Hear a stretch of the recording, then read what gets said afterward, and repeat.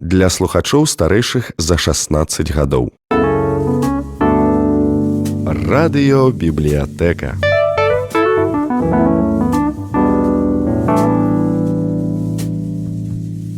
Шаноўныя сябры, прапануем вашай увазе аповесць Людмілы Рублеўскай «Сэрца мармуровага анёла». Ля мікрафона артыстка Маргарыта Захарыя. Слухайце першыя старонкі твора.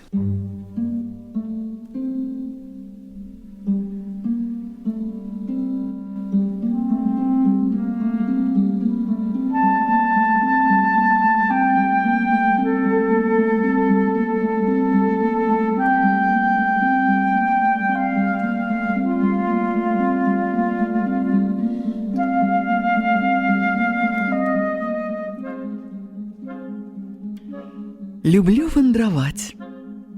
Часам гэтая схільнасць ублытвае мяне ў авантурныя падзеі, якія не да твару такой самавітай асобе, як я, з навуковай ступенню, кніжкамі і працай у сталічным музеі.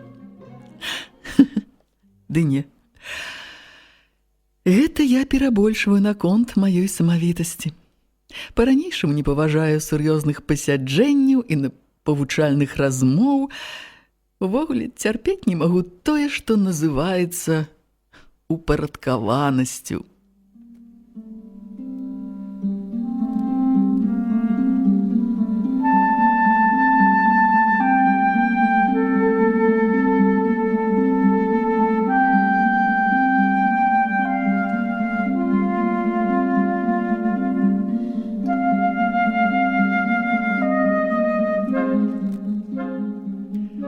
Акуратныя стосікі аркушаў і кніг на пісьмовым стале выклікаюць у мяне адно жаданне – зараз жа раскідаць іх.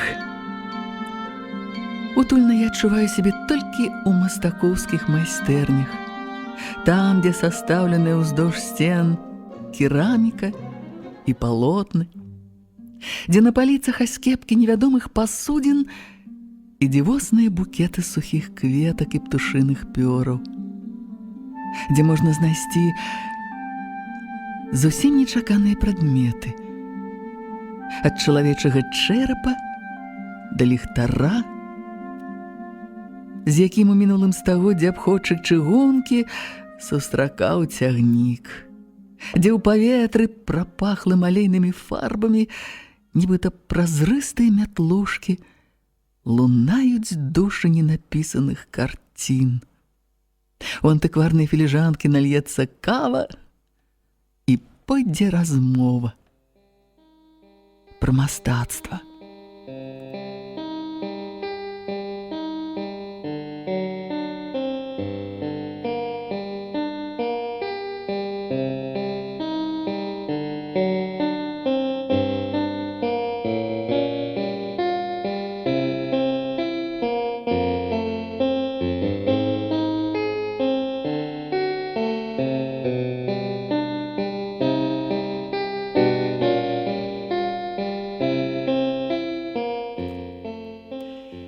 Я з тых, хто пры мастацтве.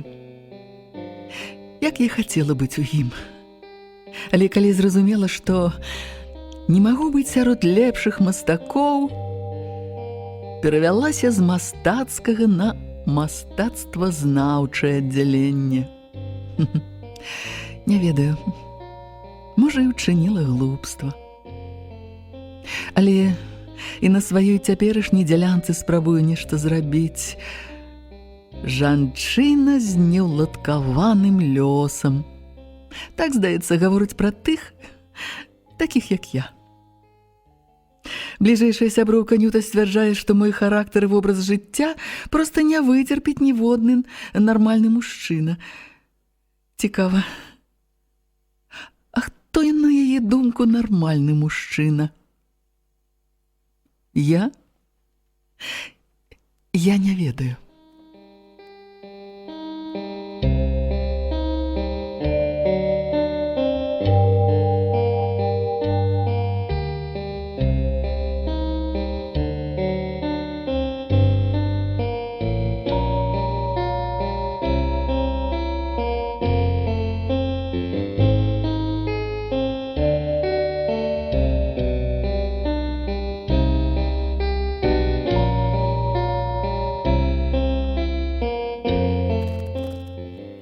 Маё першае і самае моцнае каханне Альберт Свянткоўскі, мастак.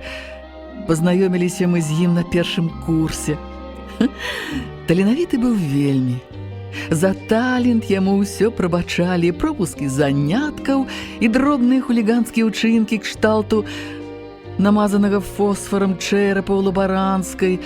Альберт і сказаў мне наконт маіх перспектыў у мастацтве. Гэта ў яго стылі.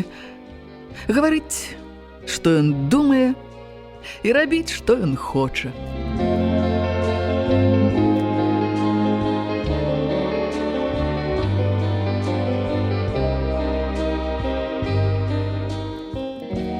Я не была настолькі амбіцыйнай, каб пакрыўдзіцца, тым больш ён зусім не хацеў мяне крыўдзіць. Каханне наша трывала да 5-го курса, да гэтага часу Свянткоўскі паспеў усвядоміць, што я абсалютна непрыдатная для таго, каб грыць яму пантофлі, падаваць каву ў ложак і прабачаць лёгкія флірты дзеля натхнення. Мая незямная прыгажосць засталася занатаваная на яго палотнах, а ў мяне застаўся ягоны стары цюднік, якім я часам карыстаюся. Развіталіся па-сяброўску, ён нават зрэдку тэлефануе мне, па справах, зразумела. Адгадаваў бараду, дабіўся вядомасці, 2 разы развёўся і 3 разы жаніўся. Але Бог з ім, з Альберцікам. Мы былі занадта маладыя, каб грунтоўна псаваць адно аднаму жыццё.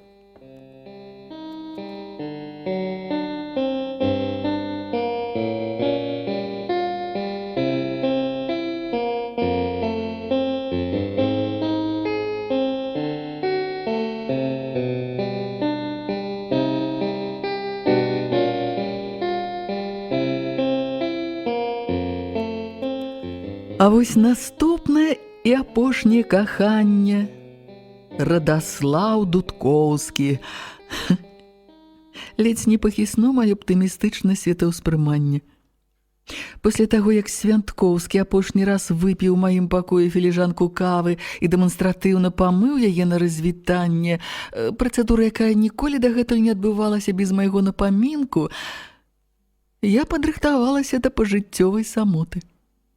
Але Радаслаў, Радзік, быў поўнай супрацьлегласцю абцяжаранаму ўласнай геніяльнасцю Альберціку. Ён таксама мастак, і нават не кепскі. У адрозненне ад шматколернага альбертавага буйства, Радзік успрымаў свет ахраматычна.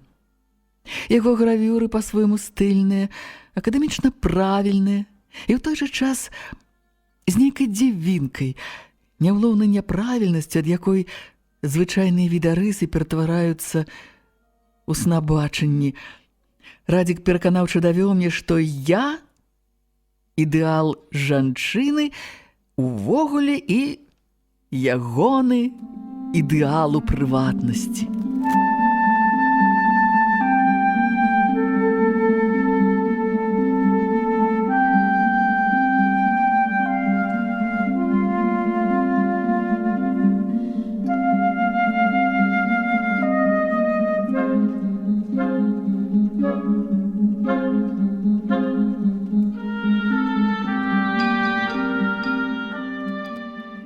Ён прыходзіў маю аднапакаёвую хрушчоўку, якая засталася ад бабулі з букетамі ружаў.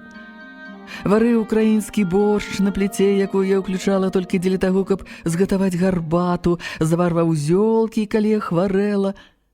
Ну, і зразумела, занатоўваў для вечнасці маё аблічча ў чорна-белым варыянце. Карацей, усе сяброўкі сваякі адзінадушна вынеслі вердыкт, што дурная буду, калі такога мужика адпрэчу. З Радзікам мы дайшлі нават да ЗАГСа.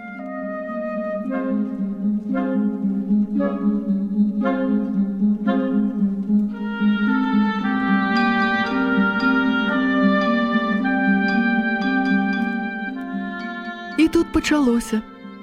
Высветлілася, што акрамя гаспадарчых здольнасцей у майго мужа хапае комплексаў неўрозаў, і я мушу штодзень падтрымліваць яго ў бязлітаснай і няўдзячнай барацьбе Радзік супраць усяго свету. Таму што навокал усе былі зайздроснікі, паклёпнікі, хітруны, лгуны, спрытныя бездары і кар'ерысты. Над імі узвышаўся кшталту антычнай статуі Немезіды бездакорны Радзік. Кожны дзень я мусіла выслухоўваць скаргі і жахлівыя падрабязнасці гэтай барацьбы. Цэлы год я ўспрымала мужа ўсур'ёз, як магла, спачувала, падтрымлівала, падзяляла абурэнне, пакуль аднойчы не паназірала за ім сярод ягоных калег.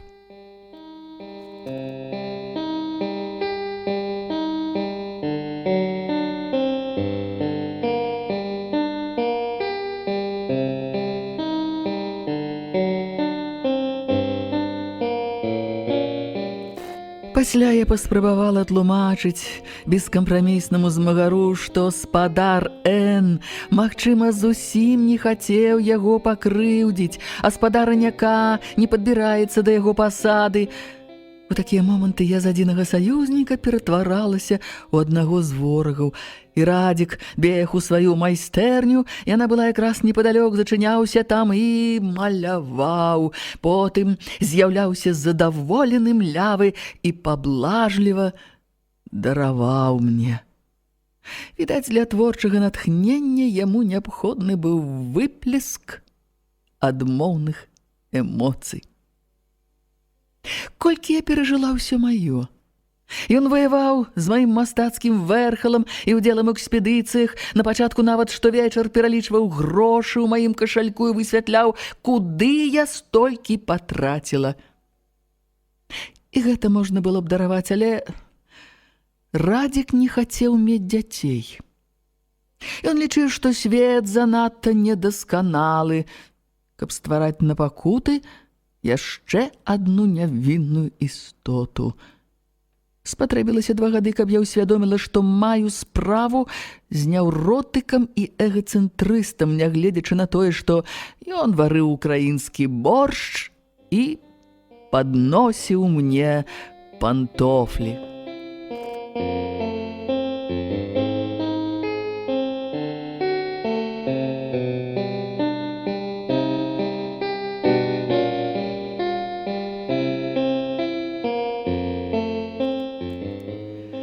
Радзік павёў сябе высакародна і пакінуў мне прас і радыёпрыёмнік «Гарызонт».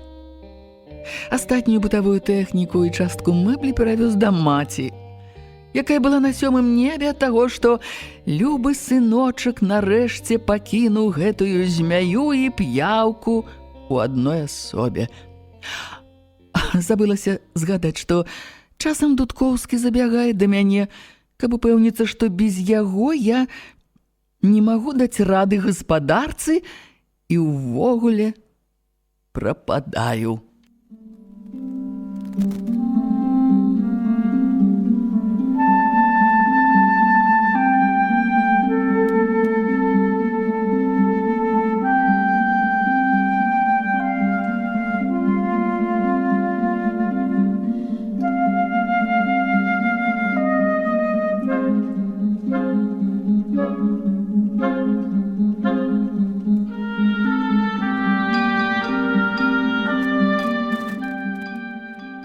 Пачалося ўсё з альбертавага званка 7:01 раніцы, да яшчэ цёмнай зімовай парой, хрышчэнскімі маразамі, калі нават з-пад коўдры не хочацца вылазіць. «Кася, справа важнецкая. Ну, да прачынайся ж ты хутчэй, а? Ага. Цудко памёр. Ай, які?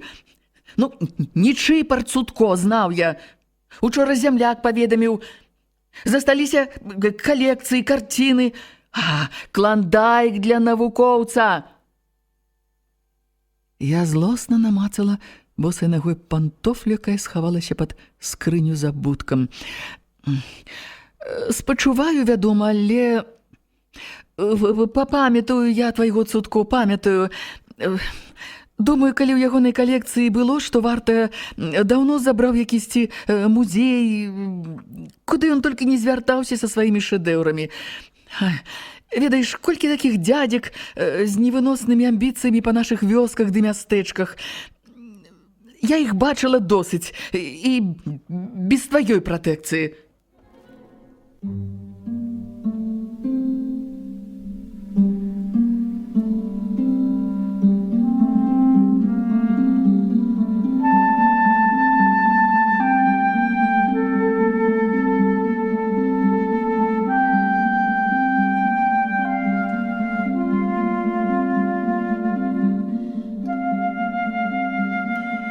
Я ведала Альбертаву схільнасць да дзівакаватага дзядзечкі-земляка. Па-першае, таму, што земляк, па-другое, цудко ледзь не маліўся на знакамітага суродзіча і ладнае месца ў сваім музеі адвёў для матэрыялаў пра Альберта. Да таго ж рэгулярна друкаваў у раённай газеце водгукі на ўсе акалічнасці яго творчага шляху. Што ж, добрае слова і кату прыемна.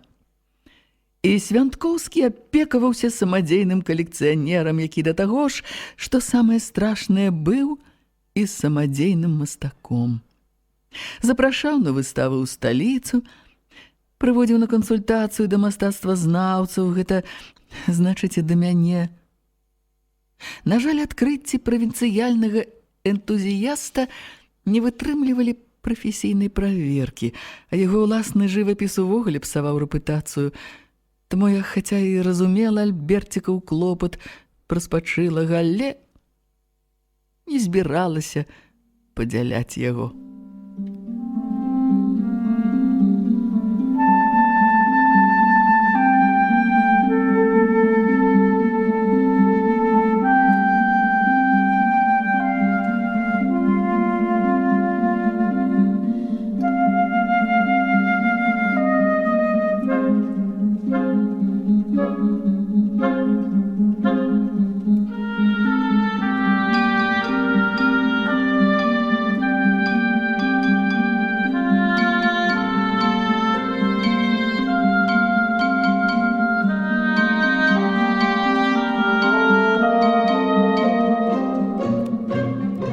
Старая, ты не ўяўляеш сабе, ад чаго адмаўляешся?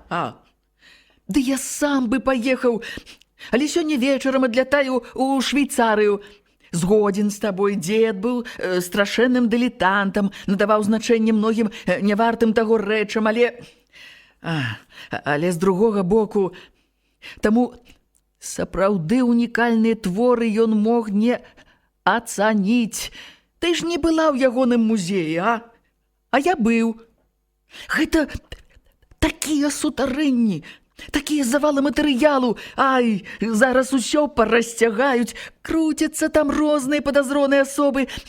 Шкада, ведаеш, шкада. З'ездзі хоць на пару дзён, зірні прафесійным вокам, можа, нешта адбярэш для свайго музея. Ды прычым тут я? Няхай цудкоўскімі скарбамі раённы музей зоймецца, як і належыць. Разумееш, дзед марыў, каб ягоныя экспанаты трапілі ў сталічны музей, а з раённым меў адносіны, мякка сказаць, складаныя. Ён 100 разоў мяне прасіў, калі што, каб я сам паклапаціўся пра ягоныя зборы. Па-першае, зіма. А зімой па правінцыі ездзіць задавальнення мала. Па-другое, у мяне толькі пачаўся адпачынак, і я ведаю, як правяду яго. У цяпле, на ўласнай канапе. Паслухай, паслухай жа, Мы табе ўсё кампенсуем, Зайдзі ў Міністэрства культуры, табе камандзіроўку аформіць аж на 2 тыдні, Рэкамендацыі да мясцовага начальства дадуць, прашу цябе, Калі ты пашкадуеш, што з'ездзіла, я гатовы перапісаць сваю князёўну. у зялёных танах. Гэта было значнае абяцанне. Партрэт князёўны наш з Альберцікам яблык разладу, відаць, да просьбы земляка Альберт ставіўся сур'ёзна. Не магу нічога сказаць пэўна. У мяне зусім іншыя планы.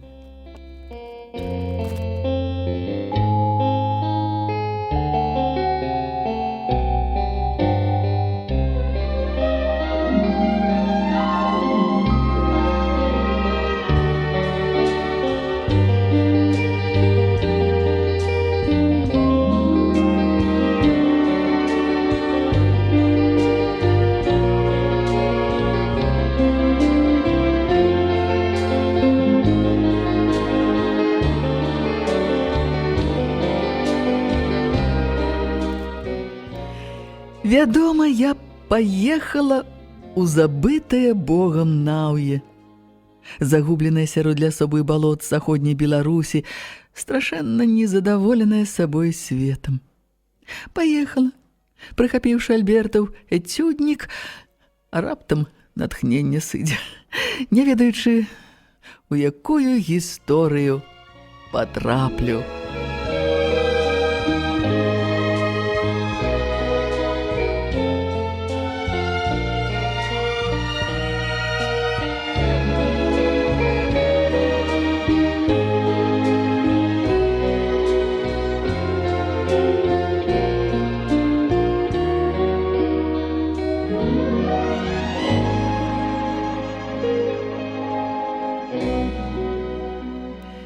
Наўе нічым не адрозніваецца ад мноства такіх жа маленькіх мястэчак заходняй Беларусі. На цэнтральным пляцы па-ранейшаму па нядзелях і святах збіраецца кірмаш, вядома, не такі багаты, як некалі. Прадаецца цудоўная мясцовая кераміка, хаця сёння гэты промысел, якому не адна сотня гадоў амаль знік. На керамічнай фабрыцы даўно адключылі электрычнасць за даўгі, і рэшта майстроў апальвае свае збаны і місы ў дзедаўскіх печках. Не шныраюць між кірмашнымі радамі шкаляры з мясцовай семінарыі, згаладалыя і гарэзныя. Даўно няма ні тае семінарыі, ні касцёла, толькі рэшткі сцен засталіся. Няма і царквы, што, як належала, стаяла па другой бок пляца ад касцёла, і гэтаксама была панішчаная на пачатку 60-х. На ўскраіне дзейнічае маленькая драўляная цэркаўка святой Параскевы, а на другой ускраіне вернікі аднавілі касцёл святога Станіслава. Затое цэнтр вызвалены ад культавых будынкаў прыўкрашае двухпавярховае збудаванне мясцовай адміністрацыі. Прыемны афіцыйнаму воку прастакутнік шэрай цэглы са сцягам на даху і надпісам «Слава трудовому народу» на фасадзе. Цікава, чым палічылі б гэты будынак былыя ўладары мястэчка, князі палецкія? Стайняй? Ці памяшканнем для прыслугі?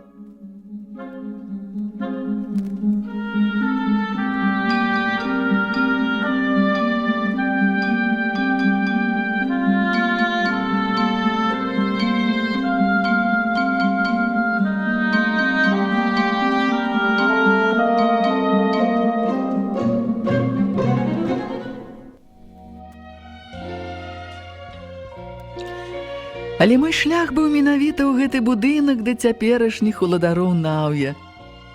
Старшыня сельсавета, мажны мужчына, падобны да Фальстафа, ацэньваючы, агледзеў маю постаць, захутаную па самы нос у футра. Да таго ж я абвязалася пуховай хусткай, а паўзверх нацягнула скураны капялюш з шырокімі брыламі. Плюс і цюнік ды сумка з выявамі пірамід і Неферціці, некалі прывезеная Радзікам з Егіпта. Фальстаф Яшчэ раз зірнуў мае паперы, відаць, вызначыў мой ранг як досыць высокі для мясцовага маштаба, замітусіўся, запрапанаваў крэсла і гарбату і пачаў кудысьці назвоньваць, каб падрыхтаваліся да прыёму важнай госці.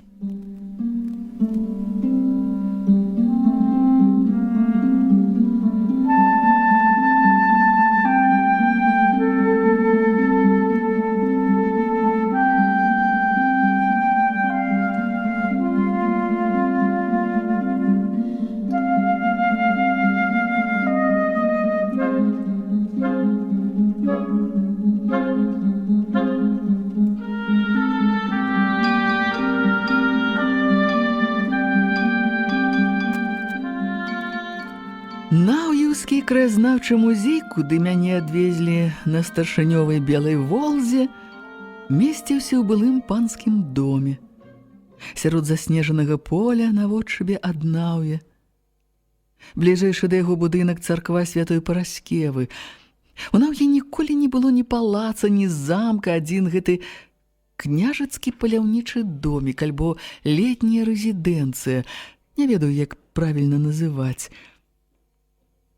Лясы навокал багатыя, 300 гадоў таму, мусіць, зубры ды сарны проста пад вокны падыходзілі. Наколькі я памятала па малюнку ў энцыклапедыі, дом невялікі, двухпавярховы, але жывапісны, мініяцюрная крэпасць са стылізаванымі абарончымі вежамі па кутах і вострым чарапічным дахам.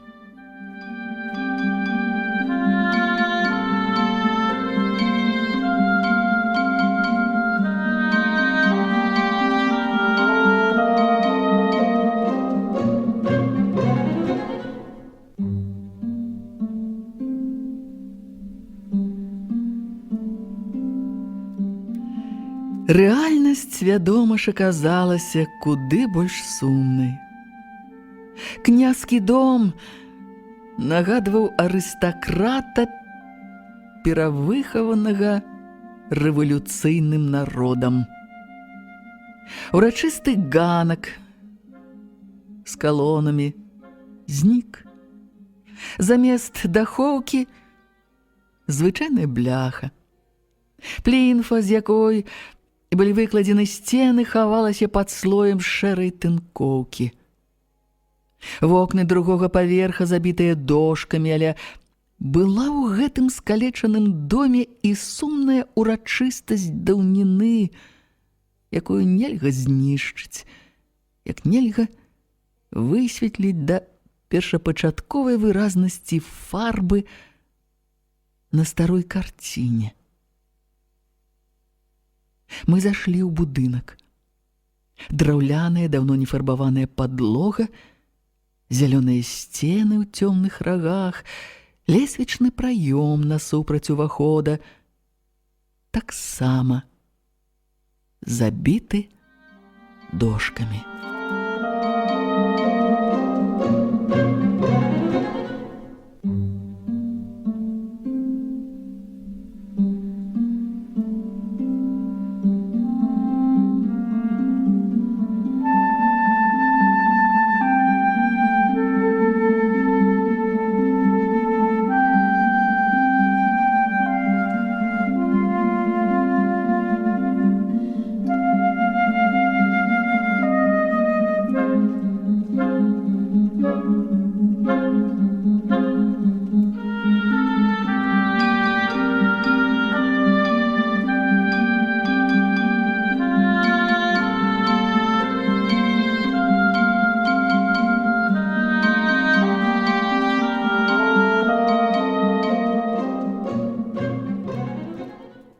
Сябры, вы слухалі першыя старонкі аповесці Людмілы Рублеўскай «Сэрца мармуровага анёла».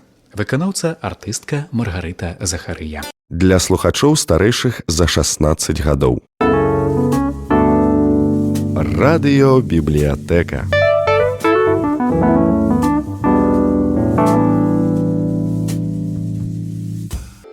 Шаноўныя сябры, Запрашаем паслухаць чарговыя старонкі аповесці Людмілы Рублеўскай «Сэрца мармуровага анёла».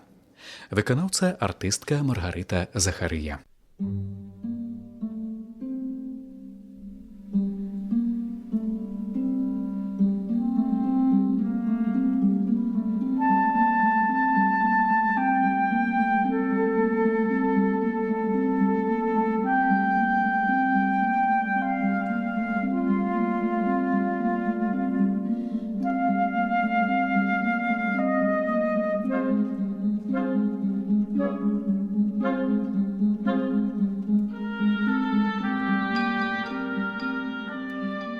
Наколькі я памятала па малюнку ў энцыклапедыі, дом невялікі, двухпавярховы, але жывапісны. Мініяцюрная крэпасць са стылізаванымі абарончымі вежамі па кутах і вострым чарапічным дахам. Рэальнасць, вядома ж, аказалася куды больш сумнай. Князькі дом нагадваў арыстакрата, перавыхаванага рэвалюцыйным народам. Урачысты ганак з калонамі знік. Замест дахоўкі звычайная бляха. Плінфа, з якой былі выкладзены сцены, хавалася пад слоем шэрай тынкоўкі. Вокны другога паверха забітыя дошкамі. Але была ў гэтым скалечаным доме і сумная урачыстасць даўніны, якую нельга знішчыць, як нельга высветліць да першапачатковай выразнасці фарбы на старой карціне. Мы зайшлі ў будынак.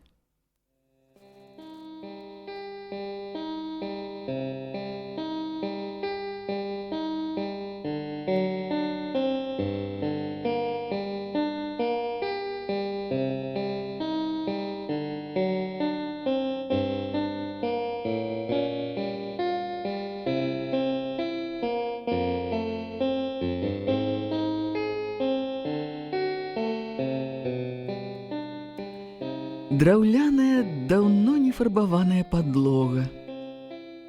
Зялёныя сцены ў цёмных рагах. Лесвічны праём насупраць увахода таксама забіты дошкамі. Нядаўна тут была школка, дырэктарам якой працаваў памерлы Нічыпар Цутко. На дзвярах яшчэ захаваліся цьмяныя шыльдачкі. 4 клас, настаўніцкая.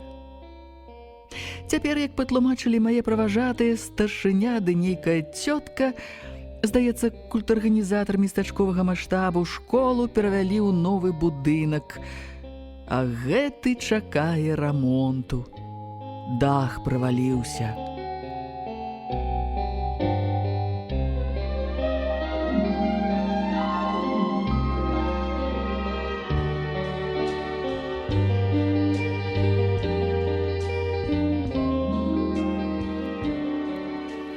Альберцік дарэмна турбаваўся. Наплыву жадаючых прыўлашчыць прыхаваныя ў музеі багацці не назіралася. На дзвярах наўеўскай скарбніцы вісеў новенькі замок, ключа ад якога ні ў старшыні, ні ў цётачкі не аказалася. Зараз вінцука знойдзем, вартаўніка, ён нам адчыніць. Вінцук! Вінцук! Голас старшыні чамусьці гучаў няўпэўнена, а цётачка незадаволена зморшылася.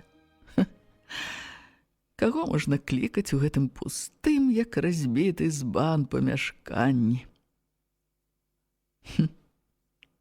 Успомніліся гісторыі наконт прывідаў у закінутых дамах.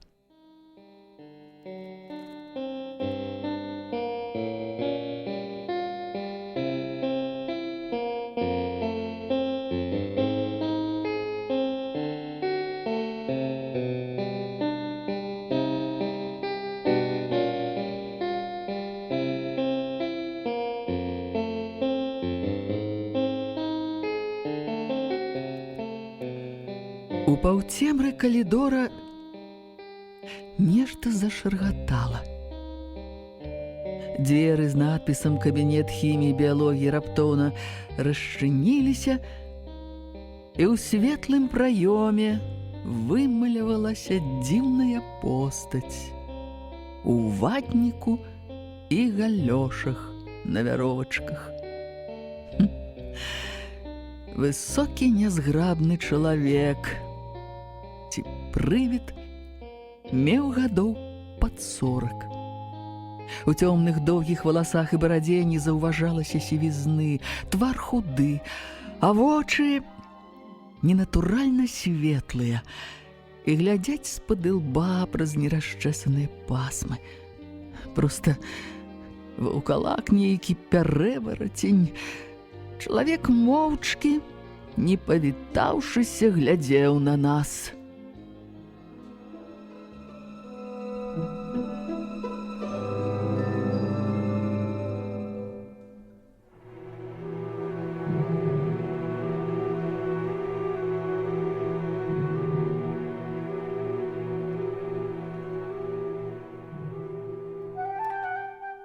Старшыня надаў голас уважнасці. «Ну, Вінцук, адчыняй нам музей. Прадстаўнік з Міністэрства культуры прыехаў». Барадаты Вінцук не выявіў энтузіязму, ён перавёў позірк на маю асобу, затрымаў яго на капелюшы і, гледзячы паўзверх маёй галавы, прагаварыў: «Дазвол павінен быць. Спецыяльныя паперы. Без дакументаў не адчыню». Цікава, які дазвол ён мае на ўвазе? Санкцыю пракурора ці што? Старшынёў твар пачаў налівацца чырванню, але я не стала спрачацца і працягнула пільнаму Вінцуку пасведчанне з працы і паперчыну з міністэрства. Вінцук вывучаў іх куды даўжэй, чым старшыня. Я толькі дзівілася, чаму начальства церпіць выбрыкі гэтага тыпа. Цётачка нахілілася да мяне і амаль нячутна прашаптала: «Не звяртайце ўвагі, ён таго, ненармальны. Сваяк былога дырэктара школы». Ах, вось яно што. Сапраўды, лепш не сварыцца.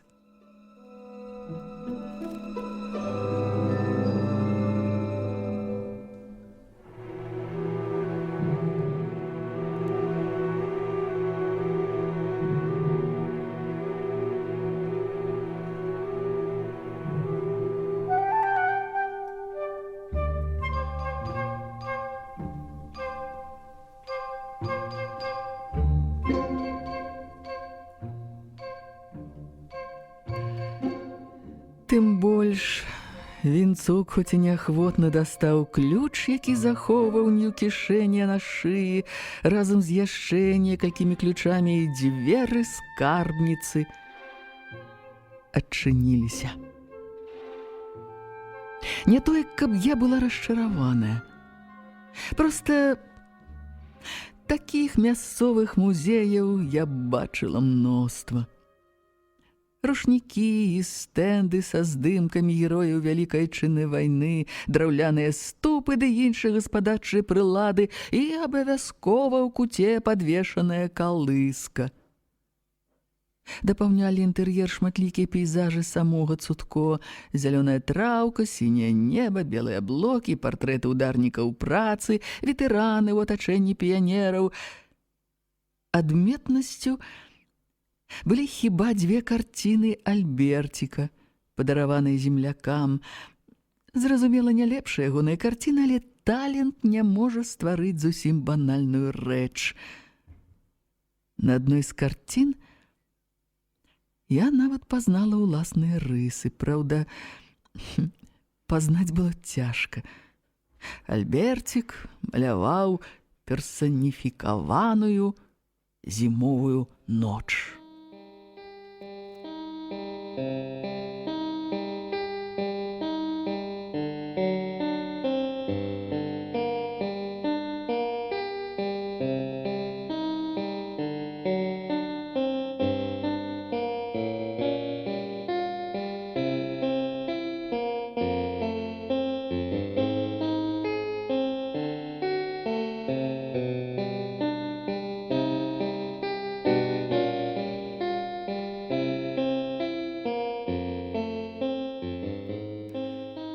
Таму я здзівілася, калі Вінцук, які стаяў у баку і змрочна назіраў за нашымі перасоўваннямі па музеі, раптам хутка глянуў на альберцікаву карціну, пасля мне ў твар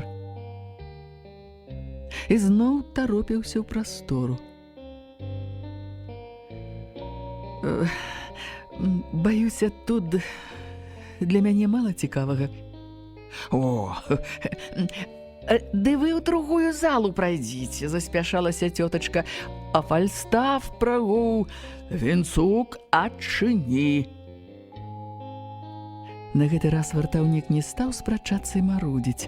Маленькія дзверы, якія я адразу не заўважыла, расчыніліся, і я зразумела, што знаходжуся у свяцілішчы наўеўскага краязнаўства сярод экспанатаў цудкоўскай калекцыі.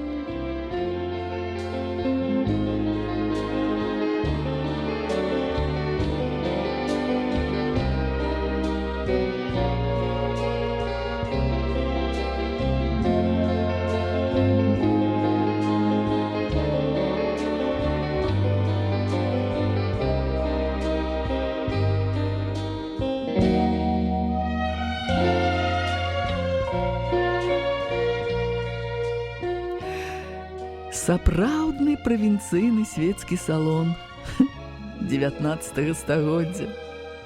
У цэнтры ломберны столік з інкрустацыяй і два прысадзістыя крэслы. Камоду з ручкамі ў выглядзе грыфонаў упрыгожвалі дзве фарфоравыя вазы, нібыта кітайскія, але хутчэй за ўсё падробка. Над імі несамавітым госцем у панскім доме стракацеў распісны дыван з лебедзямі і несуцешны прыгажуняй у высокім каптуры. На сценах віселі карціны. Некаторыя я пазнала, Цудко прывозіў іх у сталіцу з надзеяй уразіць экспертаў. З партрэтаў у абдзёртых пазалочаных рамах на мяне, бязродную чужаніцу, узіраліся наўеўскія шляхціцы і іх жонкі.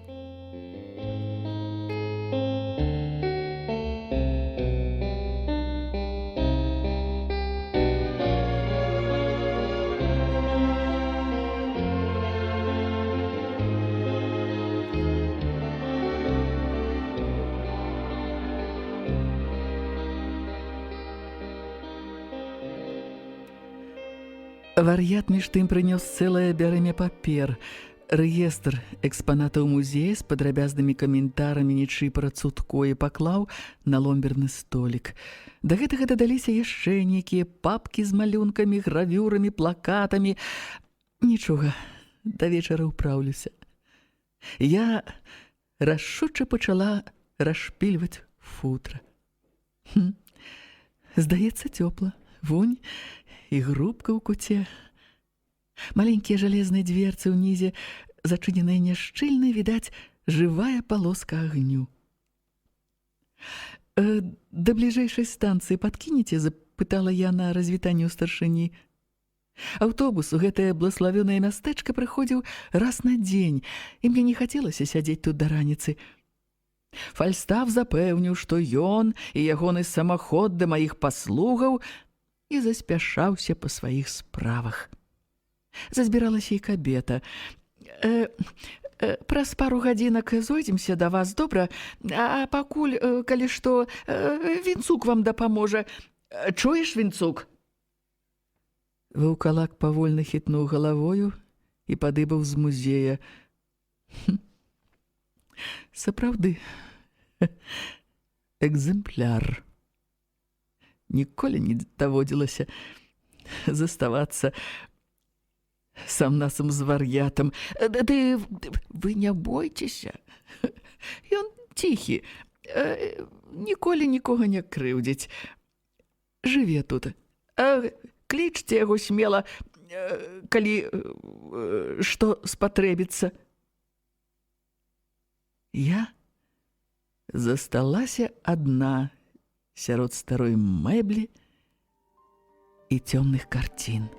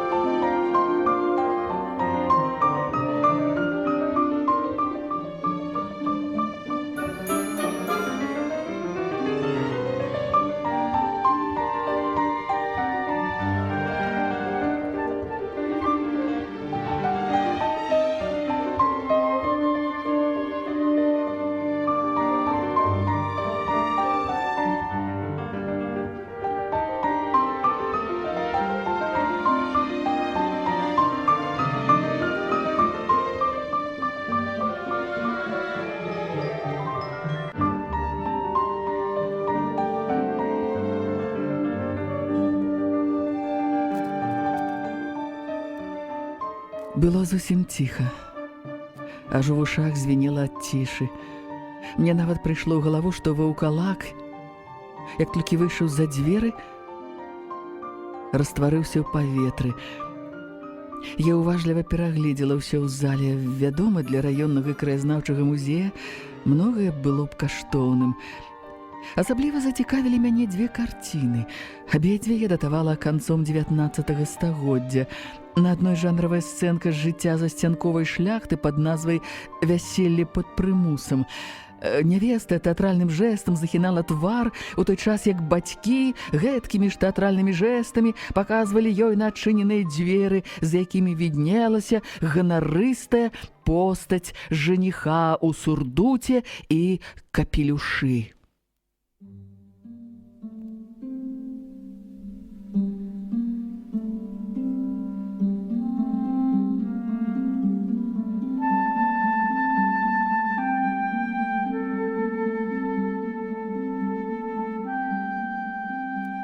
Другая карціна «Партрэт студэнта» падалася мне адразу больш старой. Яе паверхня была з прэсу павуцінні дробных трэшчынак, наўскос праз усё палатно бачыўся след ад драпіны. Але карціну маляваў адзін аўтар, які начытаўся гатычных раманаў і перанёс іх атрыбутыку ў свае творы. Студэнт на партрэце завёў вочы пад аблокі і абапіраўся адной рукой на чэрап, а ў другой трымаў сведчанне свайго студэнцкага становішча, падручнік па латыні. Драпіна перакрэслівала яго разумны, трохі нервовы твар, як сапраўдны шнар. Не, наш музей гэта таксама не возьме. Хаця нешта ў гэтых палотнах ёсць. Нездарма ж яны прывабілі маю ўвагу. Аўтар быў таленавіты, але яму не хапала элементарнай школы. Яшчэ адзін правінцыйны непрызнаны геній. Шкада. Так, вельмі шкада.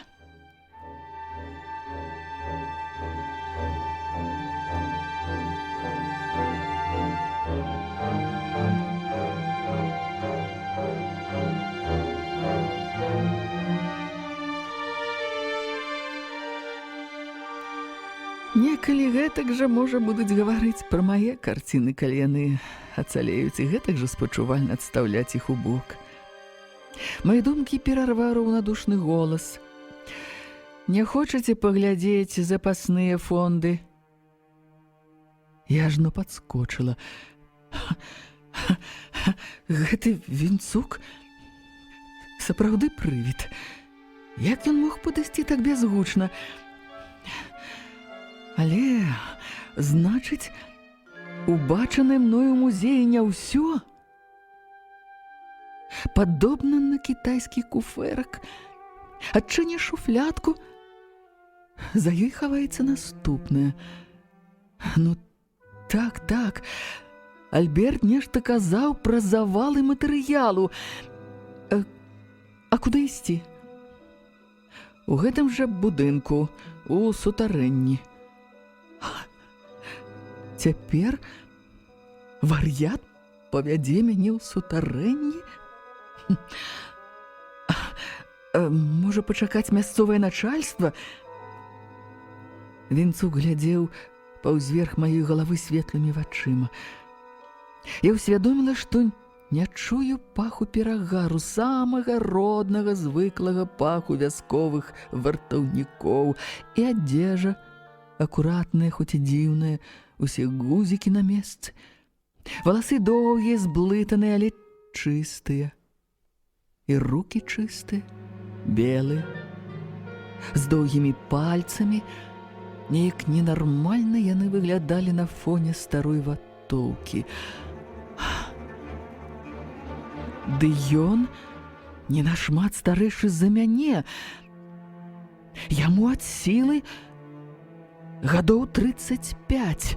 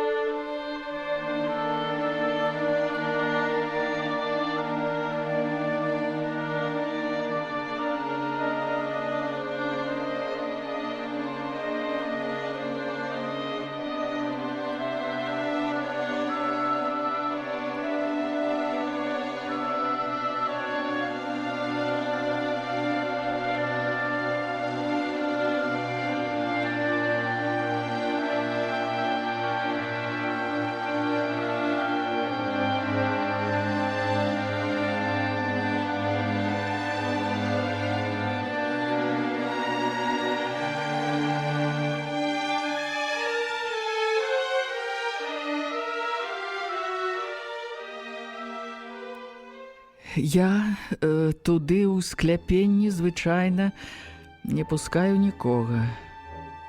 Нечыпар Хведаравіч усё, што лічыў вартым, вынес сюды, у гэтую залу. Але вы можаце паглядзець. Не бойцеся, я узімку не агрэсіўны. Трэба было чуць, як ён вымавіў апошнюю фразу, з якім тонкім сарказмам. Зусім няпросты гэты Вінцук. Ну, наважвайцеся. І усміхнуўся. Так адкрыта і шчыра, што падалося, з-за ваўкалацкага аблічча вызірнуў зусім іншы чалавек. І я рашуча паднялася.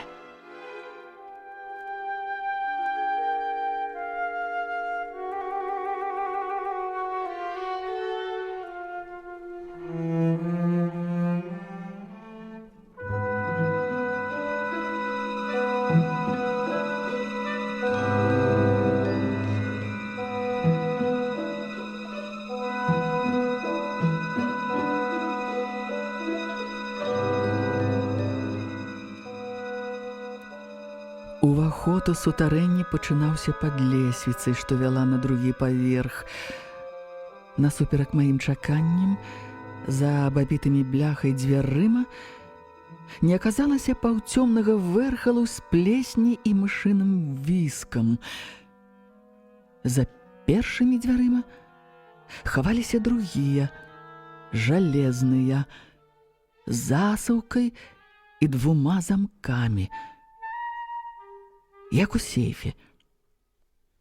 Электрычная лямпачка асвятліла вялікае памяшканне, застаўленае і заваленае прадметамі мастацтва. ці якія на погляд збіральніка мелі дачыненне да мастацтва. Але ў гэтым завале быў парадак. Уздоўж сцен, на стэлажах, папкі, скульптуры, укручаны ў мешкавіну. Першае, што прыцягнула маю увагу, мармуровы анёл з непрапарцыянальна вялікімі, складзенымі на сэрцы далонямі, крыламі, падобнымі на змятую прасціну і мужыцкім спакутаваным тварам. Ён стаяў на каленях, нахіліўшыся над неіснуючай труною, і безнадзейна смуткаваў.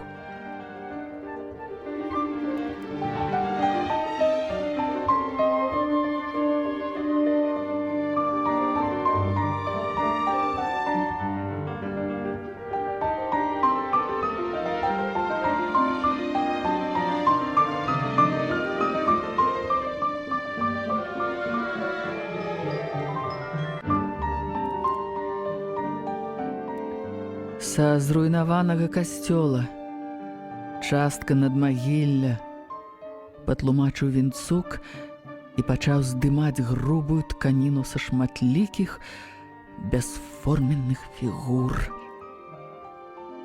І ў мяне перахапіла дыханне.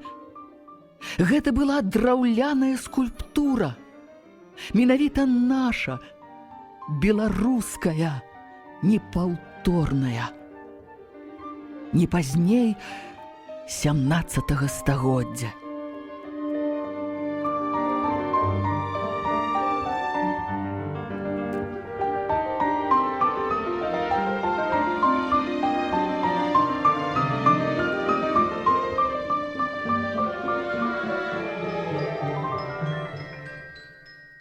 Раскрыжаваныя хрысты, каструбаватыя, нязграбныя, святыя дзевы са складзенымі на грудзях рукамі, Майсей з вялізнымі рагамі, прамянямі на галаве.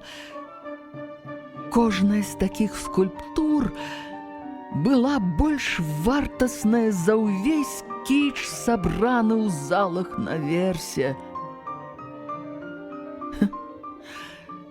Вядома, нічога дзіўнага з горычу думала я, што вялікі знаўца Нечыпар Цутко не палічыў патрэбным выстаўляць такое ламачча наверх.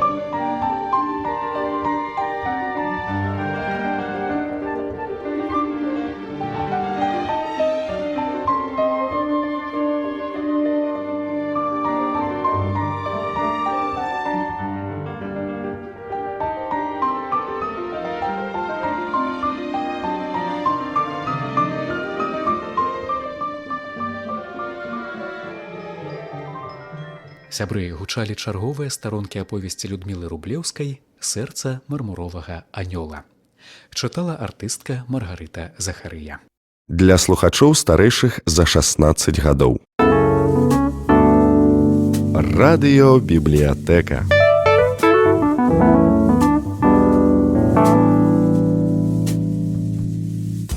Шаноўныя сябры, запрашаем паслухаць чарговыя старонкі аповесці Людмілы Рублеўскай «Сэрца мармуровага анёла». Выканаўца артыстка Маргарыта Захарыя.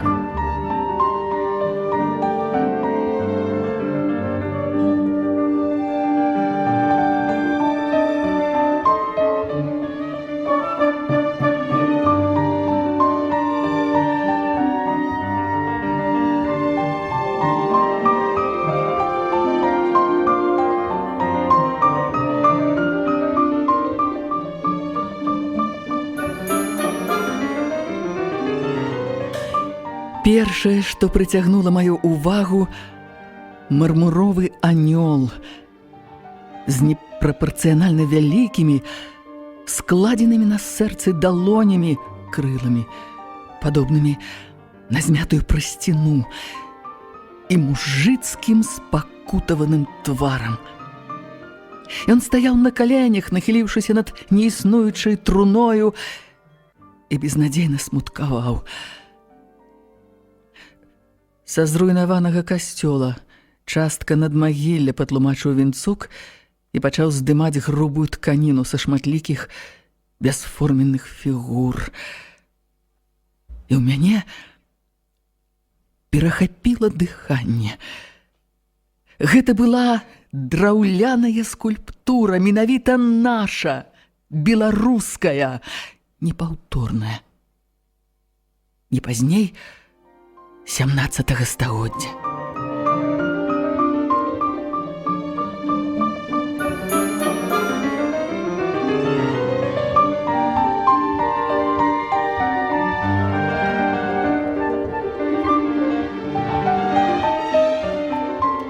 Раскрыжаваныя хрысты, каструбаватыя, нязграбныя, святыя дзевы са складзенымі на грудях рукамі, Майсей з вялізнымі рагамі, прамянямі на галаве. Кожная з такіх скульптур была больш вартасная за ўвесь кіч, сабраны ў залах наверсе.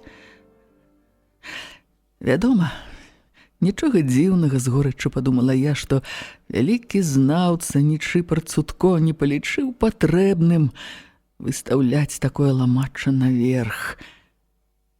Вырабы мясцовых геніяў былі непараўнальна далёкія ад вытанчаных статуэтак а-ля антычнасць.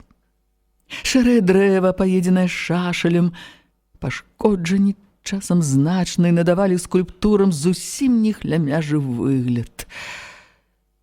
Колькі падобных шэдэўраў загінула ў калгасных грубках. Страшна уявіць.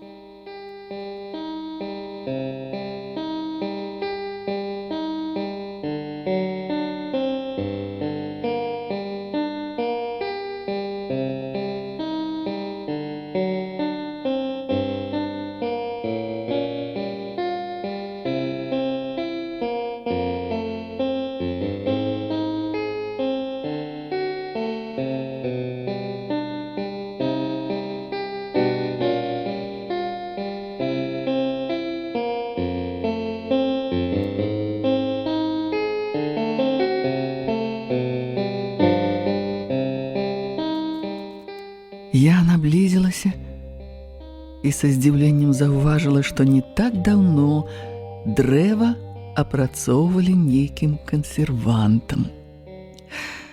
Можа, Альберцік паклапаціўся.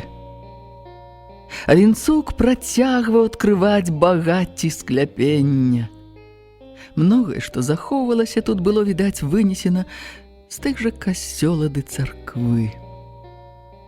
Перада мной, як у сне, узнікалі надмагільныя барэльефы, драўляная разьба частак алтара з ранамі ад барбарскай сякеры, фрагменты каваных агароджаў, кераміка. Не такая, як наверсе.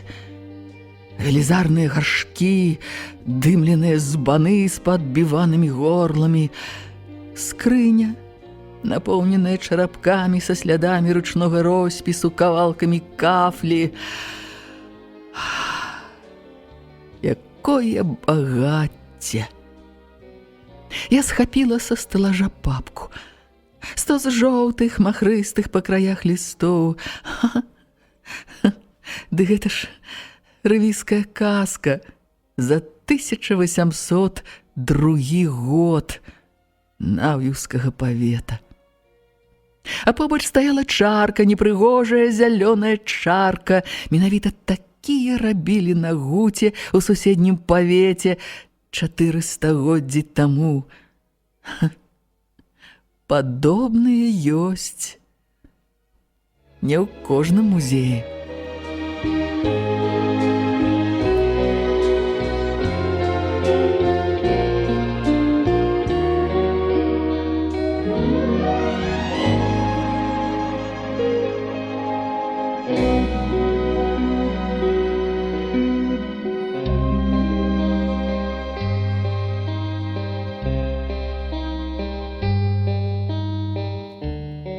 І гэты з дазволу вашага калекцыянер выставіў наверх як найвялікшую каштоўнасць штампаваную парцэлянавую пастушку, якой прыкрашала свой камод якая-небудзь нэпманша. Ад абурэння я пачала разважаць услых, і вартаўнік сярдзіта азваўся: «Наракаеце на дурнога дылетанта. Не ўмеў ацаніць багацці, якімі валодаў і шанаваў кіч. Вы ведаеце, што толькі дзякуючы такім дылетантам, як Цутко, і захоўваецца большасць скарбаў нашай культуры.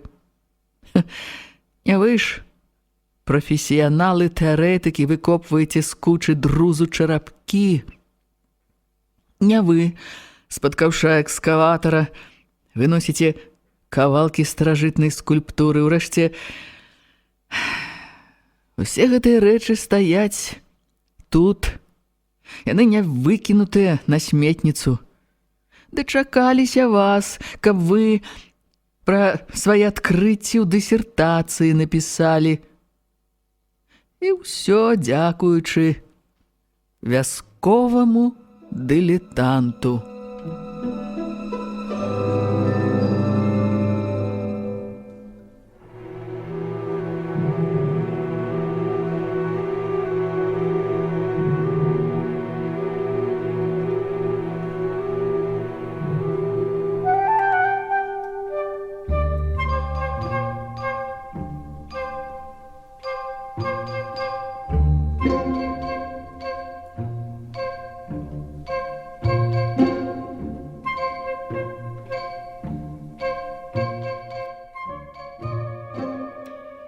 Мой апанент распрастаў спіну, вочы яго свяціліся непадробным інтэлектам.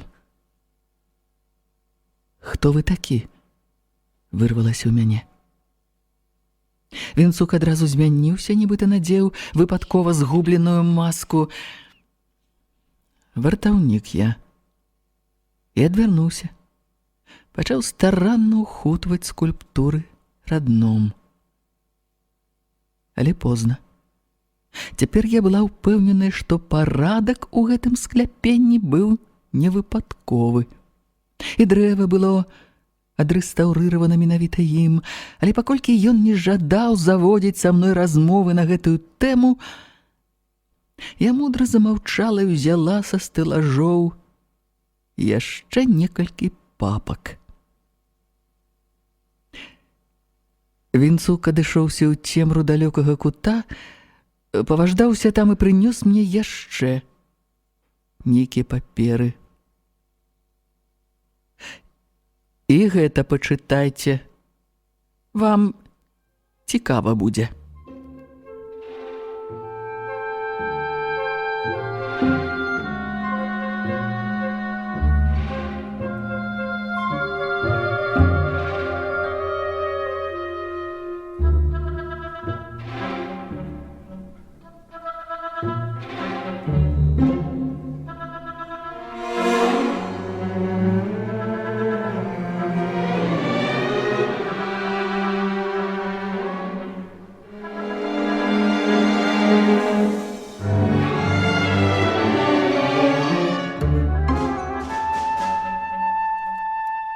Я выйшла за Вінцуком наверх, яшчэ раз падзівіўшыся фундаментальным дзвярам і адмысловаму набору замкоў.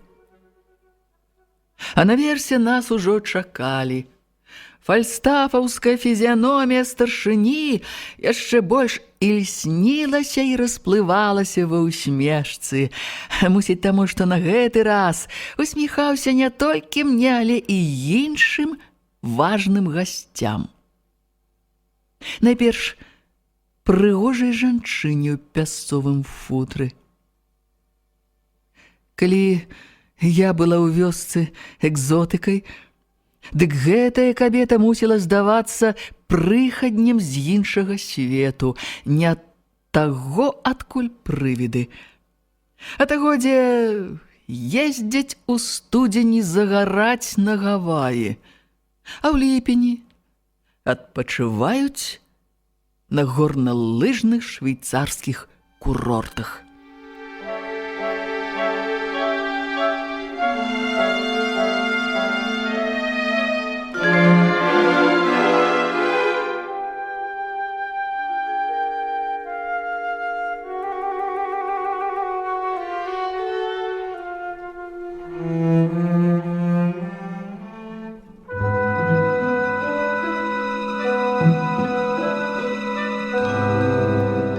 Жанчына нецярпліва пастукала аб драўляную абдрапаную падлогу дасканалым боцікам з казачнай срэбнай скуры на высокім абцасе. Светлыя локаны гэтак жа дасканала закручваліся ў локаны, вялізныя шэрыя вочы раўнадушна ўпэўнена пазіралі на свет, твар з вытанчанымі рысамі здаваўся лялечным. Аднак угадвалася за гэтай лялечнай красою унутраная сіла, ці хутчэй уладарнасць. Таму я не адразу разгледзела двух спадарожнікаў прыгажуні, хаця яны таксама заслугоўвалі ўвагі. Бамбіза ў кажуху, не раўнуючы целахоўнік, і дядзечка ў доўгім чорным паліто з каракулевым каўняром і ў каракулевай шапцы, прынцэса і яе світа.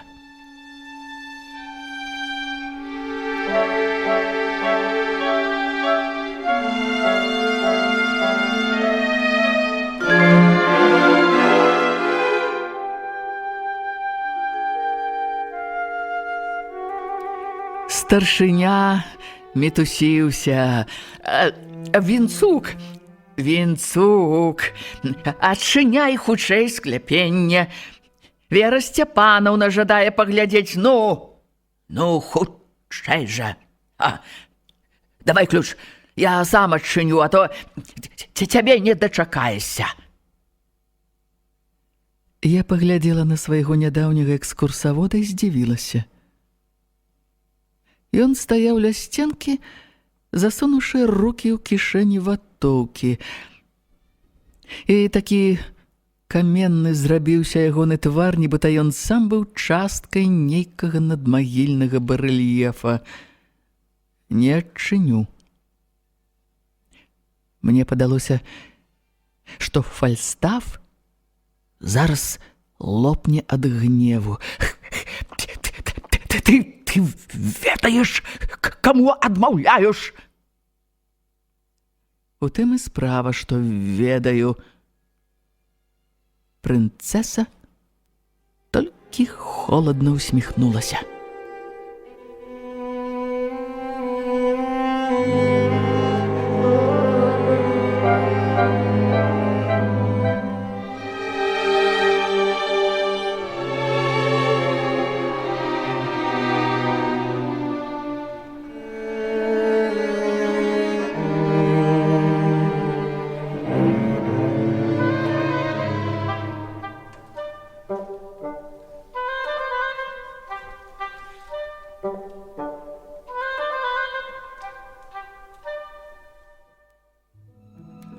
Бамбіза, відаць, сапраўдны целахоўнік, няспешна падышоў да вартаўніка і працягнуў далонь.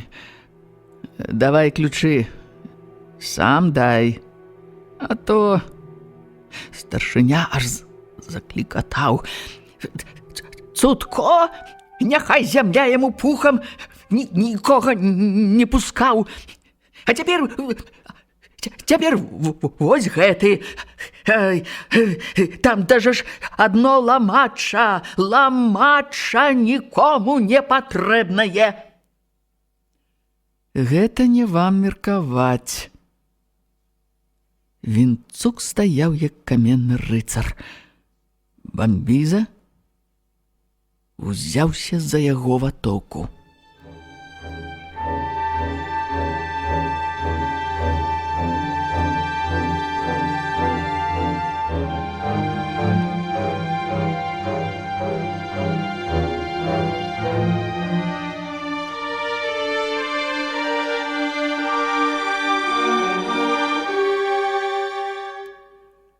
першы раз даводзілася назіраць такія сцэны. Праўда, звычайна новыя беларусы не сустракаюць супраціву, ды тут з боку мясцовых улад, відаць, не сустракаюць. Сунуць 100 баксаў і забіраюць бясцэнныя рэчы. А мы пасля разглядаем фотаздымкі ў каталогах замежных аўкцыёнаў, каб дапоўніць чарговы раздзел айчыннай гісторыі мастацтва. Ці яшчэ горш. Забяруць старажытную скульптуру дзеля прыкрасы лецішча, скалечаць па сваім гусце, расфарбуюць, пагаблююць, не спадабаецца — знішчаць. У паціры, у якім прычасці выносілі, кактэйлі змешваюць. Спыніць іх не ў маёй уладзе, але на адкрыты скандал яны не пойдуць. Дакладна.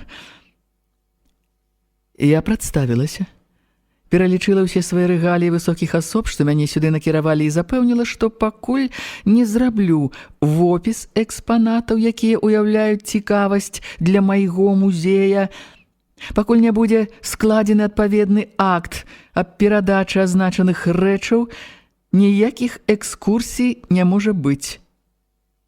Яшчэ што знікне, а мне пасля адказвай перад гісторыяй.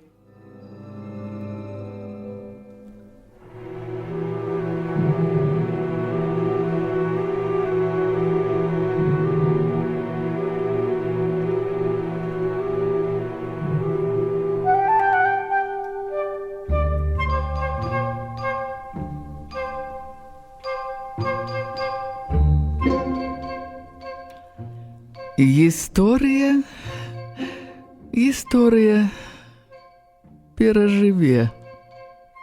Прыгажуня працэджвала словы скрозь зубы. Гісторыя не тое перажывала. Вельмі рады пазнаёміцца з вамі, калега. Гэта вылез наперад дзядзечка ў паліто. Я таксама мастацтвазнаўца, эксперт сталічнага антыкварнага салона, так што, думаю, мне... Абяцаю, калі адбудзецца інвентарызацыя, запрашу вас на агледзіны. А пакуль, выбачайце, я прадстаўляю інтарэсы дзяржавы.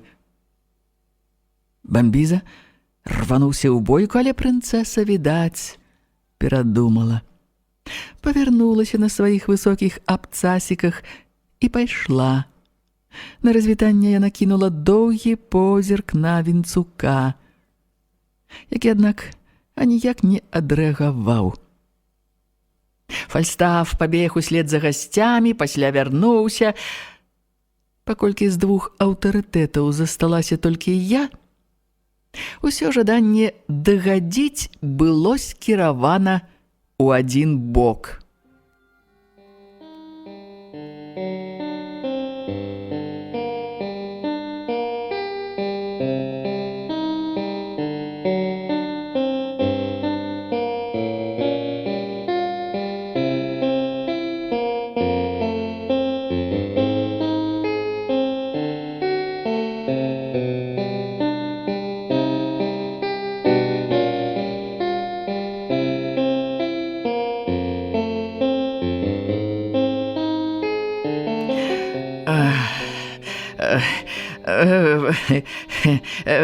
Выбачайце, Кацярына Алексеевна, за інцыдэнт.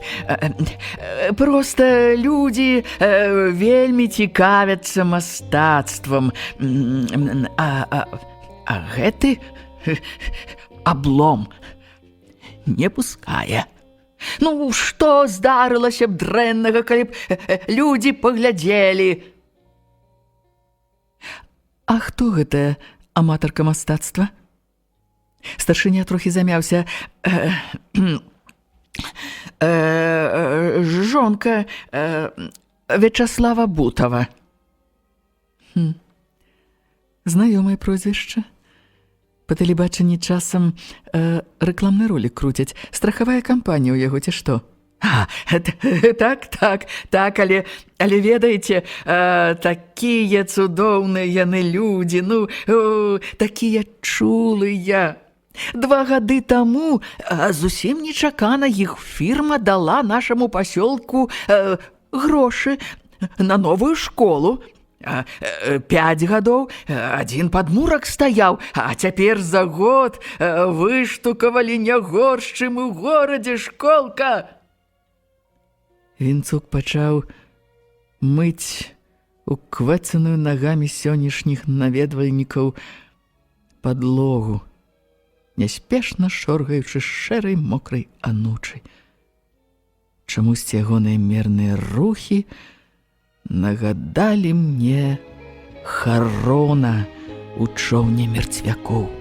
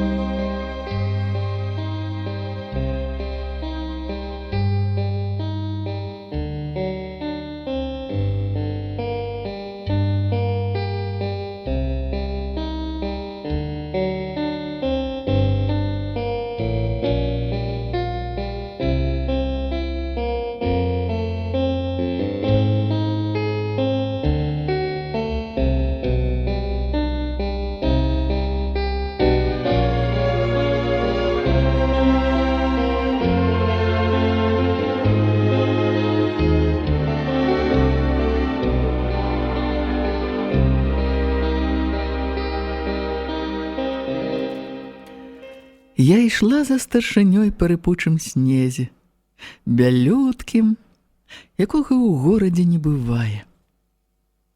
І гадала, чым выкліканы інтарэс жонкі айчыннага фінансавага бонзы да сціплага местачковага музея. Тым больш да сховішча, у якім не было нічога, што магло б зацікавіць новых беларусаў. Хутчэй яны маглі паквапіцца на паліраваны сакрэтнік ці фальшывую кітайскую вазу. Нашто ім? Пашчапаная драўляная скульптура, чарапкі, надмагільныя камяні ці ржавыя краты, а тым больш мясцовыя архівы векавой даўнасці. Гэта ўсё сапраўды цікава, але толькі для спецыялістаў. Можа быць, варта было б сапраўды пусціць гэтую кампанію ў скляпенне, няхай паглядзяць і супакояцца. Надта ўжо мне не спадабаўся прынцэсін Бамбіза.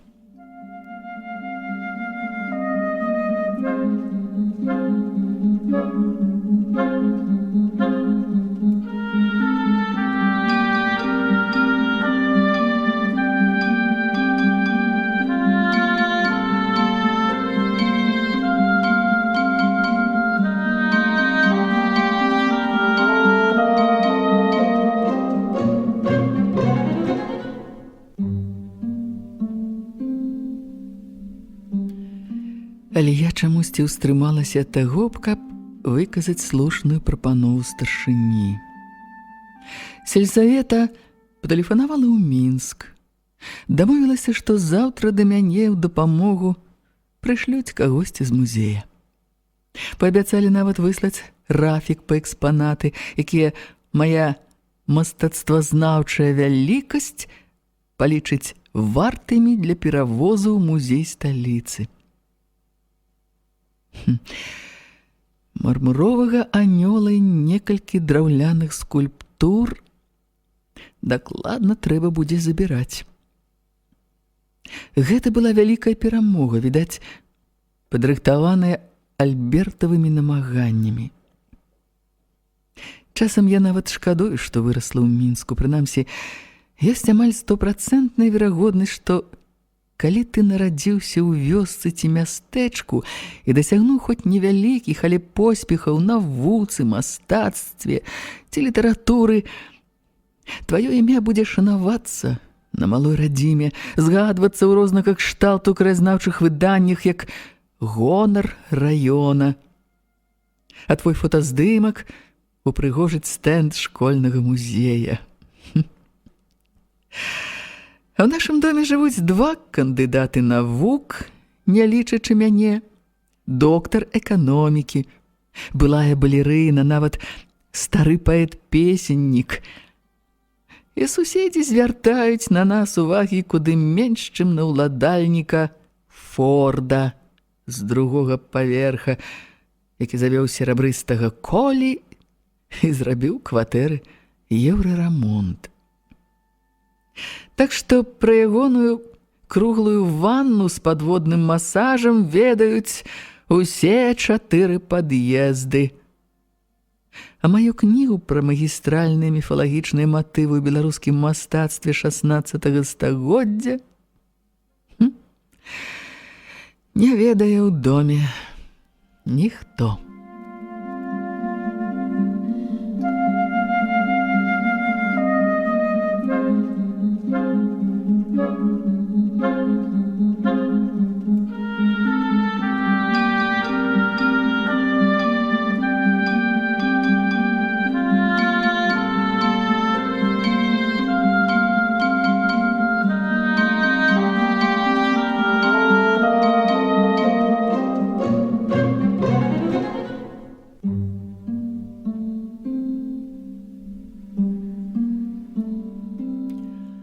Прыступы маніі вялікасці мне хаця і ўласцівыя, як і пераважнай большасці маіх калег, але звычайна не зацягваюцца. Я пачала знаёміцца са змесцівам вынесеных са скляпення папак. У адной былі стосы нудных справаздач, і тады існавала бюракратыя. Колькасць пудоў збожжа і коп сена, сабраных па губерні, судовыя паперы, падабраныя зусім выпадкова, ніякай храналогіі ці сэнсавай сувязі, нібыта іх выцягнулі на вобмацак са смеццевай кучы. Хаця хутчэй за ўсё так і было.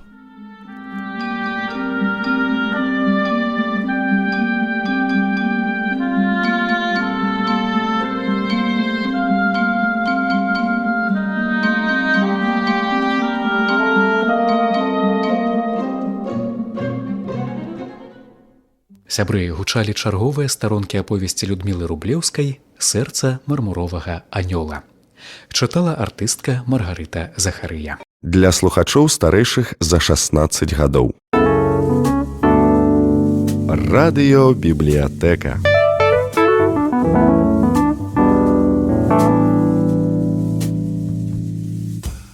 Шаноўныя сябры, запрашаем паслухаць чарговыя старонкі аповесці Людмілы Рублеўскай «Сэрца мармуровага анёла». Выканаўца артыстка Маргарыта Захарыя.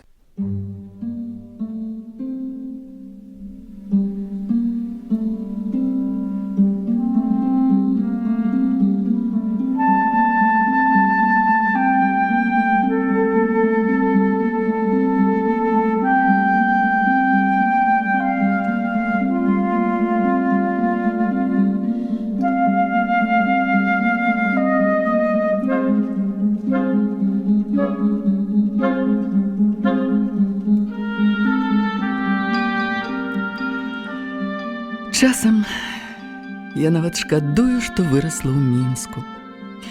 Прынамсі, ёсць амаль 100% верагоднасць, што калі ты нарадзіўся ў вёсцы ці мястэчку і дасягнуў хоць невялікіх, але поспехаў у навуцы, мастацтве ці літаратуры, тваё імя будзе шанавацца на малой радзіме, згадвацца ў рознага кшталту краязнаўчых выданнях як гонар раёна.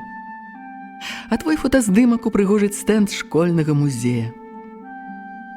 А ў нашым доме жывуць 2 кандыдаты навук, не лічачы мяне, доктар эканомікі, былая балерына, нават стары паэт-песеннік. І суседзі звяртаюць на нас увагі куды менш, чым на ўладальніка Форда з другога паверха, які завёў серабрыстага Колі і зрабіў у кватэры еўрарамонт. Так што пра ягоную круглую ванну з падводным масажам ведаюць усе 4 пад'езды, а маю кнігу пра магістральныя міфалагічныя матывы ў беларускім мастацтве 16 стагоддзя не ведае у доме ніхто. Прыступы мані вялікасці мне хаця і ўласцівыя, як і пераважнай большасці маіх калег, але звычайна не зацягваюцца. Я пачала знаёміцца са змесцівам вынесеных са скляпення папак. У адной былі стосы нудных справаздач, і тады існавала бюракратыя. Колькасць пудоў збожжа, коп сена, сабраных па губерні, судовыя паперы, падабраныя зусім выпадкова, ніякай храналогіі ці сэнсавай сувязі, нібыта іх выцягнулі на вобмацах са смеццевай кучы. Хаця, хутчэй за ўсё, так і было.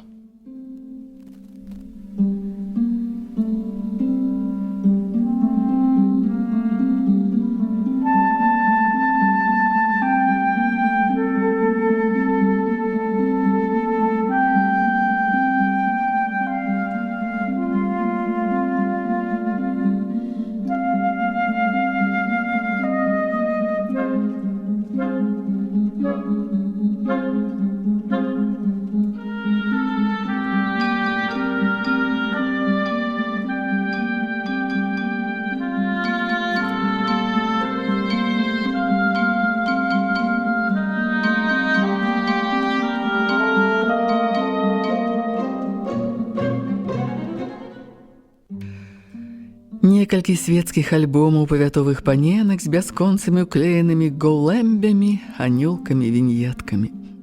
Анеля, мілая Анеля, цвіці, як ружа ў майскі дзень.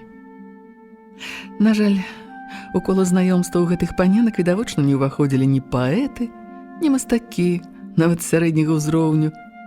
Нарэшце я ўзяла ў рукі невялікі стос жоўтых папер, перацягнуты выцвілай стужкай, які даў мне Вінцук. Калі на гэтых лістах замільгала прозвішча князёў палецкіх, я зразумела, што натрапіла на цікавае. Гэта былі копіі афіцыйных папер і 2 асабістыя лісты, што тычыліся працэдуры разводу княгіні Палецкай да шлюбу Даратыі Вяржбіцкай, шляхцянкі, з князем Адольфам Палецкім.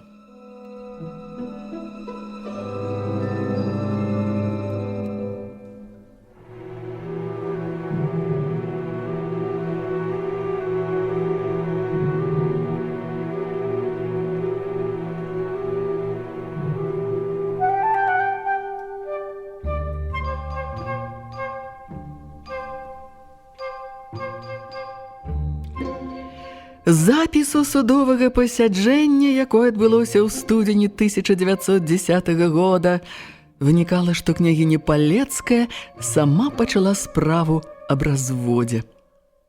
Муж здраджваў ёй з нейкай дзявіцай Ваўчок, зацята гуляў у карты, прамантэчыў усе сямейныя грошы, так што і ў княгіні яе 11-гадовага сына жыццё было не мёд.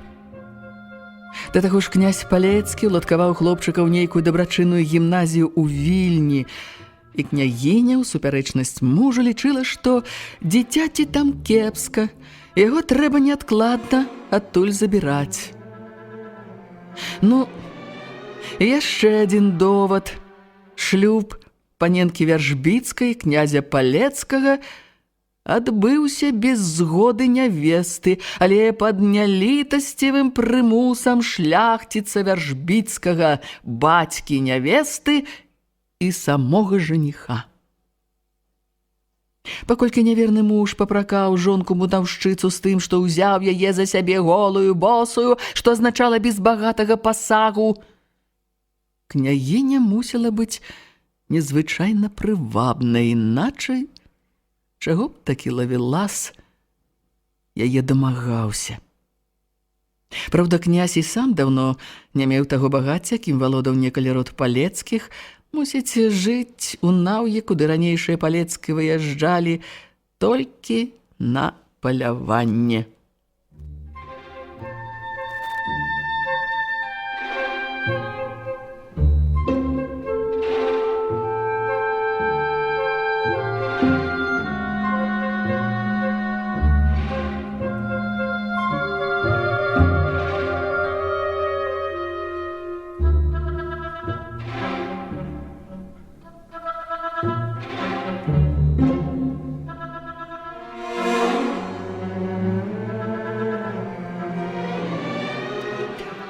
Чым далей я чытала паперы, тым менш сімпатыі выклікаў мяне князь Адольф. Ён пляваў жонку брудам. І какалася яна да вяселля з мясцовым доктарам, чалавекам недобранадзейным, і кепска выхоўвала сына, і не дбала аб гаспадарцы, і чытала не тыя кніжкі, і ездзіла без дазволу мужа ў вандроўкі. Чым скончылася судовая справа, з папер я не даведалася. Быў яшчэ ліст пана Вяржбіцкага, бацькі княгіні Палецкай, з папрокамі на адрас няўдзячнай дачкі, перасыпаны памылкамі і выразамі «Клянуся крыжом твайго деда! Хай ратуе цябе ад граху крыж твайго деда!» На канверце значыўся адрас наўеўскай паненкі Анелі Дубоўскай з пазнакай для перадачы Даратэі Палецкай.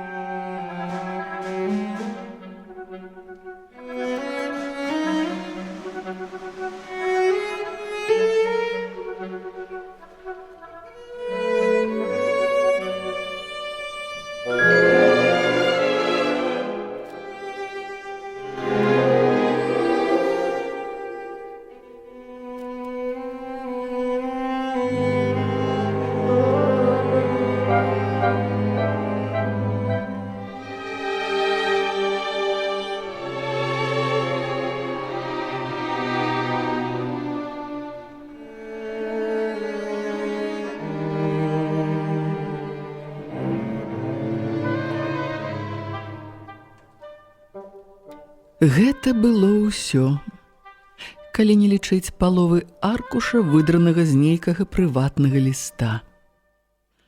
Магчыма, ліста княгіні Палецкай да сяброўкі, таму што там згадваўся бессардэчны чалавек, які не дае разводу толькі з-за жадання памучыць, а таксама бедны хлопчык, якога маці не можа забраць дадому без згоды бацькі. Аркуш абрываўся на загадкавай фразе «Талісман, што прыносіць нашаму роду адны няшчасці, хаця ты і раіла мне яго прадаць і скарыстаць грошы для паляпшэння майго бядотнага становішча, я нарэшце наважылася аддаць спачылым. Ім ён не прынясе таго зла, якое прыносіў нам».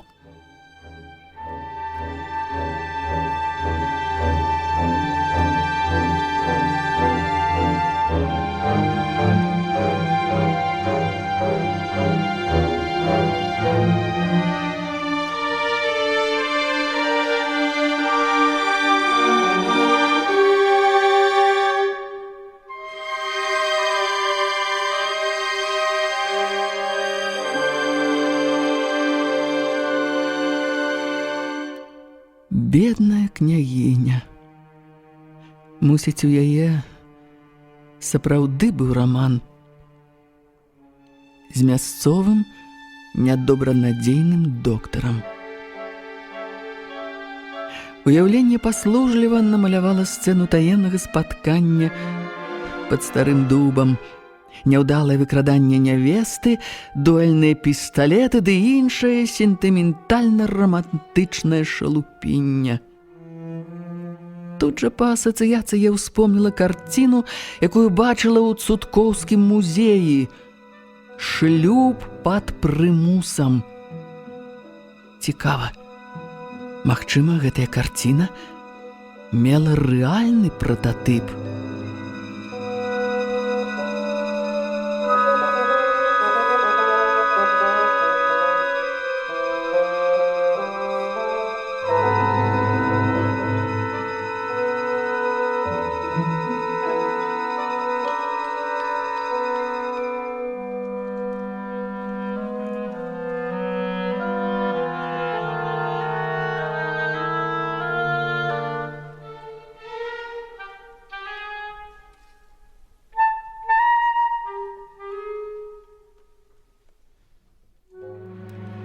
Пра ўсё гэта я думала ўвечары на мансардзе драўлянага дома, які належаў новаму дырэктару Наўеўскай школы Анатолію Андрэевічу.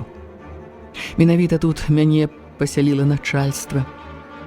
Вядома, умовы знаходзіліся на двары, унізе шумна гулялі дырэктаравы дзеткі, ва ўнісон гулі тэлевізары, радыё. Гаспадыня з чыста беларускай гасціннасцю кожныя 15 хвілін забягалася, каб удакладніць, ці не трэба мне чаго, ці буду я есці яешню са скваркамі, ці лепш дастаць для мяне з каморы алею.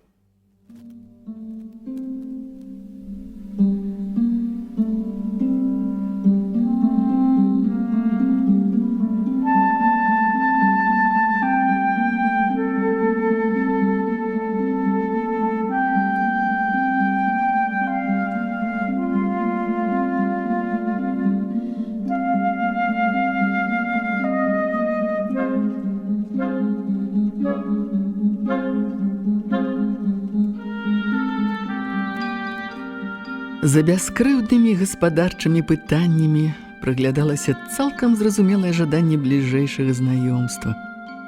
Але гэта ўсё-ткі быў асобны пакойчык, з акна якога бачыўся сярод заснежанага поля далёкі будынак былой школы. Я задуменна глядзела на цьмяны агеньчык у акне першага паверха, дзе, відаць, атабарыўся ваўкаваты вінцук, і спрабавала ўявіць рэаліі местачковага жыцця 100-гадовай даўніны. Вось, даганка з калонамі, пад'язджае экіпаж. Падбягаюць слугі. З экіпажа грацыёзна выходзіць захутаная ў футра жанчына.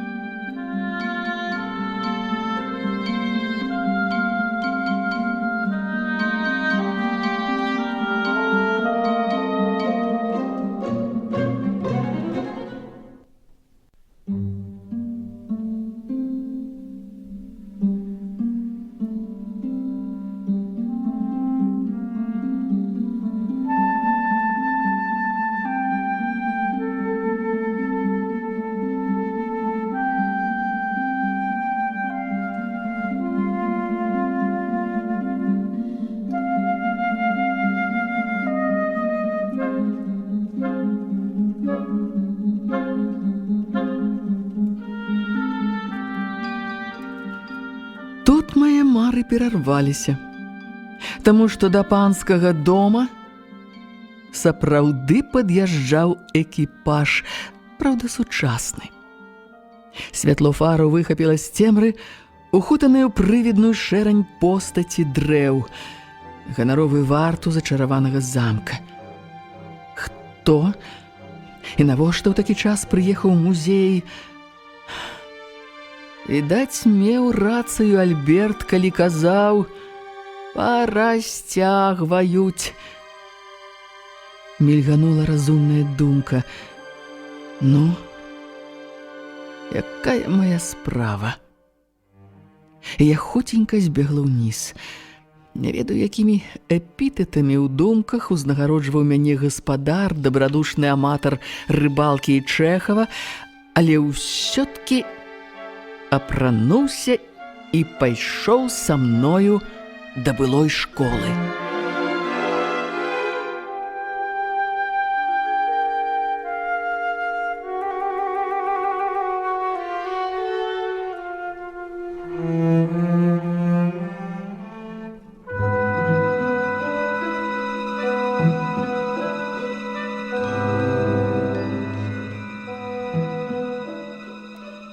Каля княжской рэзідэнцыі пабліскваў лакіраванымі бакамі шыкоўны джып. Мне падалося, што ў машыне сядзіць нехта у серабрыстым футры. Праз адчыненыя дзверы школы чуліся галасы, дакладней, адзін злосны голас і грукат. Я кінулася туды. Мой гаспадар сунуўся за мною, хоць я амаль фізічна адчувала ягоную неахвоту лезці не ў сваю справу. Сярод вестыбюля ўзвышаўся знаёмы бамбіза са світы шаравокай прынцэсы. Ён, відаць, крута размаўляў з вартаўніком па тым жа пытанні, што і днём, таму што Вінцук, у раздзёртай на плячы сіняй кашулі, спрабаваў узняцца з падлогі, дзе, пэўна ж, апынуўся не па ўласным жаданні.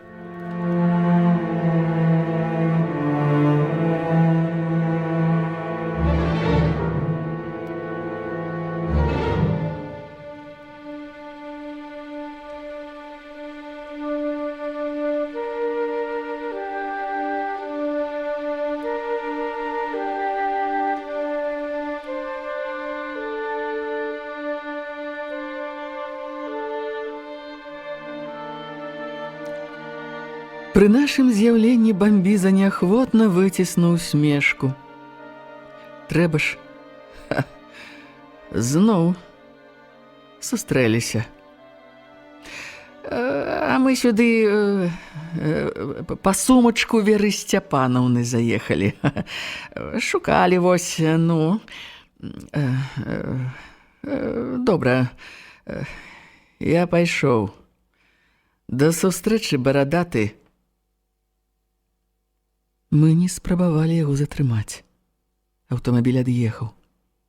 Дырэктар вылаяў гарадскіх бандзюг і пачаў нудна выгаворваць Вінцуку наконт дысцыпліны, відаць, паганяючы злосць, што меў на мяне. Вінцук, не слухаючы начальніка, прамовіў мне абыякава «Дзякуй» і зноў зацяўся камень. Можа, у міліцыю паведаміць, ці медыцынская дапамога вам патрэбна? Вартаўнік моўчкі пахітаў галавой. Андрэевіч ад маіх слоў усхваляваўся. Навошта шум падымаць? Вартаўнік сам вінаваты, пусціў чужых на аб'ект аховы.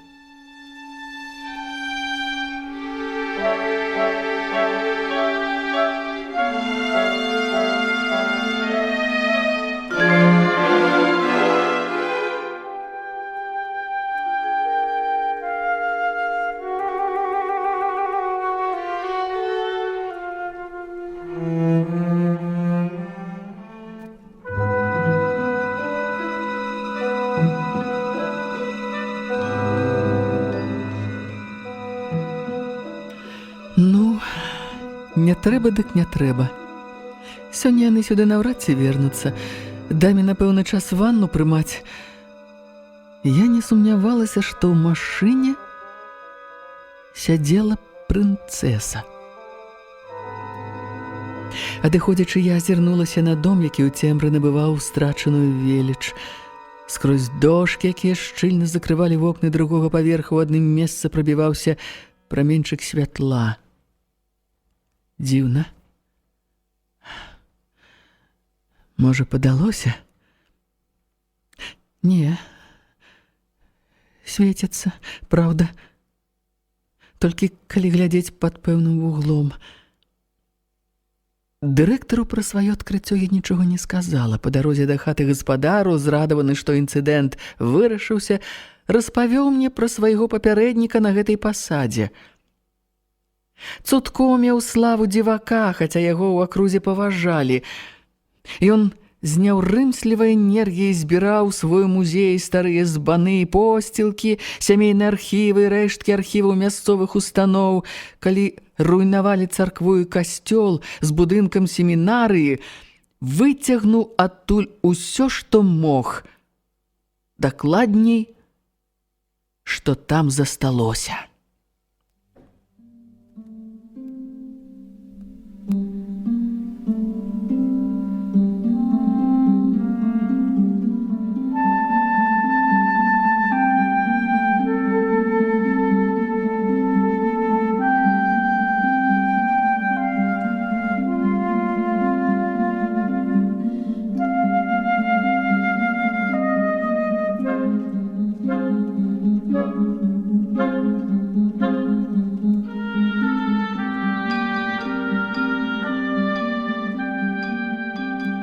Драўляная скульптура, якую я бачыла, валялася ў сутарэннях касцёла, які з 39-го года да свайго зруйнавання выкарыстоўваўся як склад. Андрэевіч быў яшчэ маленькім хлопчыкам, але памятаў, як бурылі касцёл, як Цудко угаварыў трактарыста, і той перацягнуў адтуль да школы некалькі мармуровых скульптур з дзесятак магільных пліт. З усяго захаваўся ў музеі толькі бачаны мной анёл ды 3 надмагільныя пліты князёў палецкіх. Астатнія, казалі, забрала раённае начальства.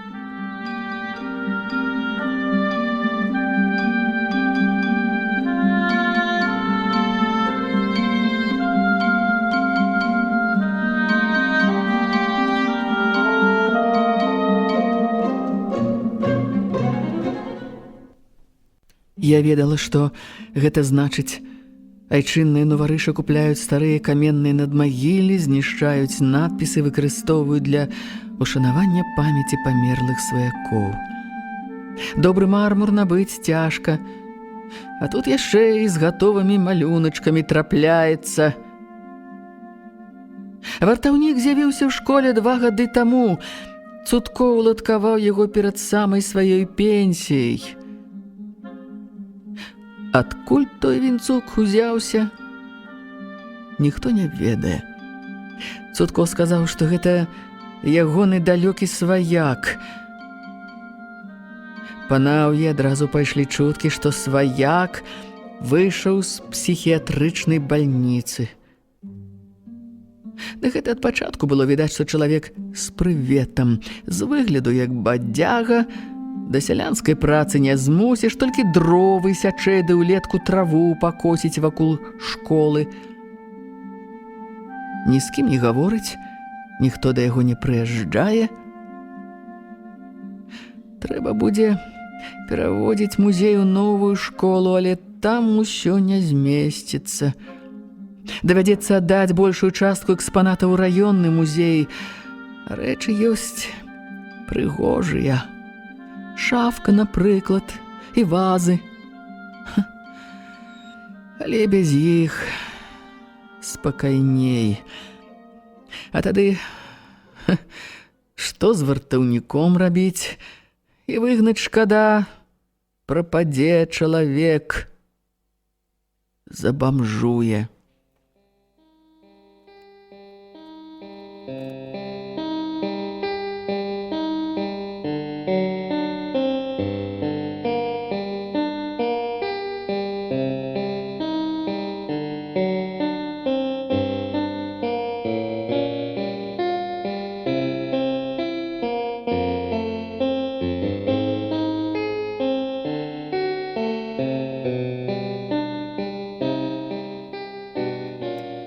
Размова працягнулася за вячэрай. І гаспадыня, якая прадставілася мне як Матвеевна, выказала сваю думку, што вінцук той блажэнны, бо кожны дзень у царкву ходзіць, І нават бацюшку бясплатна дапамагае па царкоўнай гаспадарцы. О, грашыў, відаць, шмат, глыбакадумна заключыў Андрэевіч пасля 3 чарак самагонкі, якую я адмовілася піць. О, калі чалавека нячысцік мучае, ён абавязкова у царкву пацягнецца. О, сабакам брахаць будзе, змяёй круціцца, але да царквы папаўзе.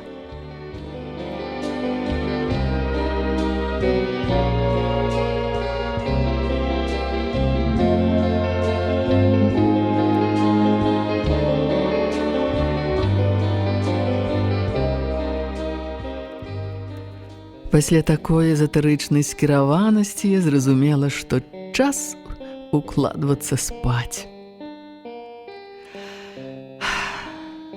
Перад тым, як улегчыся пад пуховую коўдру, таўшчыня якой была прапарцыянальная гасціннасці гаспадароў, я яшчэ раз зірнула на далёкі будынак школы і падумала пра святло на другім паверсе.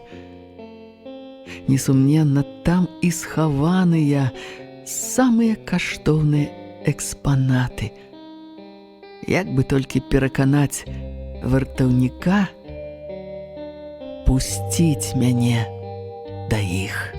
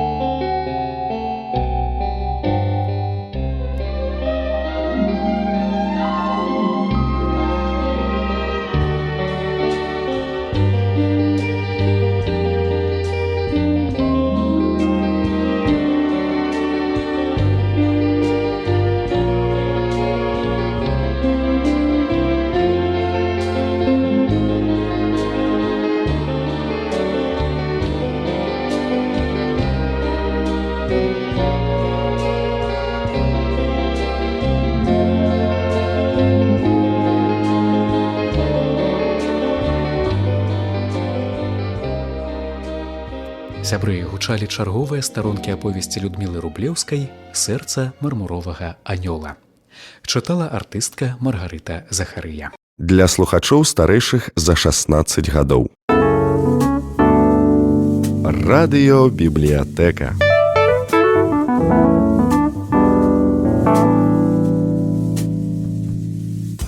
Шаноўныя сябры, запрашаем паслухаць чарговыя старонкі аповесці Людмілы Рублеўскай «Сэрца мармуровага анёла». Выканаўца артыстка Маргарыта Захарыя.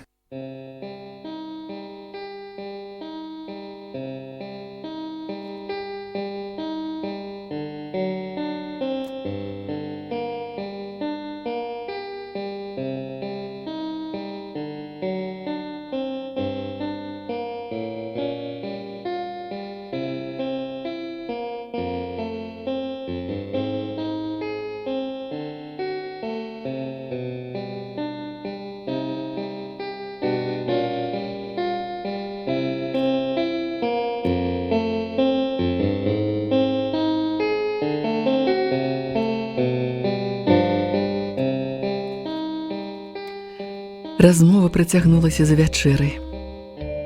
І гаспадыня, якая прадставілася мне як Мацвеевна, выказала сваю думку, што вінцук той блажэнны, бо кожны дзень у царкву ходзіць, і нават бацюшку бясплатна дапамагае па царкоўнай гаспадарцы. О, грашыў, відаць, шмат, глыбакадумна заключыў Андрэевіч пасля 3 чарак самагонкі, якую я адмовілася піць. Калі чалавека Нячысцік мучае, ён абавязкова ў царкву пацягнецца. О, сабакам брахаць будзе, змяёй круціцца, але да царквы папаўзе. Пасля такой эзатэрычнай скіраванасці я зразумела, што час укладвацца спаць. Перад тым, як улегчыся пад пуховую коўдру, таўшчыня якой была прапарцыянальная гасціннасці гаспадароў, я яшчэ раз зірнула на далёкі будынак школы і падумала пра святло на другім паверсе. Несумненна, там і схаваныя самыя каштоўныя экспанаты. Як бы толькі пераканаць вартаўніка пусціць мяне да іх.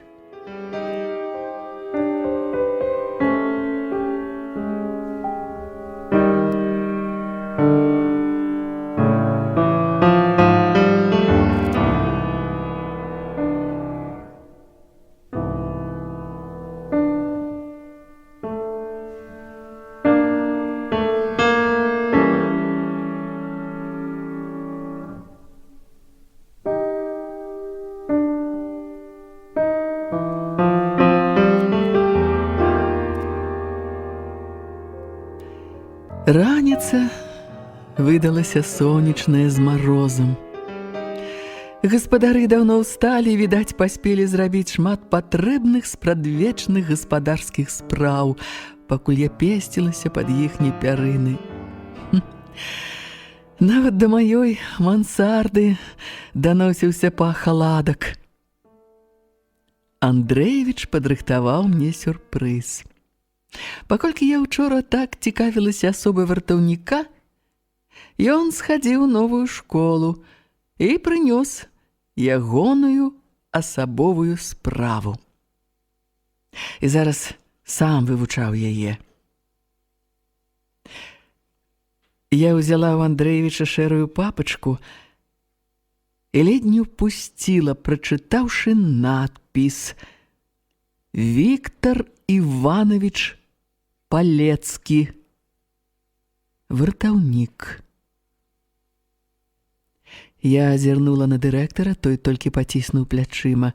Я і сам не ведаў, што ў яго за прозвішча. О, Вінцук, ды Вінцук. Хутчэй за ўсё, проста аднафамілец княжацкі. Апошнія Палецкі з'ехалі адсюль яшчэ ў 39-м, калі саветы прыйшлі.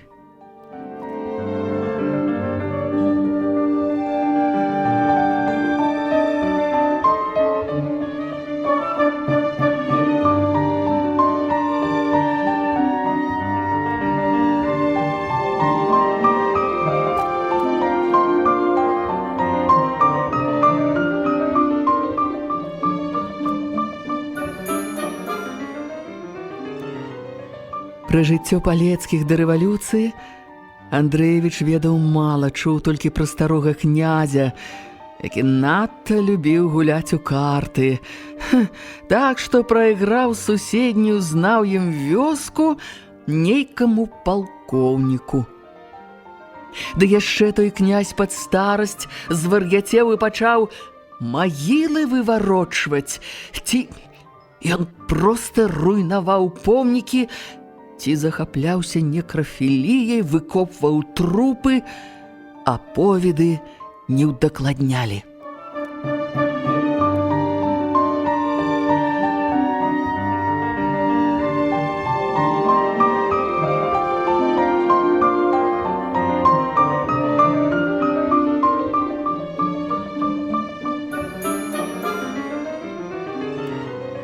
У асабовай справе аказалася зусім няшмат звестак пра вартаўніка. Месца нараджэння Мінск. У графе адукацыя прочырк. Узрост 35 гадоў. Значыць, усяго на 5 гадоў старэйшы за мяне. Спецыяльнасць і працоўны стаж прочеркі. Відаць, лічылася, што гэтага няма, як і хатняга адраса. Сямейнае становішча халасты, адзіная адметнасць адзнака, што непрыдатны да вайсковай службы па стане здароўя.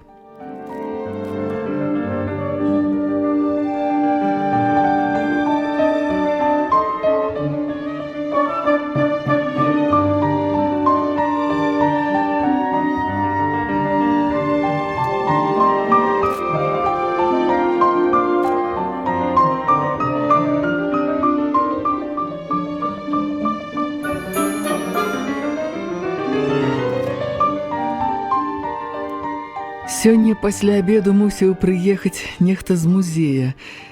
Я спадзявалася на сваю сяброўку Нюту, якая пісала дысертацыю па кераміцы, а тут керамікі досыць. Вінцок сустрэў мяне ветла. Ён нават змяніў прычоску, калі так можна сказаць пра ягоныя кудлы. Пасмы больш не навісалі над вачыма, ад гэтага твар змяніўся, высокі лоб, вялікія светлыя вочы і просты нос. Можа, і князь. Ну, чакай, чакай. Я тебе разгавару. Я ведаю, што вы з гэтых палецкіх. Вінцук адразу сцяўся, падобна смаўжу, які хаваецца ў ракавіну пры набліжэнні небяспекі. Ага, значыць, праўда.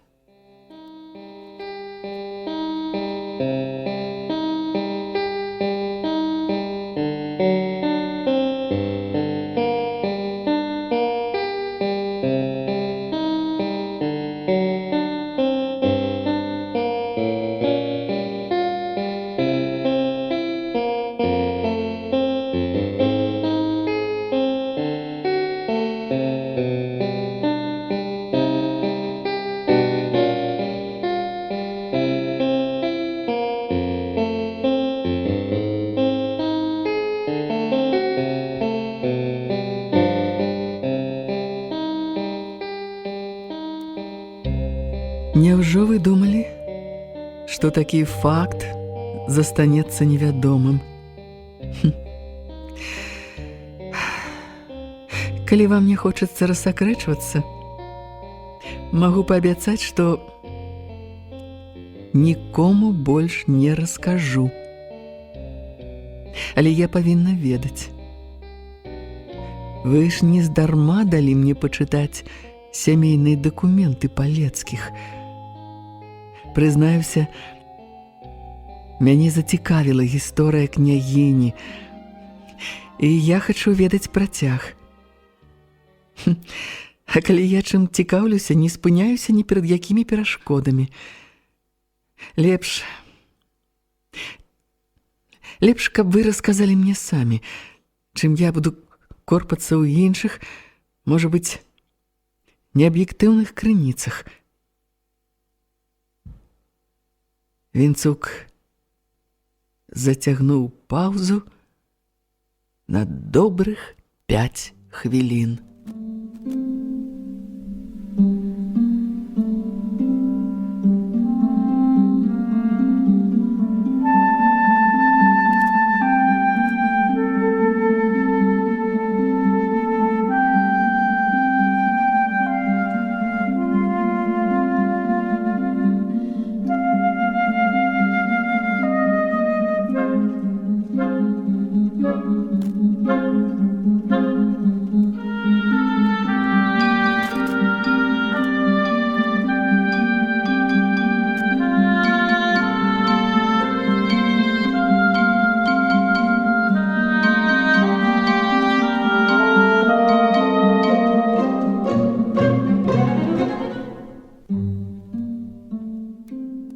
Я мала што ведаю. Маці, праўда, часта расказвала пра сваю бабулю, якая развялася з мужам, князем Палецкім, і з'ехала ў Санкт-Петербург. Ну, а далей што з ёй было? З яе сынам? Сына майго дзеда яна забрала з сабой, фактычна выкрала. Скончыла медыцынскія курсы, усё жыццё працавала фельчаркай. Замуж болей не выйшла. Князь другі раз ажаніўся, меў дзяцей. Здаецца, нехта з іх роду жыве ў Польшчы. Паколькі пасля разводу князь пазбавіў і былую жонку, яе сына, правоў на спадчыну, я ні на што тут прэтэндаваць не магу.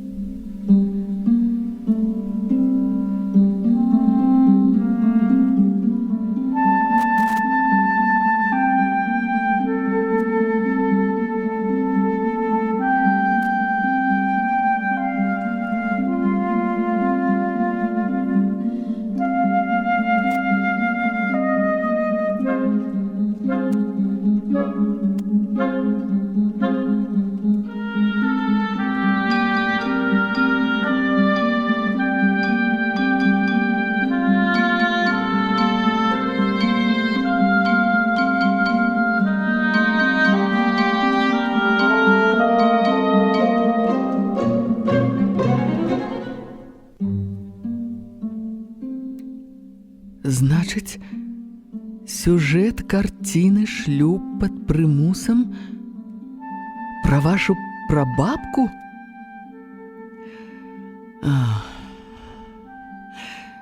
Яна сама яе малявала. І партрэт студэнта. Кахала гэтага чалавека яшчэ да замужжа. А пра які талісман згадвае ў лісце ваша бабуля? Талісман.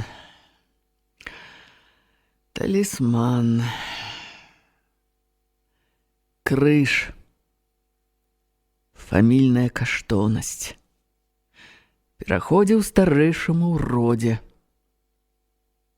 Лічылася, што ён прыносіць няшчасце. Прабабка пасля разводу яго выкінула. Вінцук замаўчаў. Зноў адсутны позірк.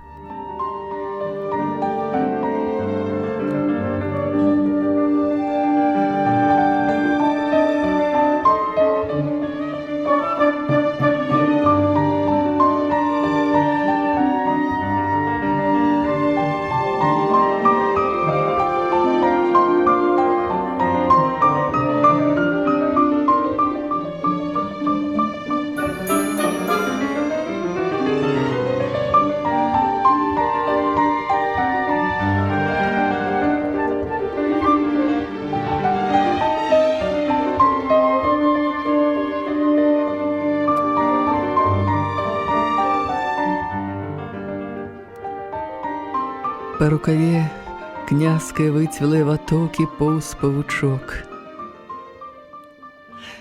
Цікава, а чаму вы даверылі мне свой сямейны архіў? Таму што добра вас ведаў. Як? Адкуль? Адкуль? А Альберт Свянкоўскі распавёў? Некім чынам так. Я партрэт ваш бачыў. А Свянкоўскі таленавіты мастак. Значыць, яго карціна расказвае больш, чым сам мастак мог бы расказаць пра сваю мадэль. Мне вельмі хацелася захаваць памяць пра бабкі. Яна сапраўды была незвычайным чалавекам. Цяпер, калі ведаеце яе гісторыю і карціны вас зацікавяць, упэўнены, недзе вы пра яе згадаеце.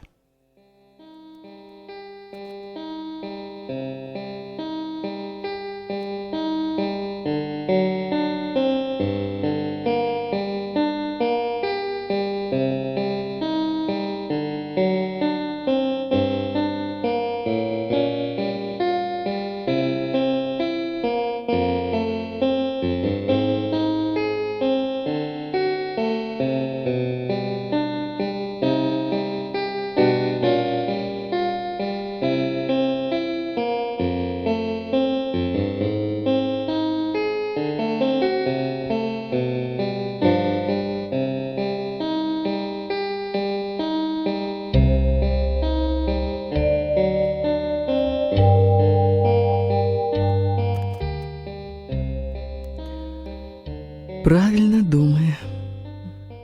Шляхціцы з партрэтаў ухвальна глядзелі на Вінцука. Мне на хвілю здалося, што на ім гэткая ж старасветская вопратка, як на іх. І ён таксама аддзелены ад мяне стагоддзямі. Таямнічы палац са схаванымі сямейнымі скарбамі і адданым вартаўніком. А што ў вас на другім паверсе? Філіял музея?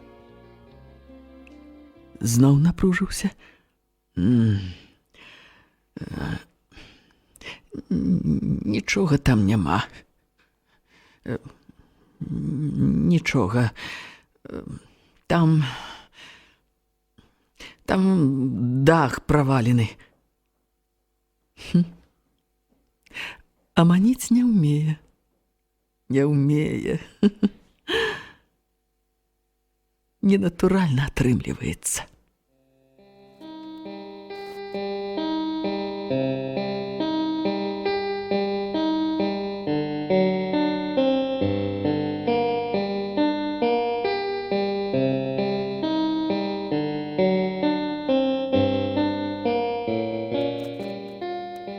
Вінцук адчыніў дзверы скляпення. На мяне пацягнула волкім паветрам. Анёл утаропіўся на нешта жахлівае. Утаропіў белыя вочы.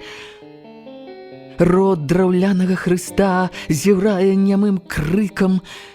Дальнія куты патанаюць у цемры. Я папрасіла князькага нашчадка вынесці наверх у залу тыя папкі, якія не перагледзела учора, і скрыню з чарапкамі. Рэестр экспанатаў, складзены цудко, ляжаў на стале. Вінцук дапамог зручна ўладкавацца. І тут зусім побач ударыў звон. Вось зараз з'явіцца прывід чорнага манаха ці якой-небудзь белай дамы. Але звон ударыў яшчэ раз, гэтак жа адсланёна няўмольны, і сціх. Я ўспомніла, што побач царква святой Параскевы, значыць, з'яўленне прывіду пакуль адмяняецца.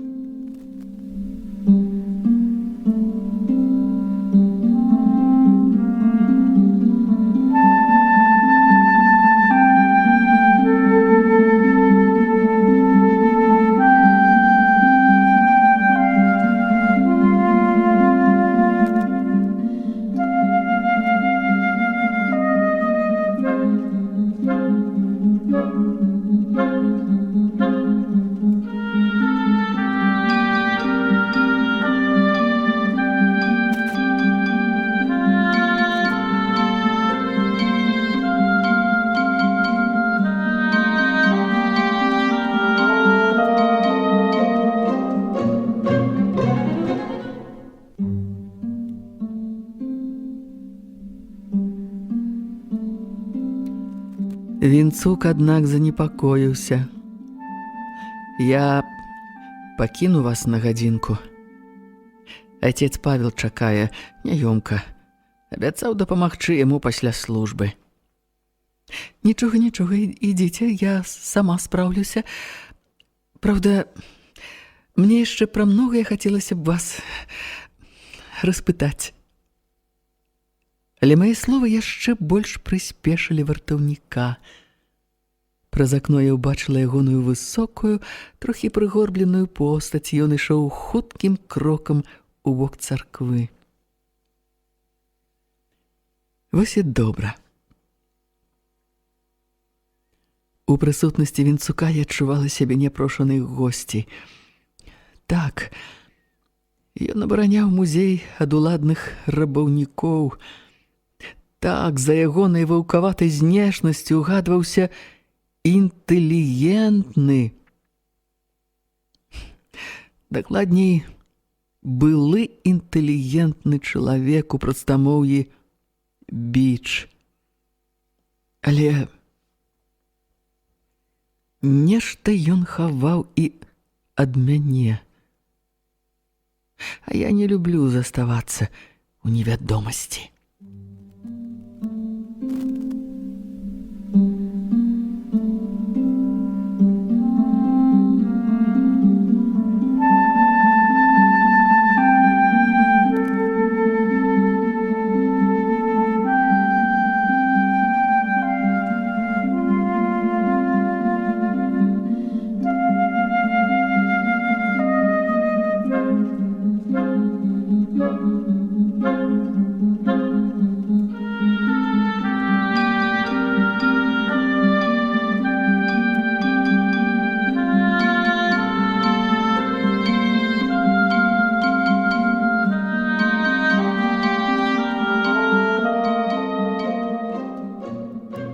Я гледзела дошкі, што перагароджвалі лесвіцу на другі паверх. Гэтым шляхам не падняцца. Але хіба тут толькі адна лесвіца? І ў школе па правілах пажарнай бяспекі мусіць быць запасны выхад. Ну а ўжо у княжацкім доме не можа быць адна лесвіца і для паноў, і для прыслугі. Я рушыла ў другі канец калідора. Аказалася, ён там не канчаецца, а заварочвае. У тупіку я знайшла маленькія дзверы без шыльды. Тузанула ручку. Тэхнічнае памяшканне. Я праціснулася між паламанымі партамі. Дзверы з павольным рыпеннем прычыніліся.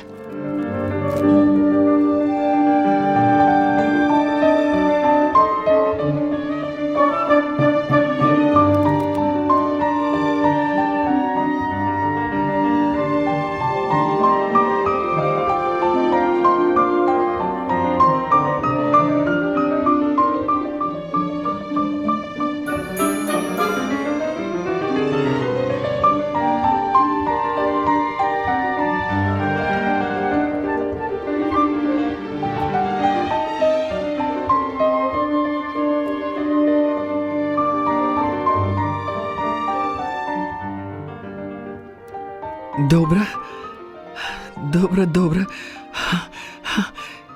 Добрый ліхтарык з сабою.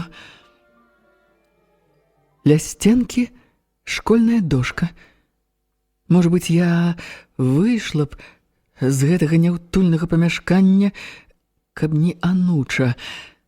Звычайная сухая ануча, якой колісь выціралі крэйду, пасля паклалі на палічку ўнізе дошкі, і яна так і прысохла. Чамусьці махры гэтыя ночы матляліся, як ад моцнага павеву.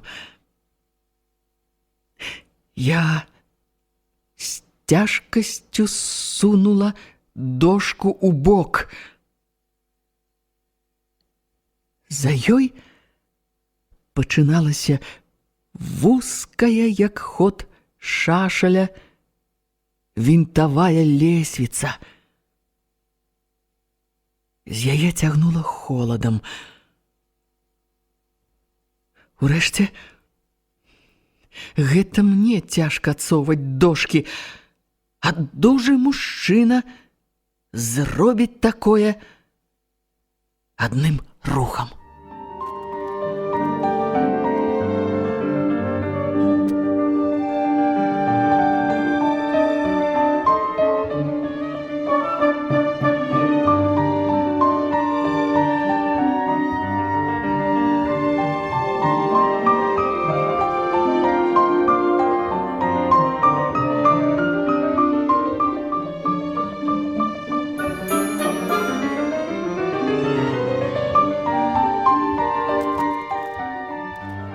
Доўгі калідор на другім паверсе наводзіў на сумныя думкі.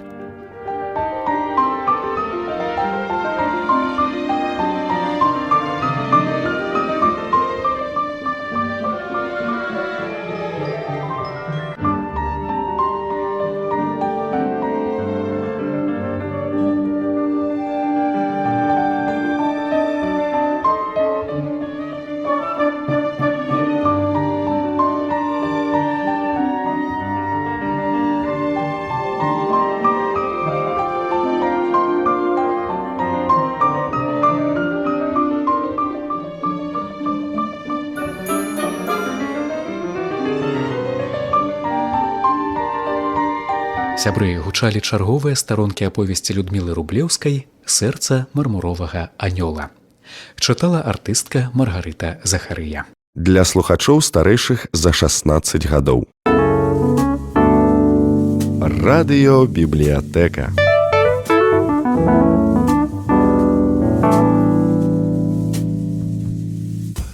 Шаноўныя сябры, запрашаем паслухаць чарговыя старонкі аповесці Людмілы Рублеўскай «Сэрца мармуровага анёла».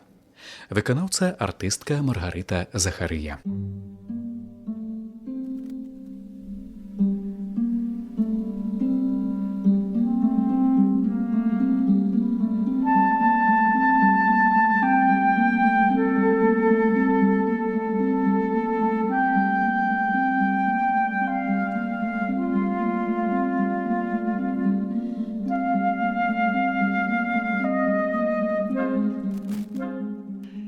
Я агледзела дошкі, што перагароджвалі лесвіцу на другі паверх. Гэтым шляхам не падняцца. Але хіба тут толькі адна лесвіца? І ў школе па правілах пажарнай бяспекі мусіць быць запасны выхад. Ну, а ўжо ў княжацкім доме не можа быць адна лесвіца і для паноў, і для прыслугі. Я рушыла у другі канец калідора. Аказалася, ён там не канчаецца, а заварочвае. У тупіку я знайшла маленькія дзверы без шыльды. Тузанула ручку. Тэхнічнае памяшканне. Я праціснулася між паламанымі партамі. Дзверы з павольным рыпеннем прычыніліся.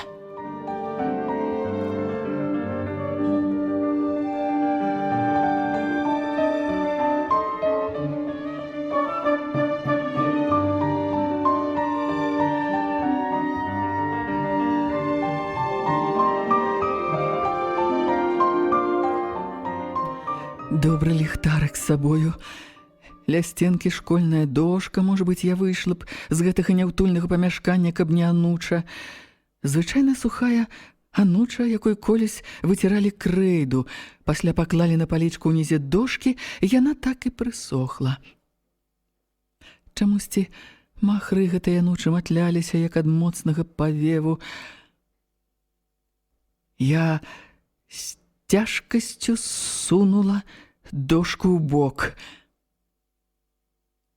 За ёй пачыналася вузкая, як ход шашаля, вінтавая лесвіца. З яе цягнула холадам, урэшце, гэта мне цяжка адсоўваць дошкі, а дужы мужчына зробіць такое адным рухам.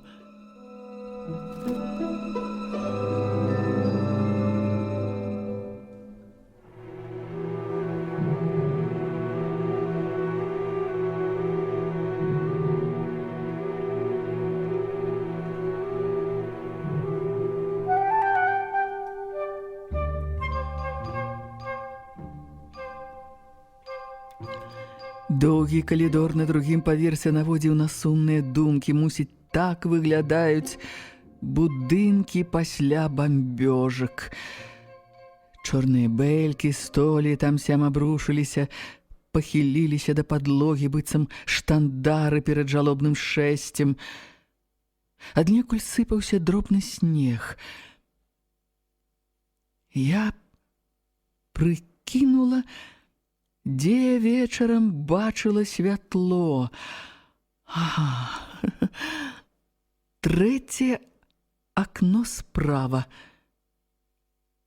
Адчыніла дзверы ў цёмны пакой і скіравала ўнутр прамень ліхтара.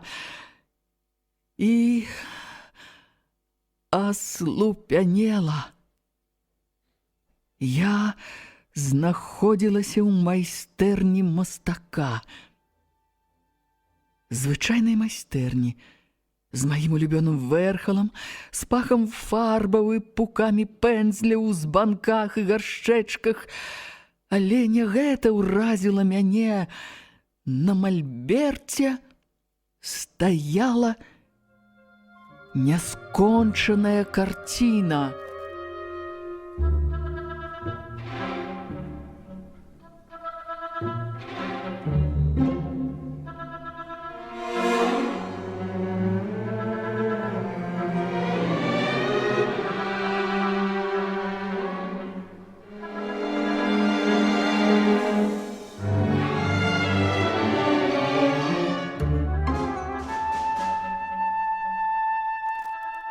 Я ніколі не бачыла нічога падобнага.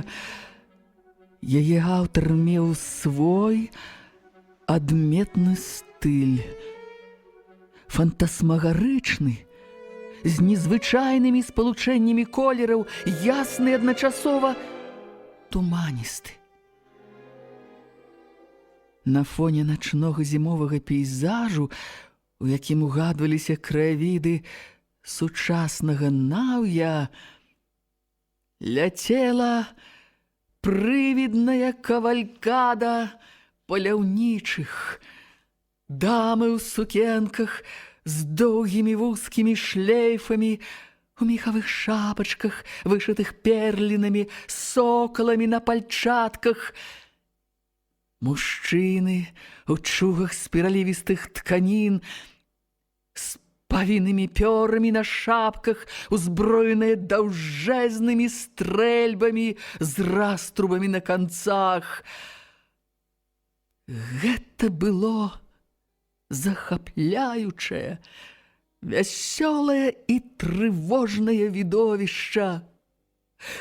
Коні слізгалі па паветры, дамы смяяліся, а над соннай вёскай цягнуліся срэбныя ніткі правадоў электралініі, пакрытыя шэранню.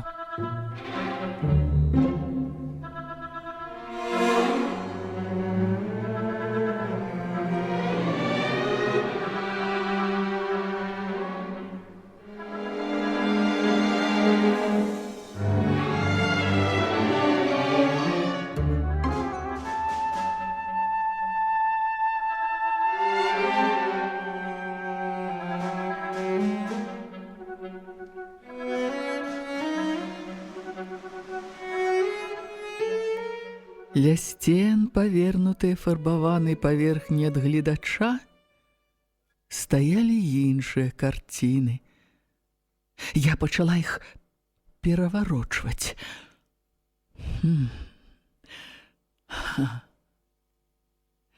Несумненна, яны належалі пэндзлю аднаго мастака. І гэта быў выдатны мастак. У святле ліхтарыка ўзнікалі новыя і новыя сюжэты. Якая фантазія! Якое майстэрства! Я так захапілася разглядваннем, што не зрэагавала ў час. Дзверы раптоўна адчыніліся, і святло ліхтарыка, ярчэйшага за мой, скіравалася проста мне ў твар і на некалькі імгненняў асляпіла. Калі б у мяне яшчэ былі сумнівы наконт уладальніка падпольнай майстэрні, цяпер іх не мусіла заставацца. Вочы Вінцука з-пад насупленых броваў гарэлі праведным гневам. Вы?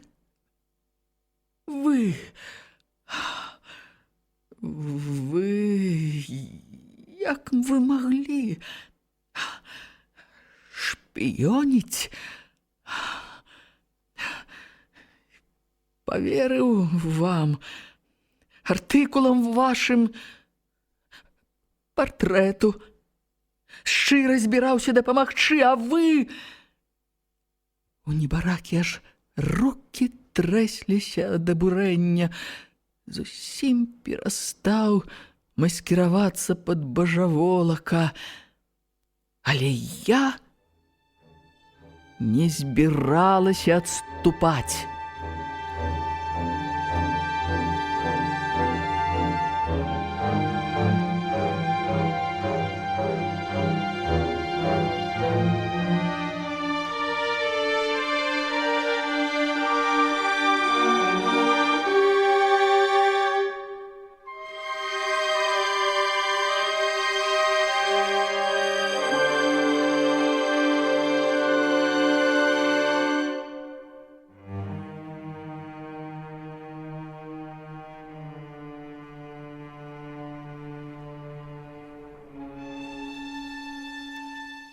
Вы чакаеце, што я зараз пачну прасіць прабачэння і сцвярджаць, што я тут выпадкова, што я не хацела і таму падобнае.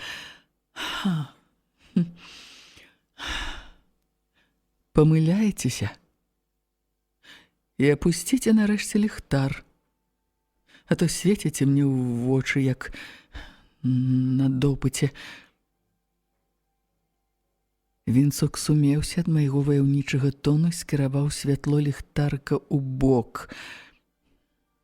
Памацаў рукою недзе ў куце, і на столі запалілася лямпа дзённага асвятлення. А я працягвала сваю псіхатэрапію. Калі вы чыталі мае артыкулы, дык не маглі не зразумець, што я сябе ўяўляю. Цікаўнасць – неад'емная частка маёй прафесіі. Я ніколі не спынюся на паўдарозе.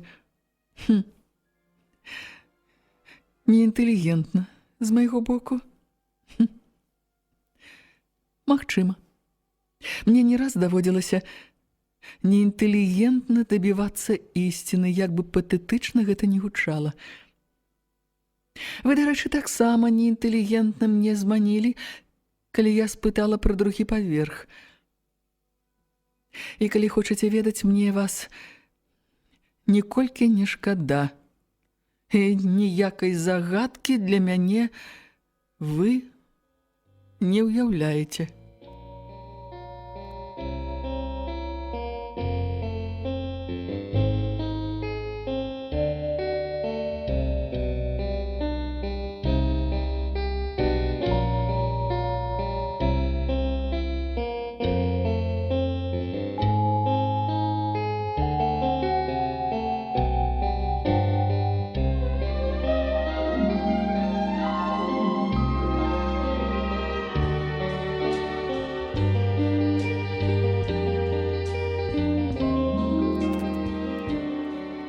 сярод маіх знаёмых дастаткова таленавітых няўдачнікаў і пахондрыкаў.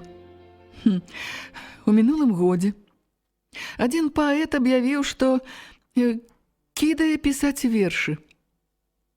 Купіў хутар і шукае там праўду жыцця. А ягоная жонка, моя каляжанка, акрамя дадатковых лекцый, яшчэ нешта рэдагуе па начах да страты прытомнасці, абы дзіцяці на лекі ад алергіі, ды спецыяльную дыетычную ежу хапала. Хочаце, раскажу вашу жыццёвую гісторыю ў агульных рысах. Вы падавалі вялікія надзеі, вучыліся. Не бяруся па вашай творчай манеры вызначыць, дзе, але ў вышэйшай творчай установе. Вас пасцігла вялікае расчараванне, мусіць, звычайная подласць з боку калег. Такога хапае ў нашым блаславёным асяродку. Пасля гэтага вы не сталі зноў стукацца ў дзверы вялікага мастацтва, вырашылі стварыць яго ўласную філію. Гэткую рабінзанаду непрызнанага генія. Выяўляеце сябе бясшкоднага вар'ята з пакалення брамнікаў і вартаўнікоў. Спажываеце разварыстую вясковую бульбачку і з горкай, але салодкай помстай у душы пішаце палотны, якія свет не заслужыў пабачыць.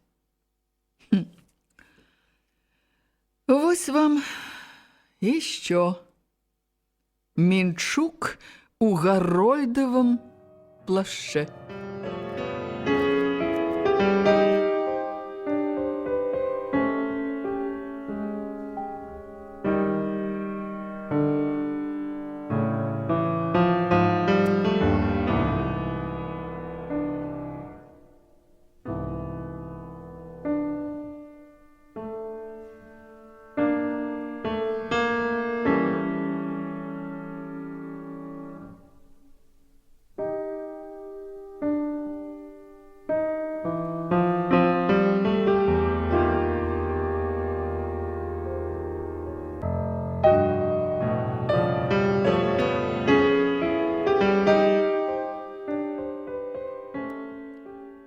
Я нагаварыла шмат несправядлівасці і чакала новага выплеску абурэння і абвінавачванняў у адрас недасканалага свету, персаніфікаванага ў маёй сціплай асобе. Але я недаацаніла свайго знаёмца. Маю тыраду ён слухаў сапраўды трохі нервова, пакусваючы вусны, але пад канец супакоіўся і камічна развёў рукамі. Здаюся. Мea culpa, mea maxima culpa. Моя вина, моя вялікая вина. Вы сапраўды менавіта такая, якой я сабе уяўляў. І я, напэўна, ў нечым такі, як вы гіпатэтычна пісалі, але нечага вы пра мяне не ведаеце. Таму давайце зачынім маю падпольную, дакладней, паддашную майстэрню і пойдзем уніз, у больш спрыяльныя для гутаркі ўмовы. Так, узімку вы сапраўды ціхі, ушчыкнула я інтэлектуальнага вартаўніка. Ён рассмяяўся так шчыра, па-дзіцячы, што я таксама не магла стрымаць смех. Магчыма, До паранойи тут справа не дайшла.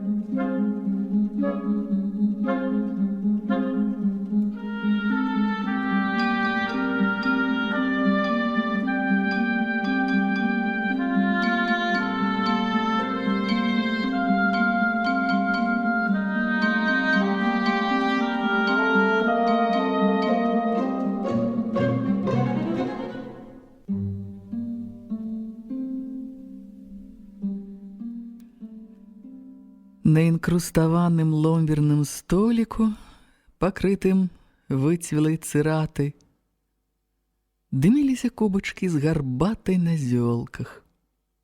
У грубцы, шкада, камін не захаваўся, патрэсквалі дровы. З партрэтаў паглядалі вусатыя шляхціцы і шляхцянкі у карункавых каўнярах, а насупраць мяне сядзеў у фамільным крэсле князёў палецкіх прыроджаны палецкі у падранай ватоўцы.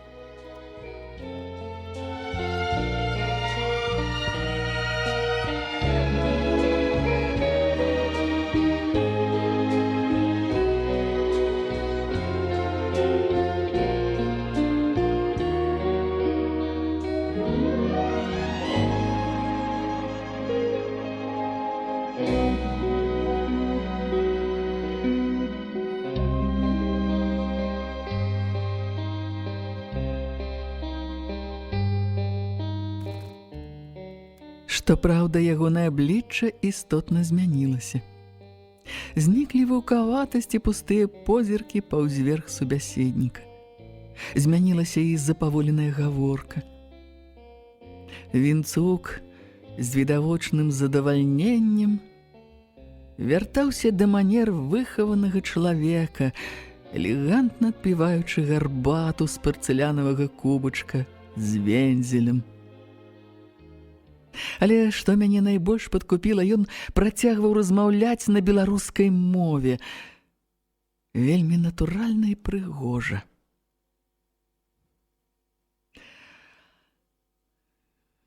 Вядома, я падаваў надзеі. Яшчэ б.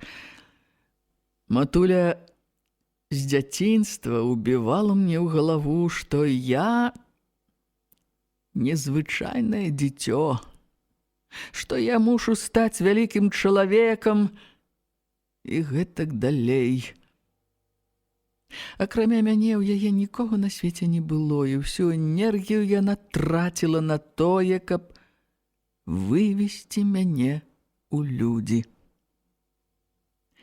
І застудыя, спартыўная секцыя, музыка, поўнае кола пакутаў юнага вундэркінда. Ад бацькі я нават прозвішча не ўспадчыніў. Маці лічыла, што мне пасуе толькі княжацкае імя.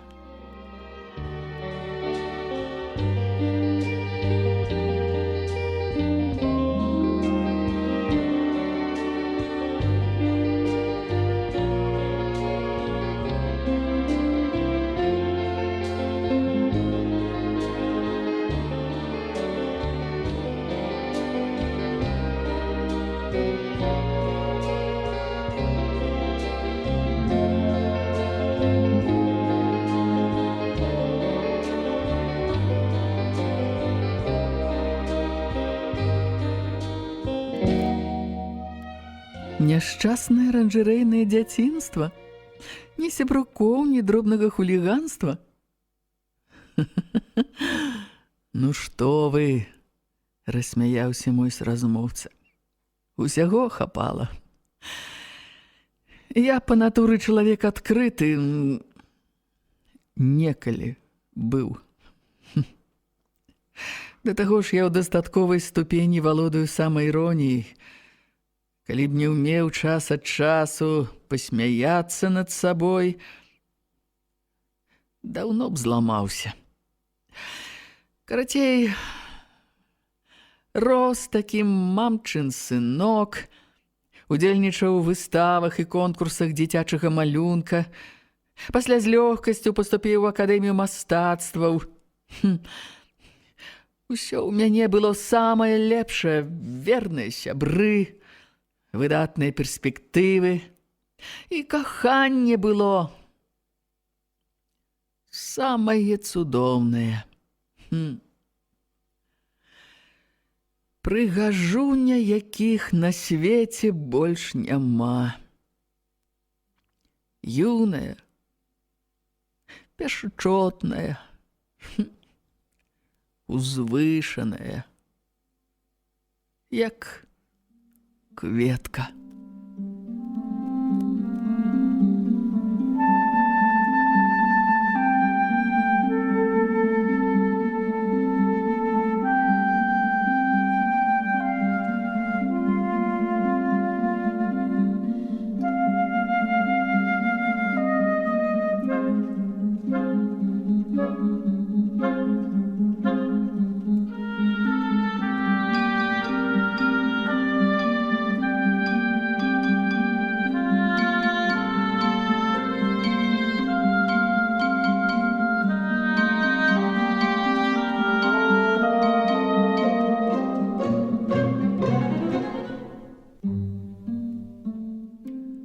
У кветкавай краме я яе і напаткаў.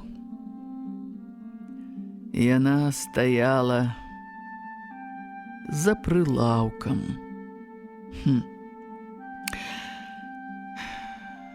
Слова прадаўшчыца ці гандлярка занадта грубая. Багіня з ружамі. Я так і маляваў яе. Пажаніліся. У нас з маці была двухпакаёўка ў цэнтры. Праўда, на першым паверсе з відам на пункт прыёму шклатары. Віта мела толькі прыгажосць і цвёрды характар. Сапраўды цвёрды. Заўсёды ведала, чаго хоча, і ўмела гэтага дабіцца. А я верыў, што хутка пабудую для сваёй багіні палац. На жаль, з маёй маці адносіны ў іх не склаліся ад самага пачатку. Чаму? Вінцук уздыхнуў.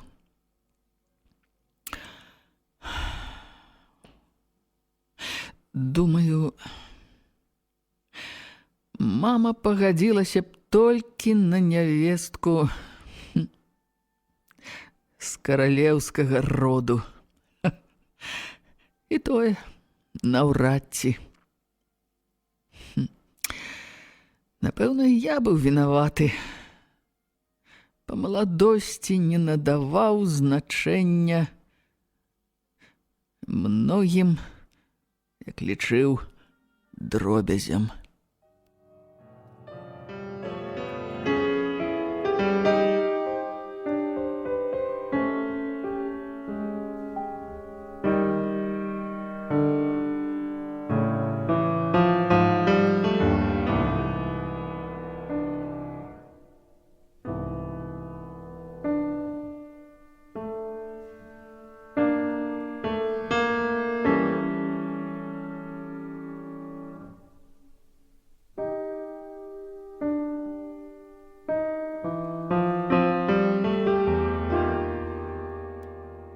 Віта вырашыла, што мы будзем здымаць кватэру.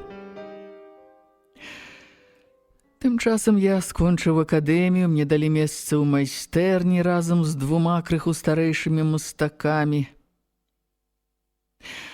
Будучыня мусіла быць цудоўнай. Але яе трэба было чакаць. А Віта чакаць не ўмела. Колькі трэба часу, каб мастаку дабіцца славы?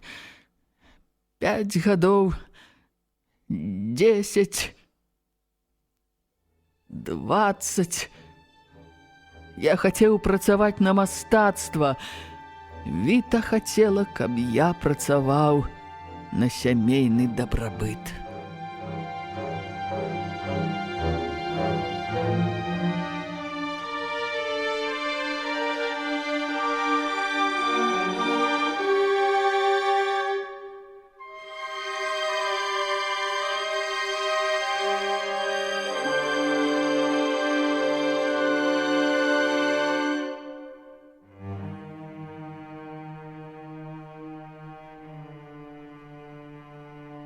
Сябры, гучалі чарговыя старонкі аповесці Людмілы Рублеўскай «Сэрца мармуровага анёла». Чытала артыстка Маргарыта Захарыя. Для слухачоў старэйшых за 16 гадоў. Радыёбібліятэка.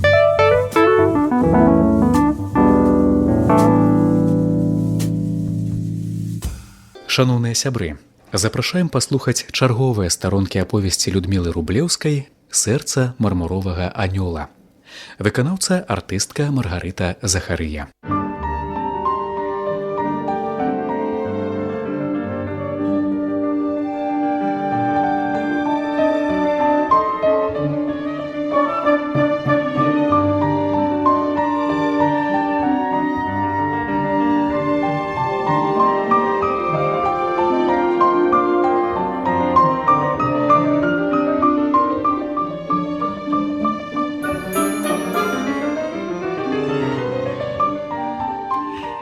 Я па натуры чалавек адкрыты некалі быў.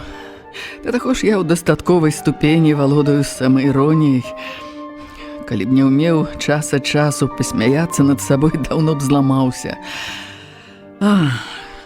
Карацей, рос такі мамчын сынок, удзельнічаў у выставах і конкурсах дзіцячага малюнка, пасля з лёгкасцю паступіў у акадэмію мастацтваў. Усё ў мяне было самае лепшае, верныя сябры, выдатныя перспектывы, і каханне было самае цудоўнае.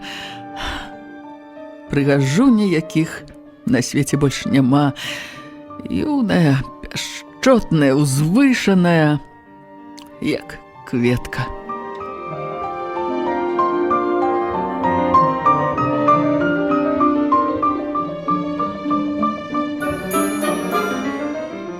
У кветкавай краме я яе напаткаў. Яна стаяла за прылаўкам. Слова прадаўшчыца ці гандлярка занадта грубая. Багіня з ружамі. Я так і маляваў яе. Пажаніліся. У нас маці была двухпакаёўка ў цэнтры, праўда, на першым паверсе з відам на пункт прыёму шклатары.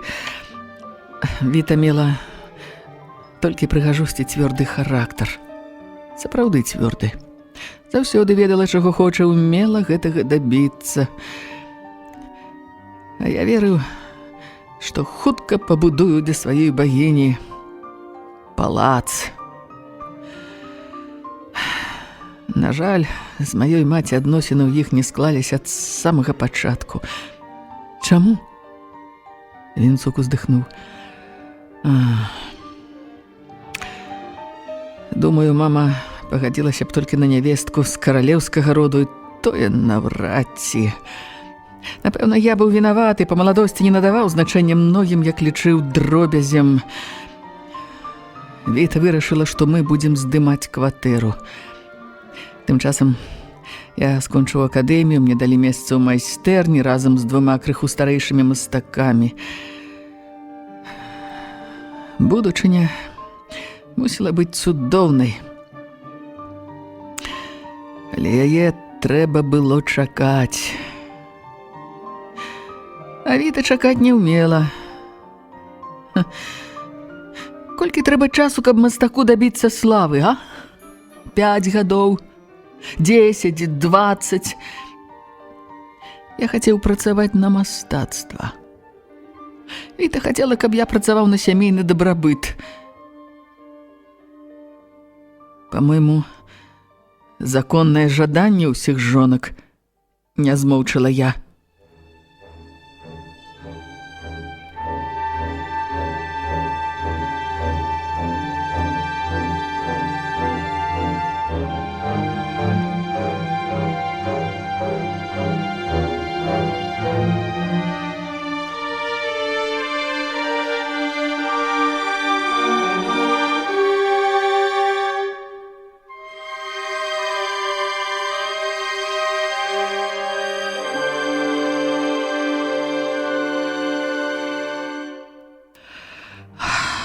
Напэўна. Але ведаеце, тады я быў невыносным ідэалістам. І вось аднойчы прыходжу дадому, а моя багіня ляжыць, бледная, на ложку і плача. Абследаванне выявіла рэдкую смяротную хваробу. Тэрмінова патрэбна правесці курс ін'екцыі. Лякарства такога ў нашых аптэках няма. Толькі на чорным рынку можна купіць. Каштуе каля $2000. Ні ў мяне, ні ў маіх сяброў такіх грошай пакуль не мелася. Ляжыць жонка, развітваецца са мною. Я пачаў меркаваць, у каго пазычыць, што прадаць, ледзь не звар'яцеў, і тут якраз тэлефануюць. Прапаноўваюць выканаць адзін невялікі заказ для прыватнага калекцыянера, які заплаціць у валюце, і вельмі добра.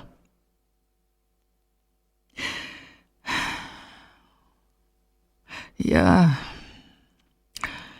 расцаніў гэта як добры знак і заглынуў нажыўку разам з кручком.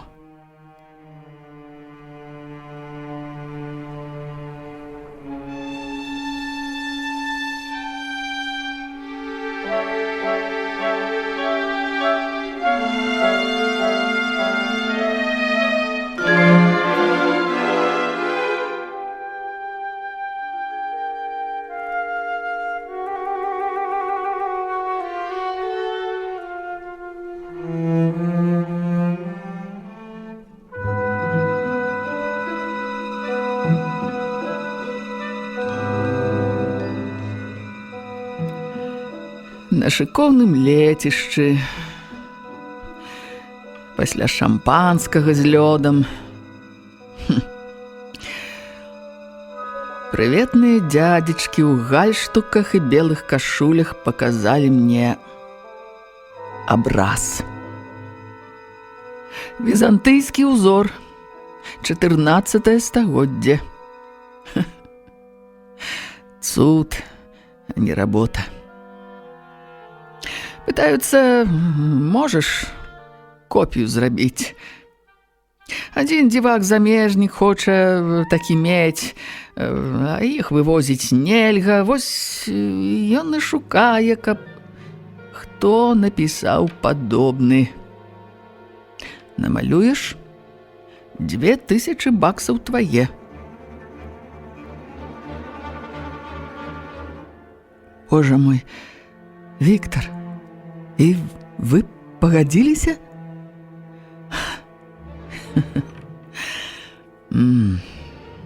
Не стану сцвярджаць, што быў настолькі наіўны, што не адчуў некаторую падазронасць справы. Тым больш працаваць мяне папрасілі на тым жа лецішчы, ды яшчэ нікому пра сваю працу не расказваць. Замежнік, маўляў, ганарлівы, не хоча, каб ведалі, што ён копію дамоў вязе. Непрэстыжна гэта яму.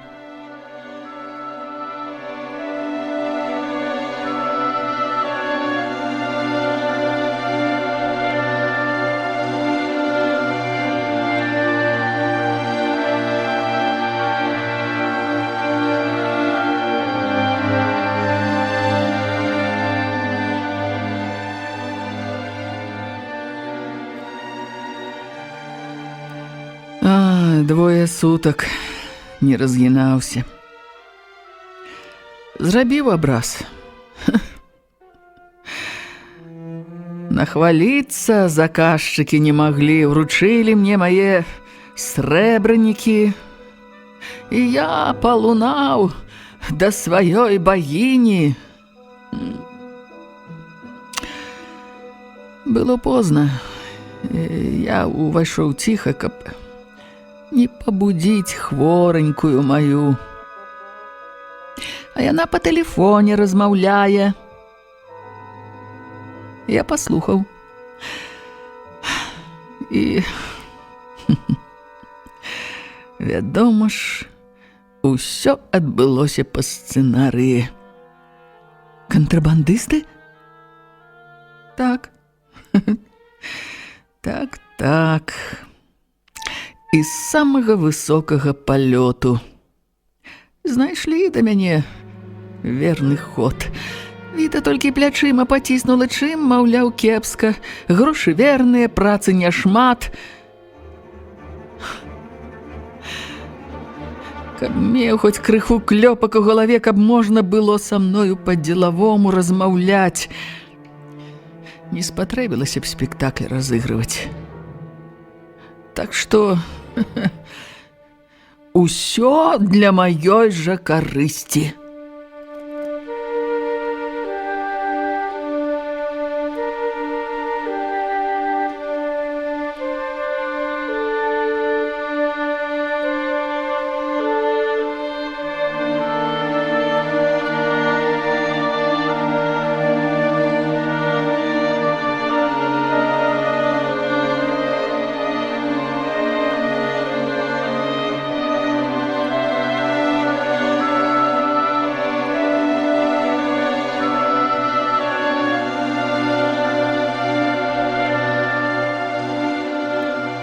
Цяпер увойдзем да дзялкову долю, я буду толькі маляваць, а ўсе тэхнічныя падрабязнасці, апрацоўка пад старажытнасць, кліентура, збыт, бяспека – справа фірмы.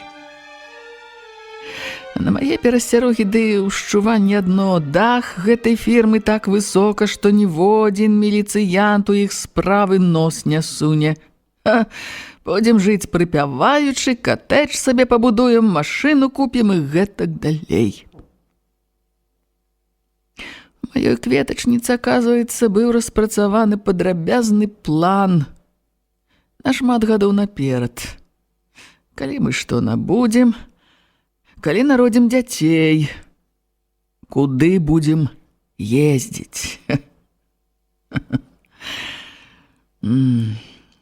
І першы крок па яго выкананню ўжо зроблены. Я выслухаў. І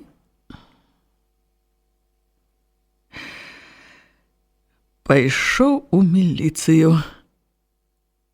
Я магла толькі развесці рукамі. Ваша мама сапраўды выхоўвала вас ідэалістам, вас пасадзілі?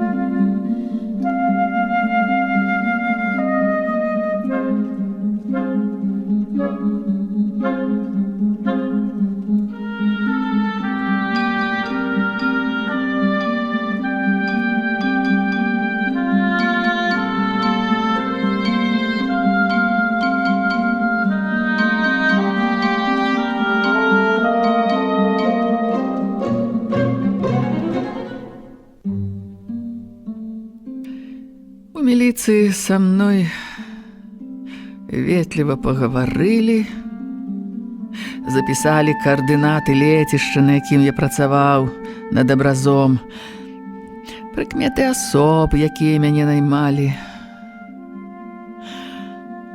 Вядома, пра ролю жонкі я не сказаў ні слова. Зманіў, што сам шукаў заробку і выпадкова натрапіў на гэтых людзей. Потым я доўга сядзеў у кабінеце следчага, а тут раптам заходзіць мая жонка з натуральным сумам на твары, за ёй некалькі жлабоў у белых халатах. Багіня са слязьмі ў голасе кажа ім, што я пакутаю псіхічнымі адхіленнямі і апошнім часам знаходжуся ў дэпрэсіі. Перапрацаваўся небарака, перахваляваўся. Мне ўшпільваюць супакойваючы уколы. Я апынаюся ў дурдоме. Я міжволі жахнулася. Боже мой, гэта сапраўдны дэтэктыў.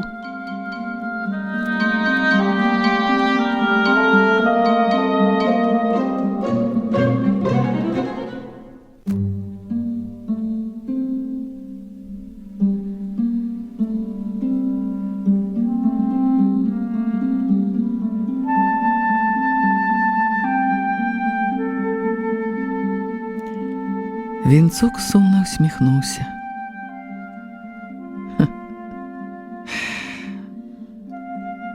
Так. Толькі без высакароднага сышчыка. Ну а потым, пасля лячэбніцы, твар майго субяседніка нібыта пацямнеў. Вы думаеце, гэтае потым настала так хутка?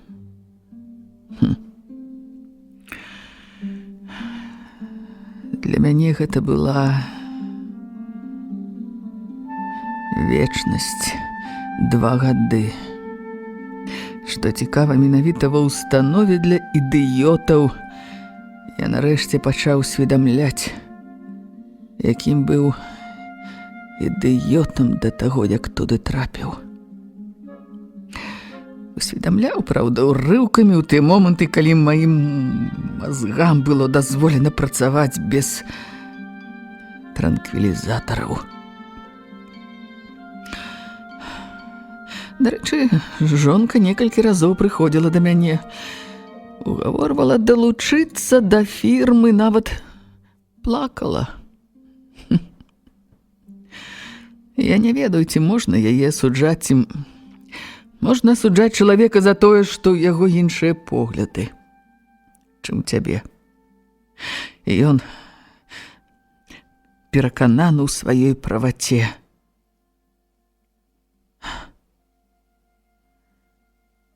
Жартуеце, што? Ну, Вінцук, Віктор Іванович, з такой паблажлівасцю можна зайсці вельмі далёка. Злачынства нельга апраўдваць тым, што злачынцы былі перакананы, што робяць правільна.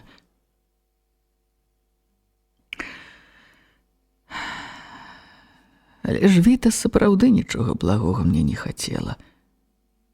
Сур'ёзна патлумачыў Вінцук.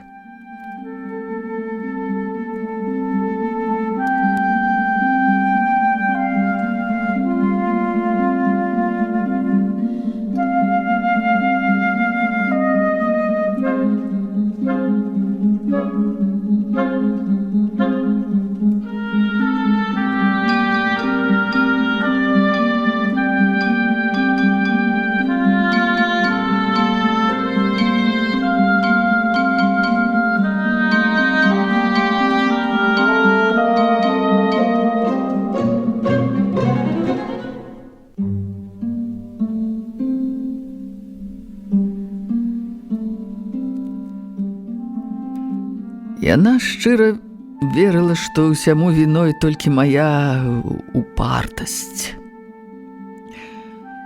Думаю, я не быў зусім абыякавы.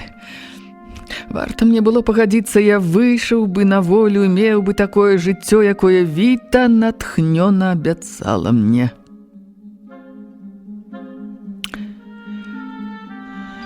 Але я сапраўды ўпарты. Ёсць межы, якія я не магу пераступіць проста таму, што перастану паважаць сябе. З усіх няшчасцяў гэта для мяне самае страшнае. Можна часам ненавідзець сябе. Можна сумнявацца ў сабе, але страціць унутраную павагу нельга. Нельга. Гэта смерць, пачатак духоўнай пустэчы. Апошнія словы прагучалі так, як павінны гучаць словы выпакутаванай веры.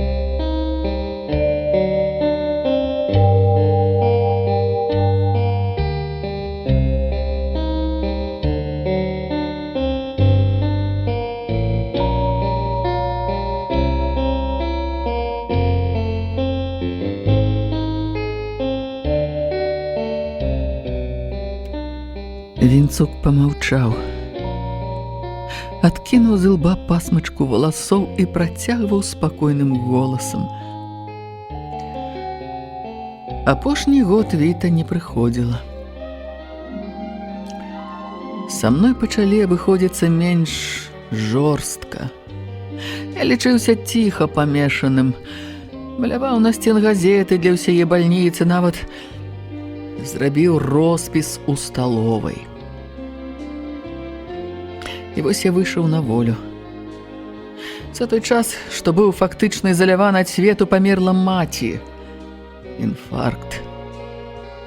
Кубачак у руках Вінцука здрыгануўся, і ён паставіў яго на стол, прымружыўся, як ад стрыманага болю.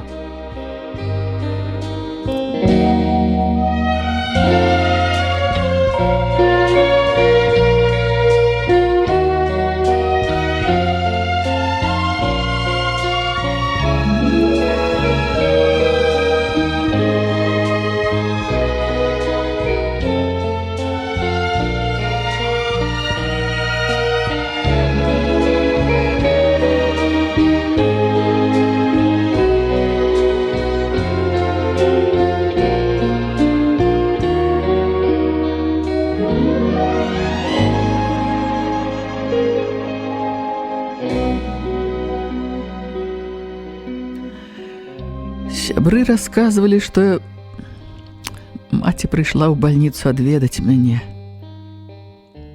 Ну, ёй паказалі сыночка, прывязанага да ложка з пенай на губах і вачыма, што глядзелі ў розныя бакі.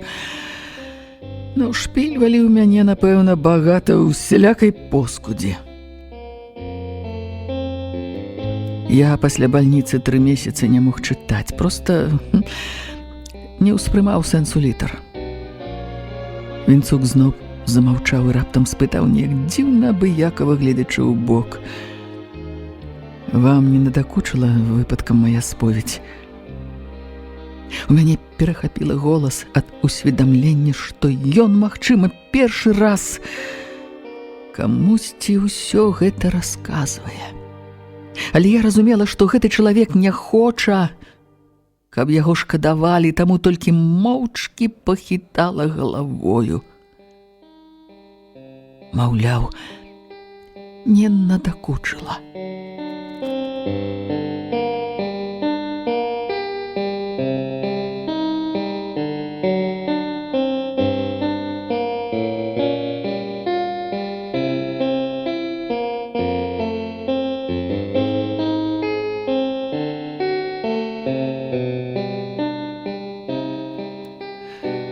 Ну што ж, тады давайце налью вам яшчэ гарбаты. Тым больш дэтэктыўная частка сюжэта тут заканчваецца. Калі жаніўся, Віту прыпісаў да сябе, і аказалася, што цяпер у мяне няма кватэры. Яе на законных падставах прадала па даверанасці клапатлівая жонка, і жылі там зусім іншыя людзі. Госць з дурдома зрабіў на іх тужлівае ўражанне. Людзі аказаліся някепскі, аддалі тое, што засталося з маіх асабістых рэчаў. Спакаваў я чамаданчык і пайшоў. Куды? А прыйшоў у сваю былую майстэрню, сярод нашага брата хапае кліентаў псіхбальніцы. Адзін Ван Гог чаго варты.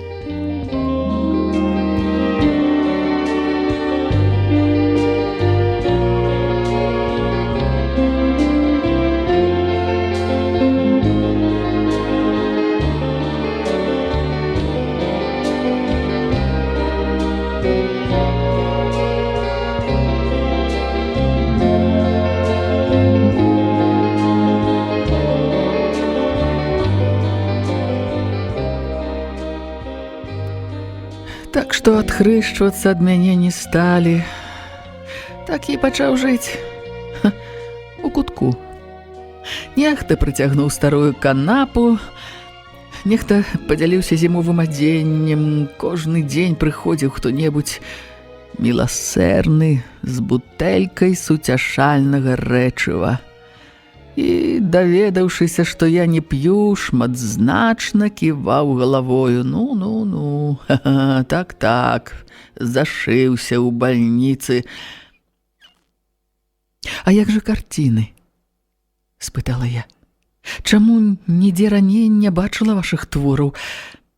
Іх немагчыма не запомніць на любой выставе, я іх вылучыла б. Карціны. Задумліва паўтарыў Вінцук. Карціны.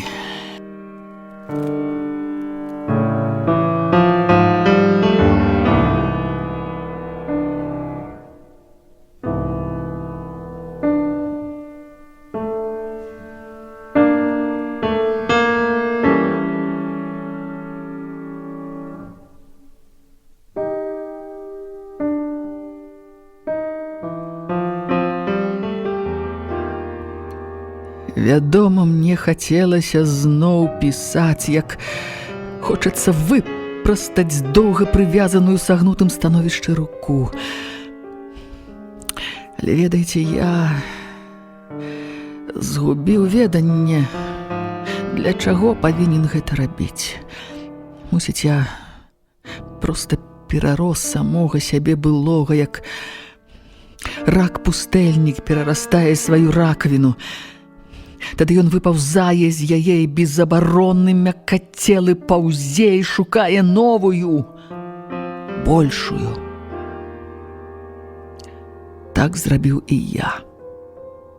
Тым больш, пакуль я лячыўся ад наіўнасці, маё месца ў майстэрні было паабяцана аднаму графіку.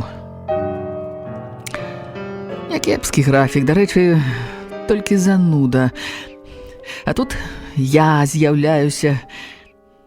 Графік палічыў, што гэта спецыяльна падстроена, каб яго пакрыўдзіць. Пачаў дабівацца справядлівасці. Палецкі, маўляў, хворы чалавек, нічога не піша, творча скончыўся, а яго выкарыстоўваюць, каб не даць развіцца магутнаму таленту графіка. П'янкі ўчыняюць кожны дзень тлум. Пакрыўджаны нават прывёў цесляроў, каб яму адгарадзілі законную трэць майстэрні. Так што маю канапу не было ўжо дзе і ставіць. Пасмяяўся я над гэтым змагаром і пайшоў у рэстаўрацыю. Вінцука, як прозвішча графіка? Радаслаў Дудкоўскі.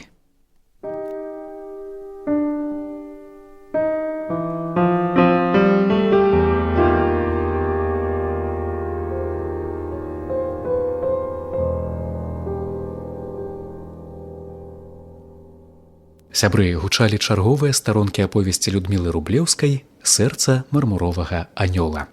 Чытала артыстка Маргарыта Захарыя. Для слухачоў старэйшых за 16 гадоў. Радыёбібліятэка.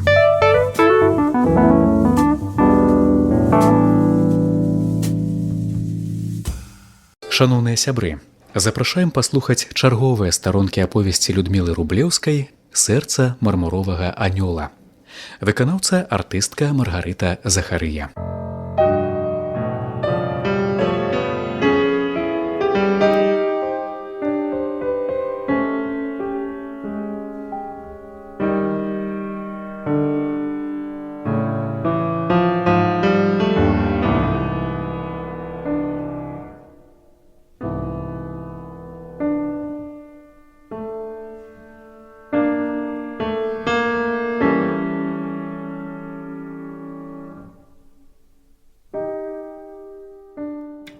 «А як жа карціны?» – спытала я. «Чаму нідзе раней не бачыла вашых твораў? Іх немагчыма не запомніць. На любой выставе я іх вылучыла б». «Карціны. Карціны», – задумліва паўтарыў Вінцук. Ведаеце, вядома, мне хацелася зноў пісаць, як хочацца выпрастаць доўга прывязаную ў сагнутым становішчы руку.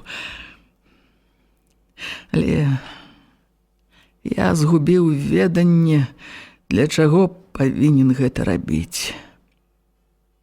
Мусіць, я проста перарос самога сябе былога, як рак-пустэльнік перарастае сваю ракавіну. Тады ён выпаўзае з яе безабаронны, мяккацелы паўзе, шукае новую, большую. Так зрабіў і я. Тым больш, пакуль я лячыўся ад наіўнасці, маё месца ў майстэрні было паабяцана аднаму графіку. І кепскі графік, дарэчы, толькі зануда, а тут я з'яўляюся. Графік палічыў, што гэта спецыяльна падстроена, каб яго пакрыўдзіць. Пачаў дабівацца справядлівасці. Палецкі, маўляў, хворы чалавек, нічога не піша, творча скончыўся, а яго выкарыстоўваюць, каб не даць развіцца магутнаму таленту графіка. П'янкі ўчыняюць кожны дзень, тлум. Пакрыўджаны нават прывёў цесляроў, каб яму адгарадзілі законную трэць майстэрні. Так што маю канапу не было ўжо дзе ставіць. Пасмяяўся я над гэтым змагаром і пайшоў у рэстаўрацыю. А як прозвішча графіка? Радаслаў Дудкоўскі. Мне стала горача. Радзік, абаронца ісціны. Хаця хто абгаўляе мяшчаначку з кветкамі, хто захапляецца грамадзянскай пазіцыяй дробнага эгаіста.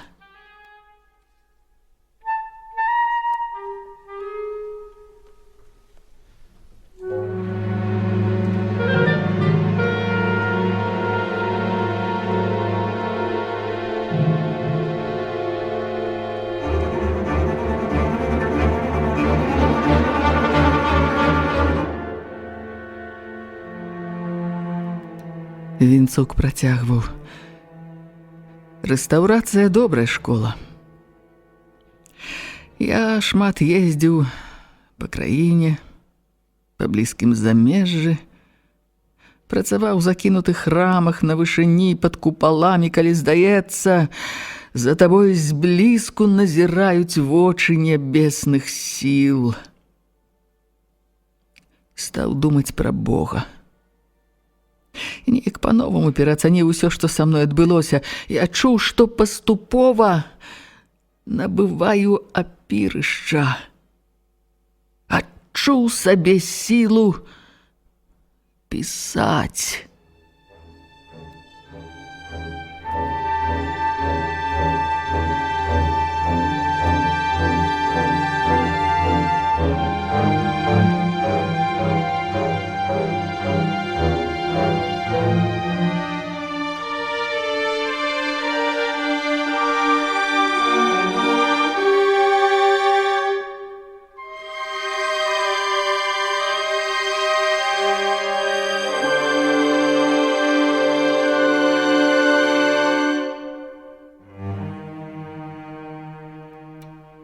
Але ніякага жадання вяртацца ў багемны асяродак у мяне не было.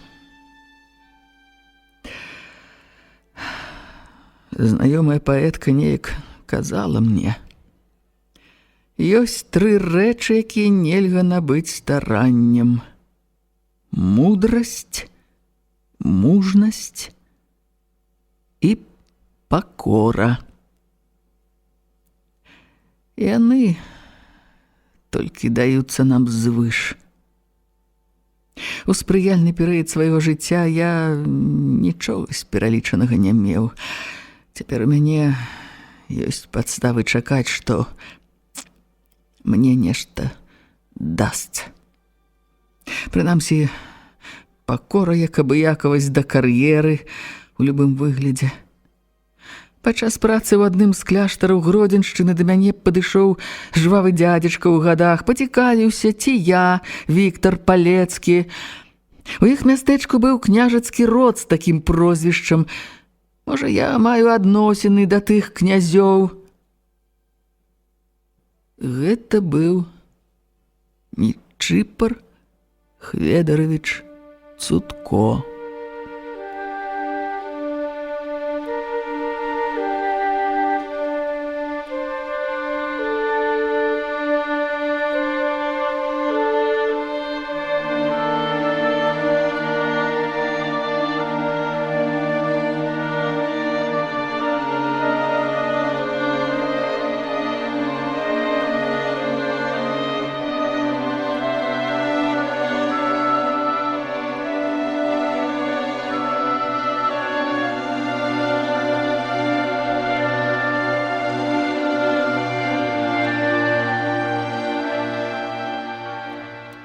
Нехта з мастакоў расказаў яму пра мяне, колішняга таленавітага юнака, які загрымеў псіхушку, а цяпер зусім апусціўся. Слова за слова я пагадзіўся на месца вартаўніка школы і Наўеўскага краязнаўчага музея з правам мець майстэрню у тэхнічных памяшканнях будынка. Нічыпар Хведаравіч быў душэўны чалавек. Ён паабяцаў не афішыраваць, што я з тых палецкіх і што я мастак. Выдаў за сваяка. Дапамог пазбегнуць некаторых фармальнасцей. Затое я не хацеў хаваць сваё мінулае. Цутко і сам лічыў мяне псіхам, ад якога няшмат толку. На пачатку я маляваў у сутарэннях, потым, калі дах зусім абваліўся і школу перавялі ў новы будынак, абсталяваўся бліжэй да неба.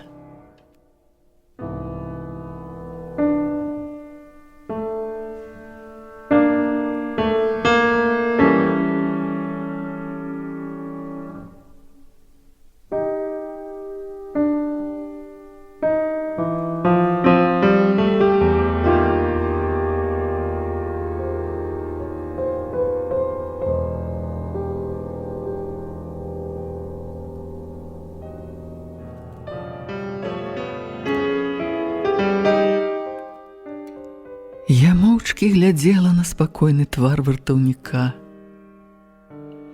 Мне падалося, што дом вінцуковых продкаў таксама задумліва маўчыць, нібы ахоўваючы спакой свайго апошняга ўладара. На жаль, гэта была ненадзейная ахова і прывідная ўлада.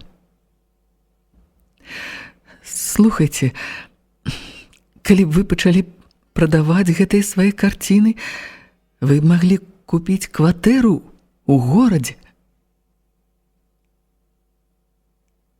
А навошта?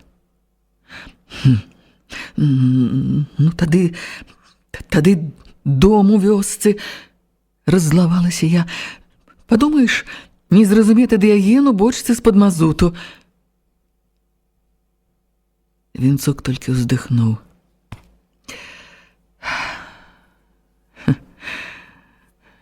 Справа ў тым, што мая эпапея яшчэ не скончаная. Але гэта доўгая гісторыя, вам трэба працаваць. Ды мне таксама. Ну вось, зараз зноў замкнецца у сваіх таямніцах.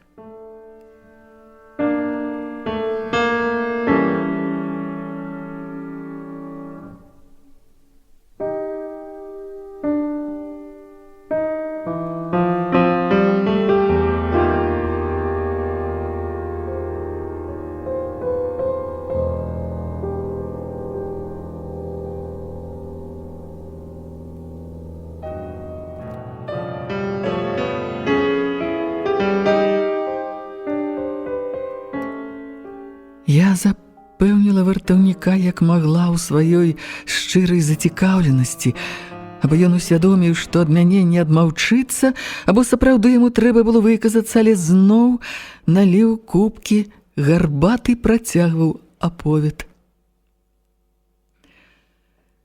Цудко быў завернуты на адкрыцці мастацкіх шэдэўраў.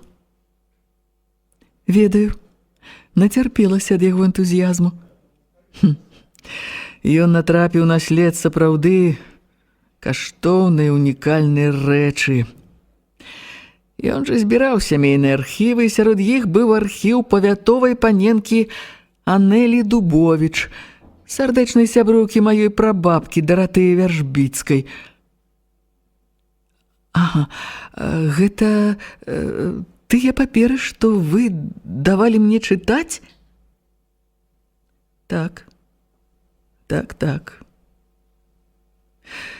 Нечыпар Хведарович вычытаў іх пра сямейны талісман Вяржбіцкіх.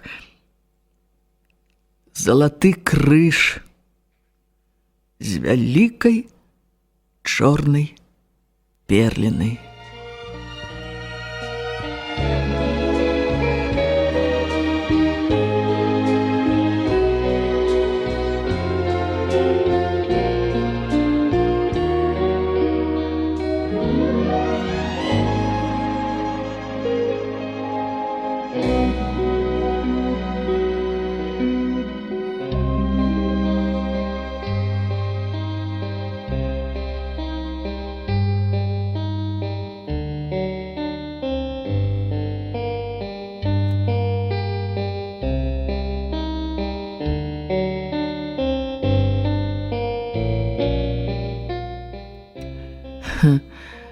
Пра перліну вы мне нічога не гаварылі, пакрыўдзілася я. Зразумейце, чаму. Крыж падарыла аднаму з маіх продкаў, лоўчаму з-паднаўя Грыню Вяржбіцкаму, сама каралева Бона, нібыта за тое, што падчас палявання спыніў ашалелага каня, які ледзь не скінуў каралеву. Але была адна тагачасная плётка, не ведаю, наколькі праўдзівая, быццам на самой справе Грынь дагадзіў каралеве інакш.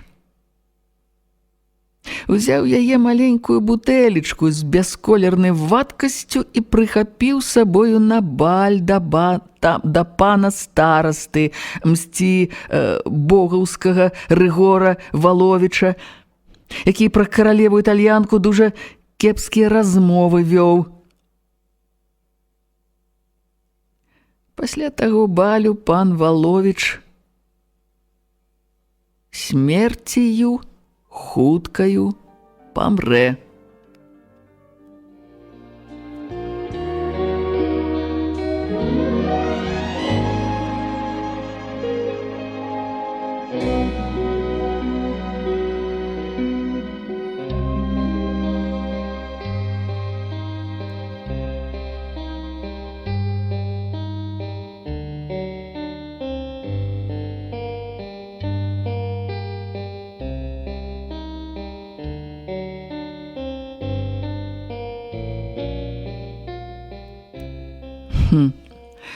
Цалкам магчымая гісторыя, пацвердзіла я Бона, з роду сфорцаў, майстраў атручваць, і на нашыя землі прывезла італьянскія звычаі. Патручвала ворагаў багата. Не ведаю, за забойства ці за выратаванне быў падораны крыж, але Грынь Вяржбіцкі загадаў пакласці каралеўскі падарунак сабе ў магілу. А ўдава была практычнай жанчынай, і крыж пачаў пераходзіць з пакалення ў пакаленне. Вось толькі шчасця не прыносіў, род заняпаў, і ў 19 стагоддзі сапраўды дайшоў амаль да жабрацкага становішча. Крыж сперлены быў фактычна адзіным пасагам прабабкі.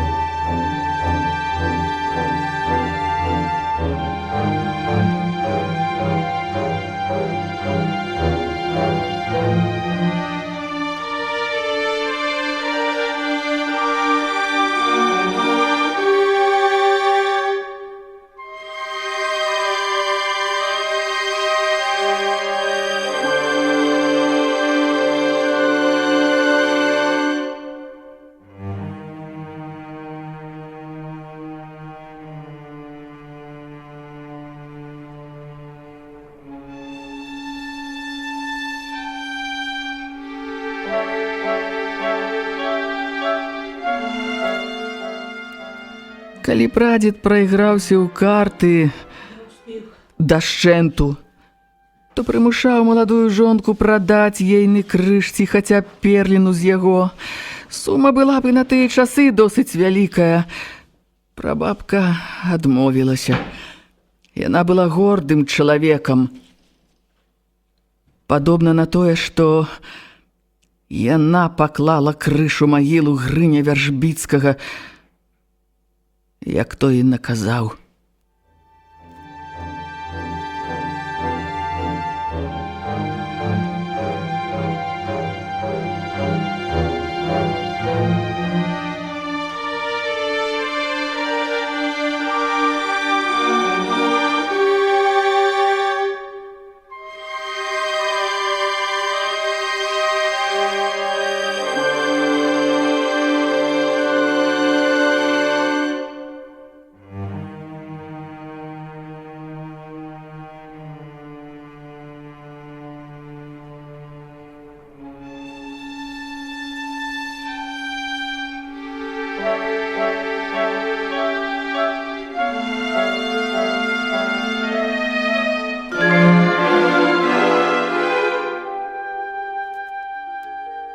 Дык вось адкуль ваша непрактычнасць. Успадчыненая ад прабабкі, пажартавала я.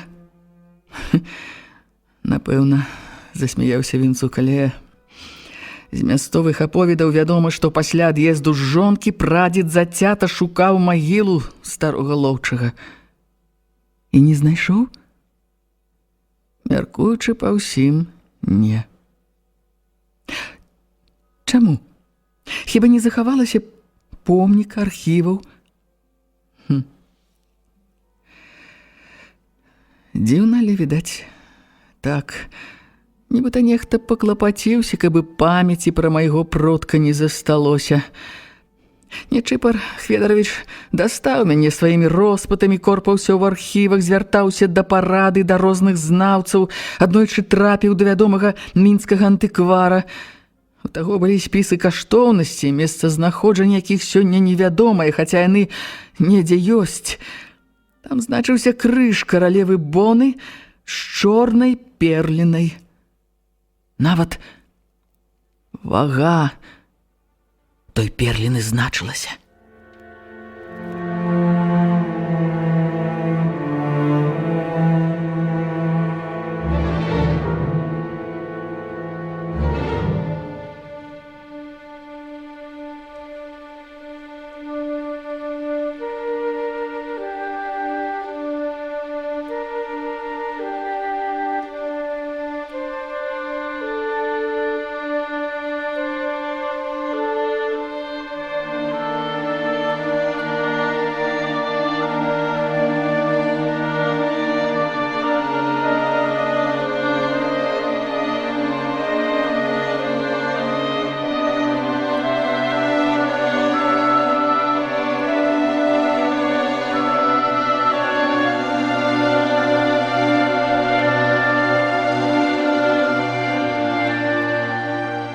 Чакайце, гэта ж колькі год таму крыжу?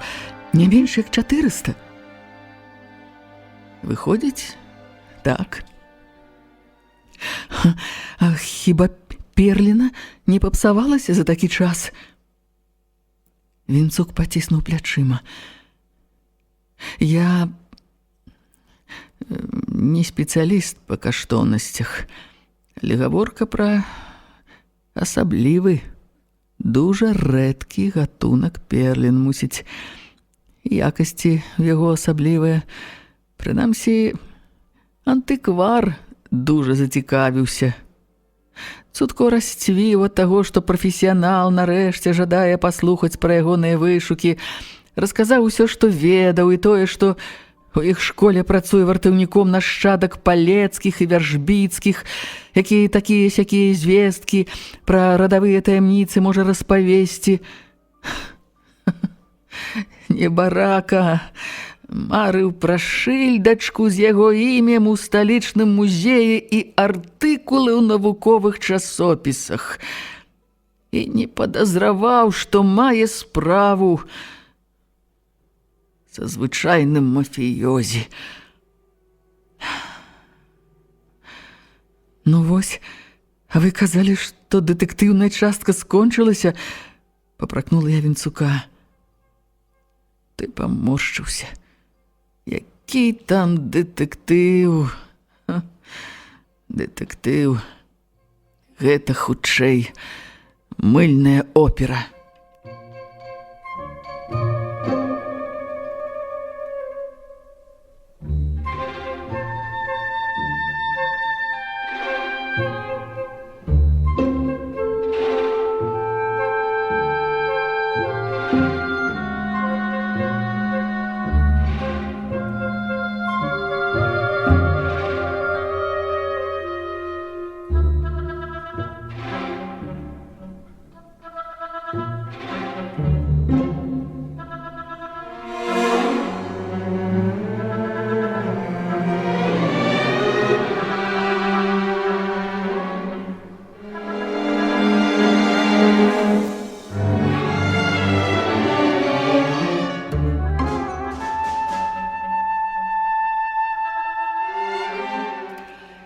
Ведаеце, антыквар меў неафіцыйную гаспадыню, пастаянную кліентку, якая вельмі цікавілася старажытнымі каштоўнасцямі і заўсёды ведала, чаго хоча. Ось так у наўі пачала з'яўляцца прыгажуня Вера Сцяпанаўна, жонка мільянера Бутава, якая ведала, што хоча займець каралеўскі крыж, і ведала нашчадка палецкіх, якога вельмі хацела нарэшце паставіць на месца, каб зразумеў, што ісціна на баку моцных, тых, хто мае ўладу і грошы. Каб убачыць, як ён локці сабе кусае, што страціў сваю багіню з-за ўласнага глупства, што не захацеў паслухацца яе, і каб нарэшце паслухаўся. Жонка Бутова? Ваша Віта? Інцук не адказаў, падняўся і пачаў прыбіраць кубкі са стала, за якім яго прадзед, магчыма, і прайграў суседнюю вёску.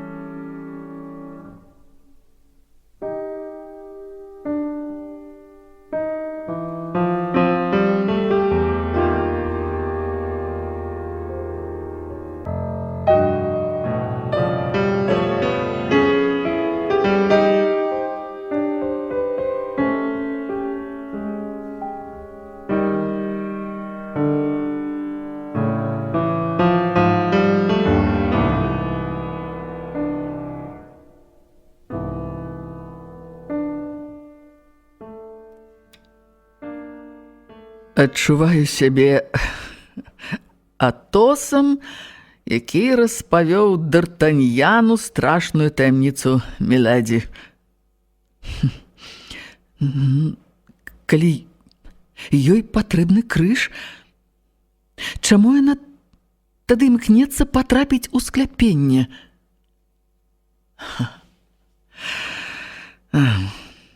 Перш за ўсё, каб пераламіць мой супраціў. Шчасце яшчэ, што не ведае пра майстэрню, пра мае карціны. Па-другое, у скляпенні архівы, фрагменты надмагілляў з касцёла. На месцы старых могілак нічога ж няма, бульдозерам раўнялі, калі ўскрывалі труны. Панаехала людзей у цывільным. І як было каля касцей нешта каштоўнае, пярсцёнак ці крыжык, складалі ў спецыяльныя пакеты. Але антыквар, з якім гаварыў Цутко, сцвярджае, што калі б рэч такой каштоўнасці знаходзілася ў нечых руках, ён абавязкова ведаў бы.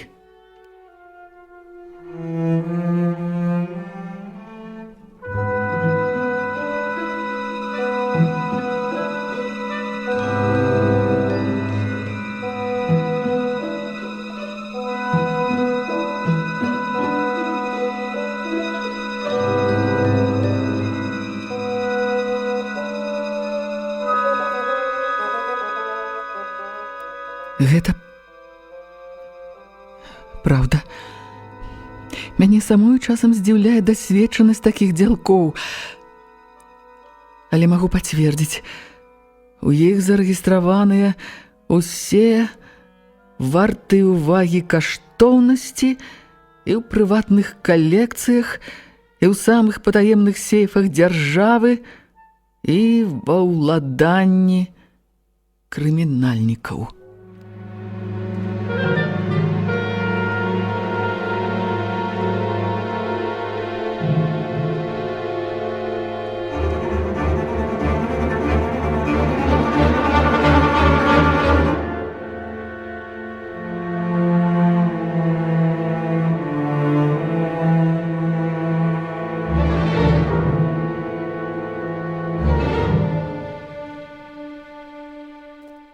Сябры, гучалі чарговыя старонкі аповесці Людмілы Рублеўскай «Сэрца мармуровага анёла». Чытала артыстка Маргарыта Захарыя. Для слухачоў старэйшых за 16 гадоў. Радыёбібліятэка.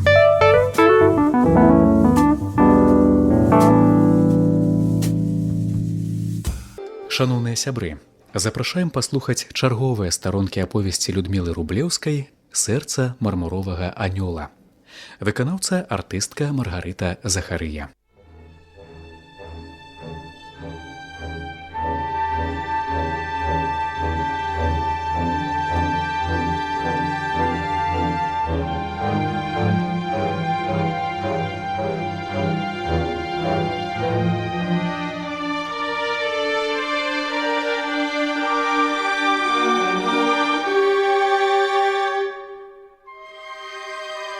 Жонка Бутова? Ваша Віта? Вінцук не адказаў, падняўся і пачаў прыбіраць кубкі са стала, з якім яго прадзед, магчыма, і прайграў суседнюю вёску. Адчуваю сябе Атосам, які распавёў Д'Артаньяну страшную таямніцу мілэдзі. Калі ёй патрэбны крыж, чаму яна імкнецца патрапіць у скляпенне? Ну, перш за ўсё, каб пераламіць мой супраціў. Шчасце яшчэ, што не ведае пра майстэрню, пра мае карціны. Па-другое, у скляпенні архівы, фрагменты надмагілляў з касцёла. На месцы старых могілак нічога ж няма, бульдозерам раўнялі. Калі ўскрывалі труны, панаехала людзей у цывільным, і як было каля касцей нешта каштоўнае, пярсцёнак ці крыжык складалі ў спецыяльныя пакеты. Але антыквар, з якім гаварыў Цутко, сцвярджае, што калі б рэч такой каштоўнасці знаходзілася ў нечых руках, ён абавязкова ведаў бы.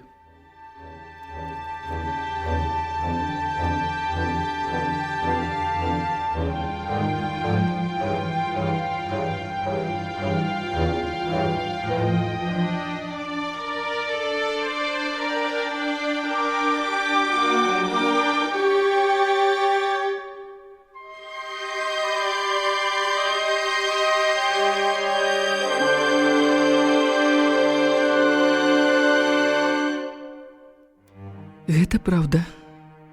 Мяне самую часам здзіўляе дасведчанасць такіх дзялкоў. Але магу пацвердзіць, у іх зарэгістраваны ўсе вартыя ўвагі каштоўнасці і ў прыватных калекцыях, і ў самых патаемных сейфах дзяржавы, і ва ўладанні крымінальнікаў, і ўсе перасоўванні такіх прадметаў адсочваюцца, так што паспрабуй збыць такому дзялку, скажам, сыгнет караля Жыгімонта Старога. Ён за камп'ютар і выдае табе, што такі сыгнет належаў да сярэдзіны 17 стагоддзя сангушкам, пасля перайшоў як шлюбны падарунак у род чартарыйскіх, а з верасня мінулага года належыць уладальніку валютнага стрыптіз-клуба бісексуалу па мянушцы «Рванае вуха». Так што ў вас, даражэнькі, падробка. Мы рассмяяліся. А пасля Вінцук неяк сур'ёзна сказаў: і самае паганае, што ўсё роўна яны прыйдуць і возьмуць, што хочуць. Але трэба, каб на іх шляху стаялі тыя, каго можна перамагчы, але нельга пераступіць. Цутко якраз такім і быў. З ім яны пралічыліся. Ганьба не ў тым, што ты слабы. Ганьба, калі ты не заступаеш шлях злу. Я згодна з вамі. Мы паглядзелі адно аднаму ў вочы.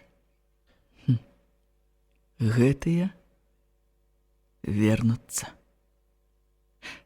Але саступаць ім нельга. Яны перамогуць, але мы не павінны здавацца.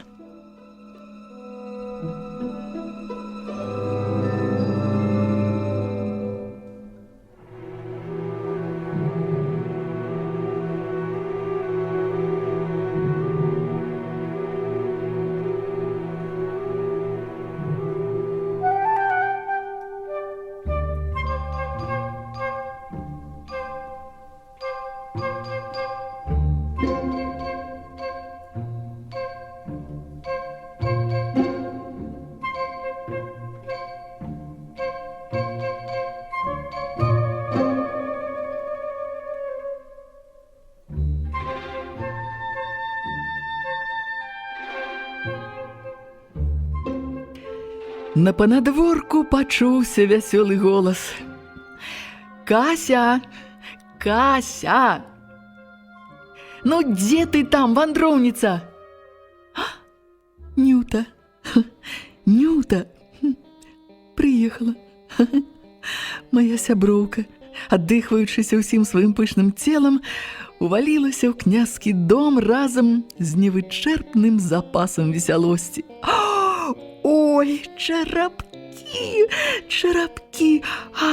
Ай-яй-яй, які цуд! Маёліка! Геральдычная кафля! О! Я з цяжкасцю адарвала сяброўку ад скарба ў скрыні, вынесенай са скляпення. Ты яшчэ паглядзіш, якая скульптура. Хто з табой прыехаў? Ой, ну ты летуценніца. Начальства нашага не ведаеш. О, зіма, дзеўкі грыпуюць. Хто сюды пацягнецца? Дзякуй, што я прыехала.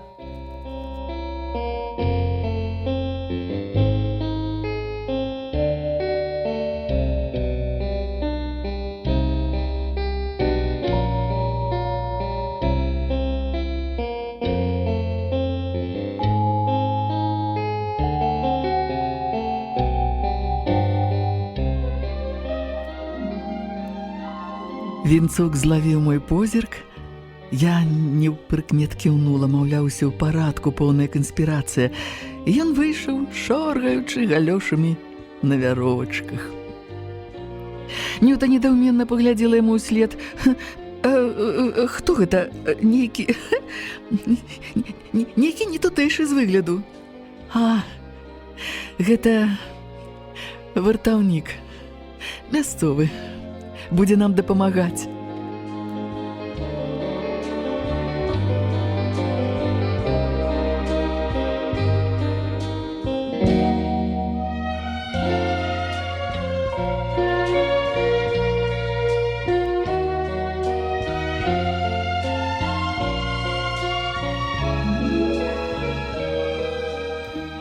Я ўгаварыла Нюту пачаць не з чарапкоў, а са скульптур.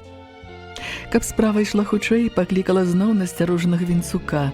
Няма чаго выстаўляць сябе бажаволкам. Няхай дапамагае.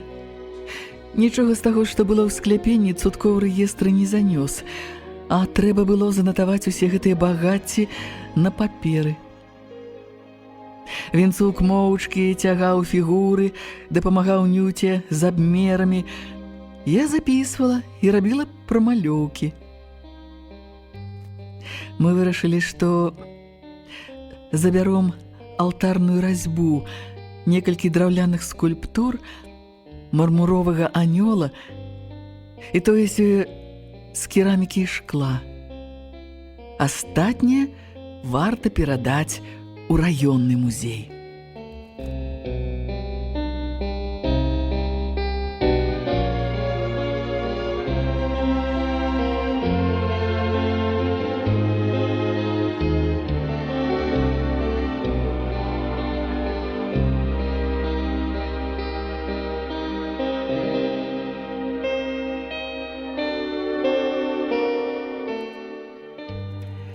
Мы агледзелі надмагіллі.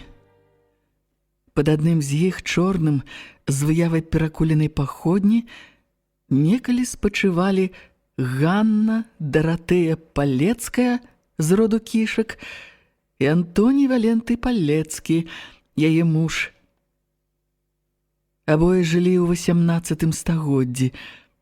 Яшчэ адна пліта з прыгожага шэрага з ружовымі жылкамі мармуру была з магілы іх дачкі, Агнесы Палецкай, памерлай у 16-гадовым узросце.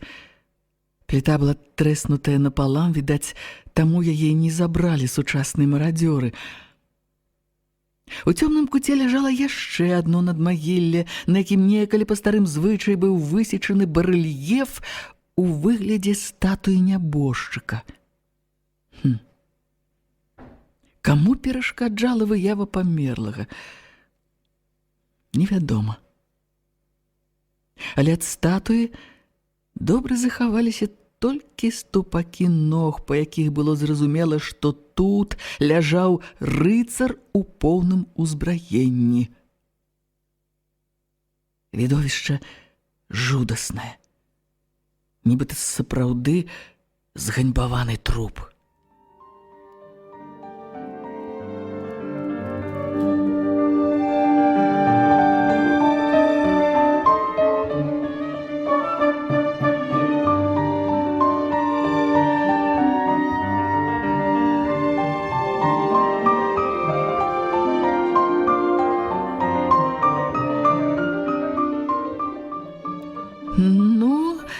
«Дасць Бог, сёння збольшага ўсё гледзім», – прагаварыла Нюта, падвязваючы шчыльней вакол галавы стракатую хустку ў кветкі. «Ой, заўтра і да хаты. Табе добра, ты вольны птах. А ў мяне дома кіндары. Пакінь іх надоўга. Невядома, што вытварыць, і бацька не ўпільнуе». Вінцук павесялеў. Цуткоўская калекцыя набывала афіцыйны статус. Заставалася агледзець анёла. Ён быў вялікі, у рост чалавека. Здавалася, яго немагчыма скрануць з месца. Анёл схіліў калені у самым куце, упёршыся крыламі ў сцены, там, дзе пачыналіся стэлажы. Вінцук памармытаў бараду, прынёс тоўстую вяроўку і абкруціў анёла, які ў жаху пазіраў на свайго катавальніка белымі вачыма. «Слухай, ён што, адзін збіраецца яго зрушыць?» – прашаптала мне Нюта. «Ты...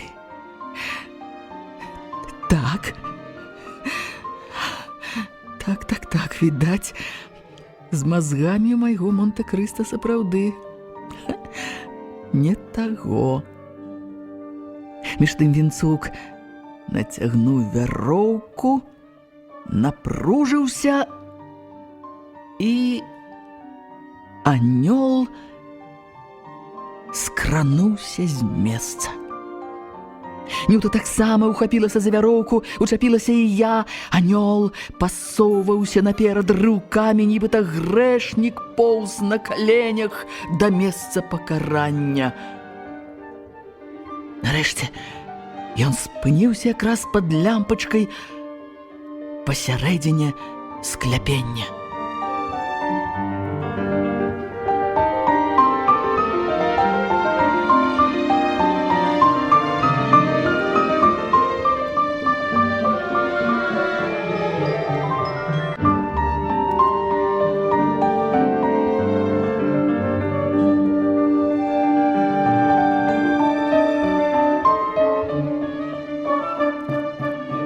Нюта па-сяброўску пхнула Вінцука ў плячо.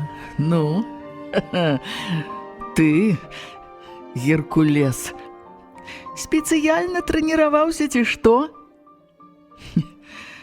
«А гэта я, каб пацвердзіць прымаўку «сіла ёсць, розуму не трэба», – прабурчэў задыханы Вінцук. «О, як? Дык ты яшчэ і гаварыць умееш, о-хо-хо-хо-хо!» Не прапусціла шчыкнуць наўюўскага мізантропа мая сяброўка.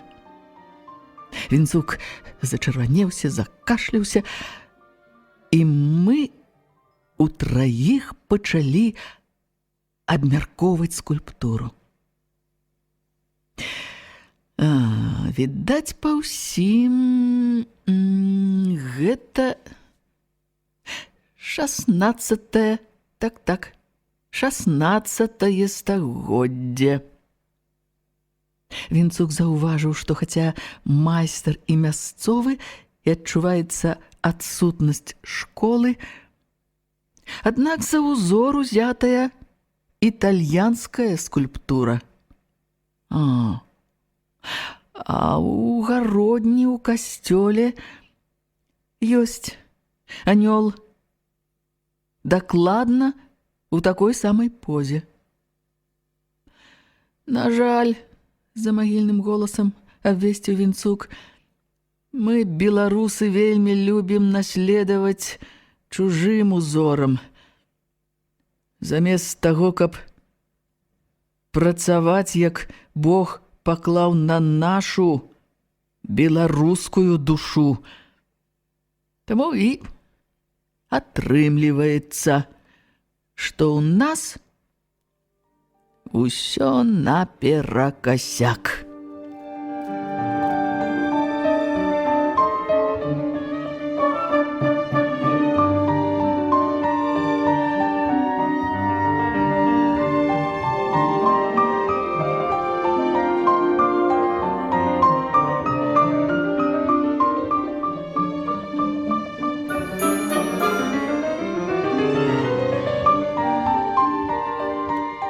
Глядзіце, глядзіце, тут нешта напісана, падала голас Нюта. Сапраўды, злева, там, дзе засталіся рэшткі ад п'едэстала, на якім некалі стаяў анёл, віднеліся літары. Верхняя частка надпісу. Мы пачалі разбіраць яго, і ў нас атрымалася нешта накшталт «Сегитур немуподус ультор атерgodеус». На жаль, знаўцаў латыні сярод нас не было, і мы пачалі гадаць. Деус. Деус гэта, зразумела, Бог.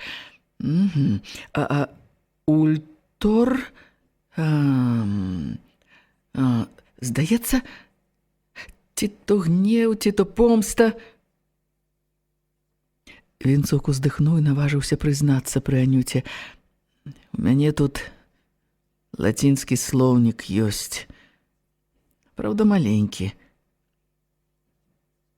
Па вінцуковым слоўніку мы вызначылі, што ультор сапраўды значыць помста. Секвітур пераследуе.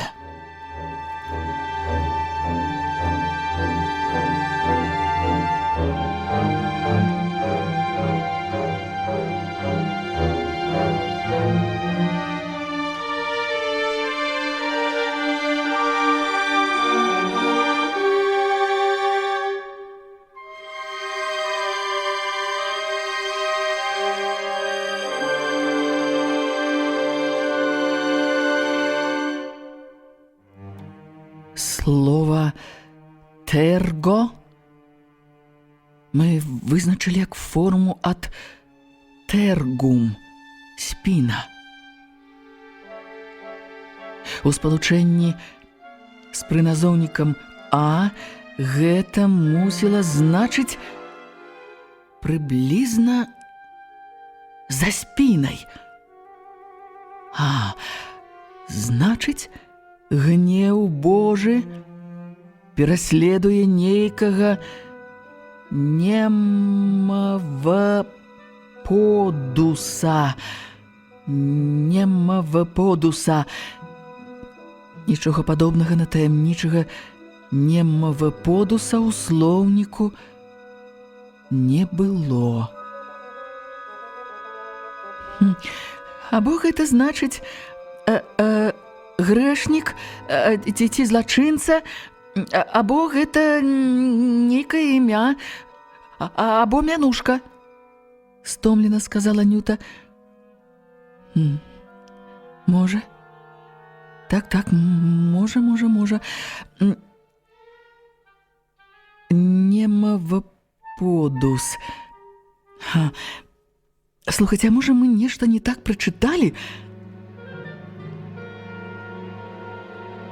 Вінцук зноў нахіліўся з ліхтаром да анёла. Пашкроб літары пазногцем. По-мойму, тут не П, тут Р. Цяжка прачытаць, кавалак адбіты. Значыць,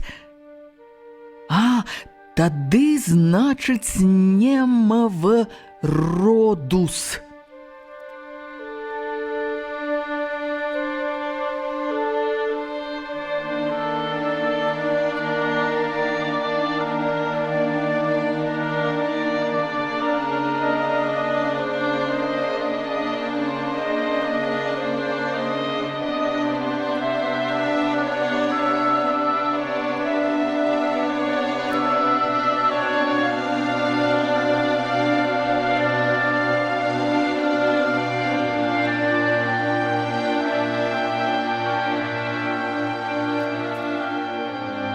Немавородус? Ну і што? Што нам гэта дае? Скептычна зазначыла Нюта. Немвродус. Немврод. Мяне асяніла. Радуйцеся, што я такая інтэлектуальная. Менавіта так называлі Ісава, брата Іакова, з біблейскай прыпавесці, таго самага, які прадаў брату права першародства за талерку супу. Нават цытату памятаю. Немврод, моцны, паляўнічы перад Господам Богам. Так, паляўнічы. Паляўнічы. Лоўчы. І помста Божая за неадплачанае злачынства. Я пераможна зірнула на Вінцука. Анёл некалі вартаваў магілу лоўчага Грыня Вяржбіцкага.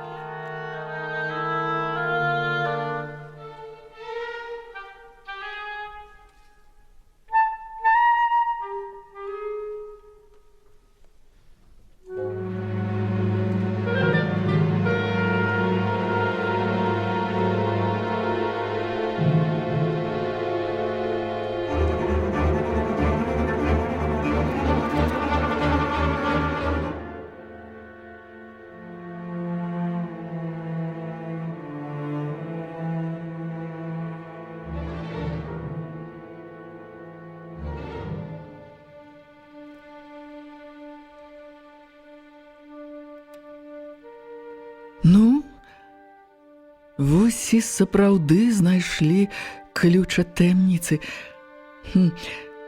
Цяпер пастараемся высветліць, дзе раней гэты анёл быў. Андрэевіч на кватэры, якога я жыву, кажа, што памятае, як яго трактарам сюды валаклі. Ой, які ключ? Што ты зноў за таямніцы развяла? Накінулася на мяне Нюта. Але я моўчкі складала паперы. Андрэевіч, якога я нахабна выцягнула з утульнага кабінета новай школы, доўга вадзіў нас па заснежанай пустцы між прадуктовай крамай і нарыхтоўчым пунктам, дзе некалі знаходзіўся касцёл. Правільней, вадзіў мяне адну. Вінцук, які змяніў галёшы пантофлі на валёнкі, моўчкі цёгся за намі, нібыта ў якасці носьбіта майго мальберта. А здарожаная Нюта пажадала мне хутчэй угаманіцца і пайшла адпачываць. Мы знайшлі месца, дзе некалі знаходзіўся анёл, не ў самім касцёле, а звонку ў нішы. Там захаваліся рэшткі сцяны. Што ж, месца вядомае. І што цяпер рабіць? Раскопваць гурбы? Не ведаю. Мусіць і так.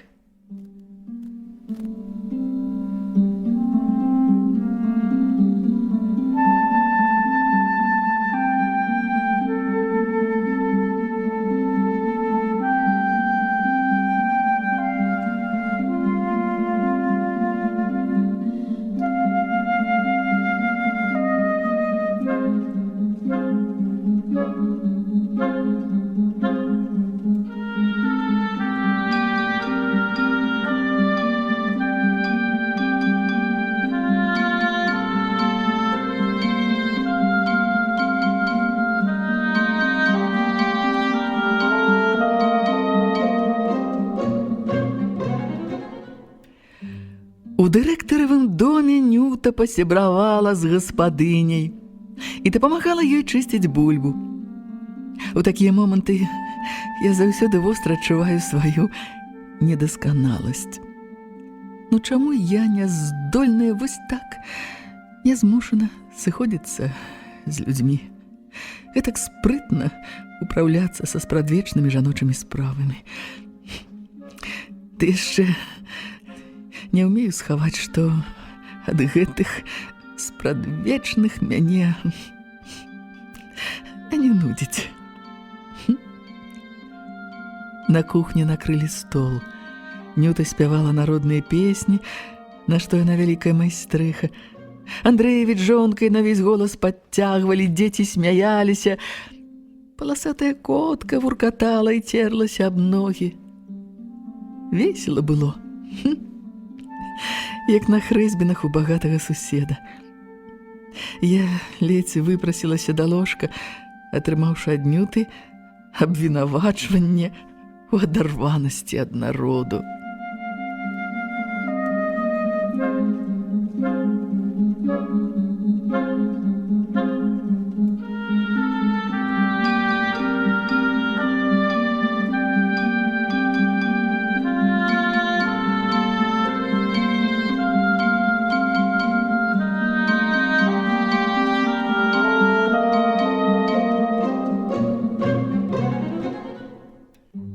Я стаяла ў цёмным пакоі і глядзела на будынак панскага дома. Снег блішчэў у блакітным святле месяца, як атлас. Я ўспомніла карціну Вінцука. І падалося, што над вёскай сапраўды ляціць прывідная кавалькада. Сэрца сціснула туга. Я ўявіла, як мой новы знаёмец сядзіць цяпер адзін у пустым доме сваіх продкаў, куды штохвілю могуць завітаць нягоднікі. Але хутчэй за ўсё ён у сваёй майстэрні і працуе адасоблены ад свету.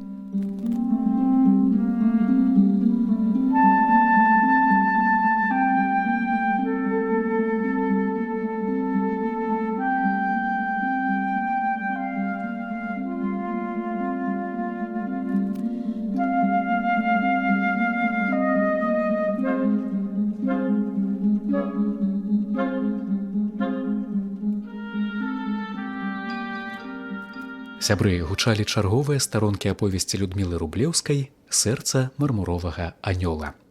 Чытала артыстка Маргарыта Захарыя. Для слухачоў старэйшых за 16 гадоў. Радыёбібліятэка.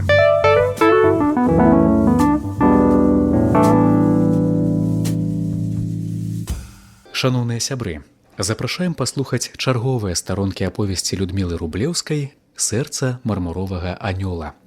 Выканаўца артыстка Маргарыта Захарыя.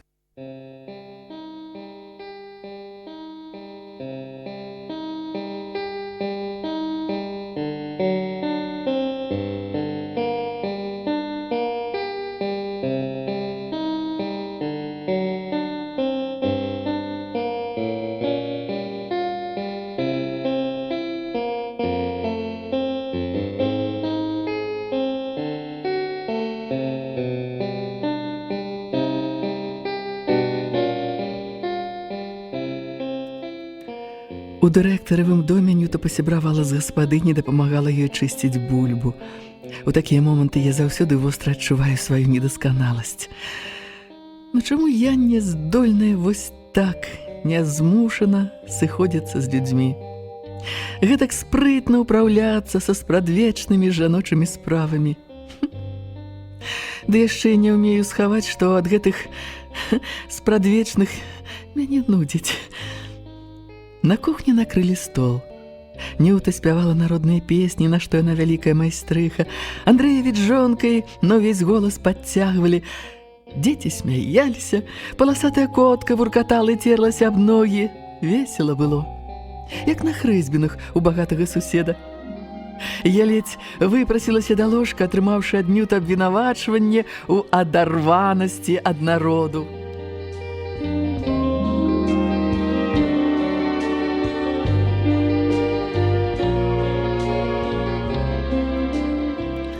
Я Я стаяла ў цёмным пакоі, глядзела на будынак панскага дома. Снег блішчэў у блакітным святле месяца, як атлас.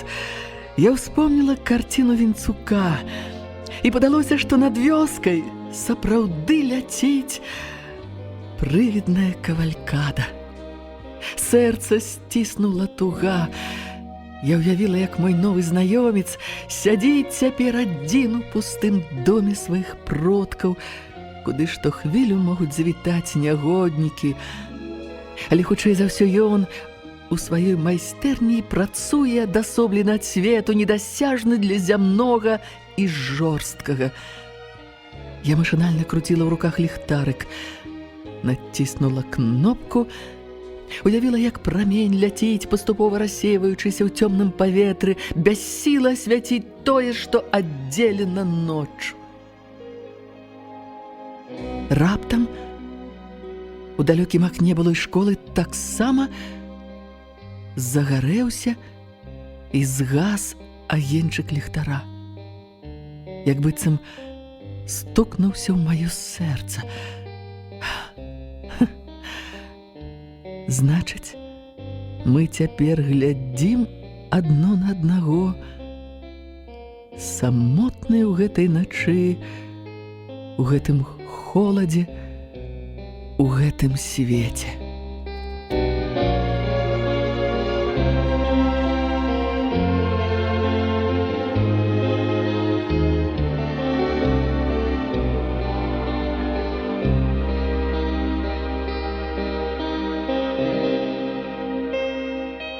Знізу даносілася песня пра Касю, якая пайшла ваду браці. Я раптам адчула такую тугу, такую адвержанасць ад гэтага месца. Са мной бывае, што апранула футра і кінулася ўніз. Нюта, занятая размовай з Андрэевічам, няўважна зірнула на мяне праз прачыненыя дзверы кухні. На всялякі выпадак я прагаварыла: я хутка. Няхай думаюць, што пайшла ў прыбіральню. Услед даносілася: конь ваду п'е, ножкай б'е. Уцякай, Касенька, ён цябе заб'е. Хай забівае, я нікуды не пайду, бо цябе кахаю. Ціха, толькі снег парыпвае пад нагамі, злятае срэбнымі мятлушкамі з чорнага неба. Зоры, знізаныя ў каралі сузор'яў, ажно сляпілі вока. Адчуванне дзіўнай волі пад гэтым цёмным небам, пад гэтымі вострымі зорамі, пах дыму, брэх сабак, светлыя адбіткі на снезе ад вокнаў зліваліся ў адну неверагодна жывую карціну, якую б я хацела, але ніколі не здолею напісаць.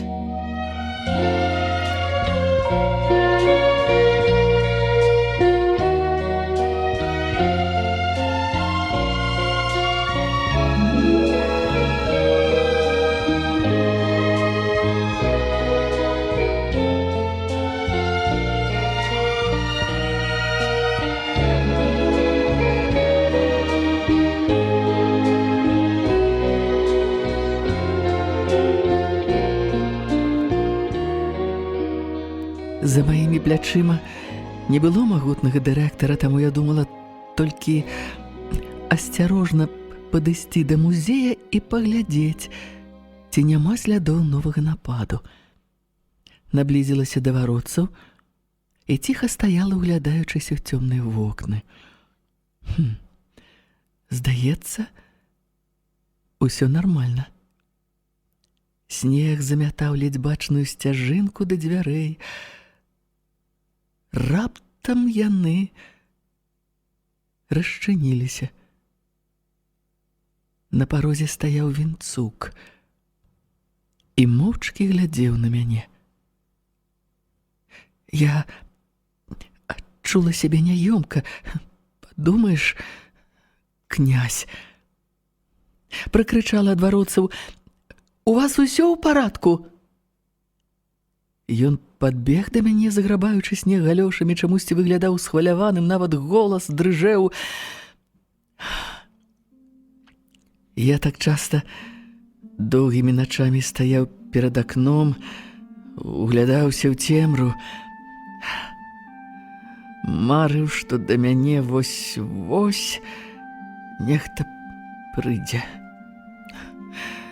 Нечая постаць выплыве з вераснёвага дажджу ці студзеньскай завірухі. І ведаў, што гэта толькі мары. І вось вы.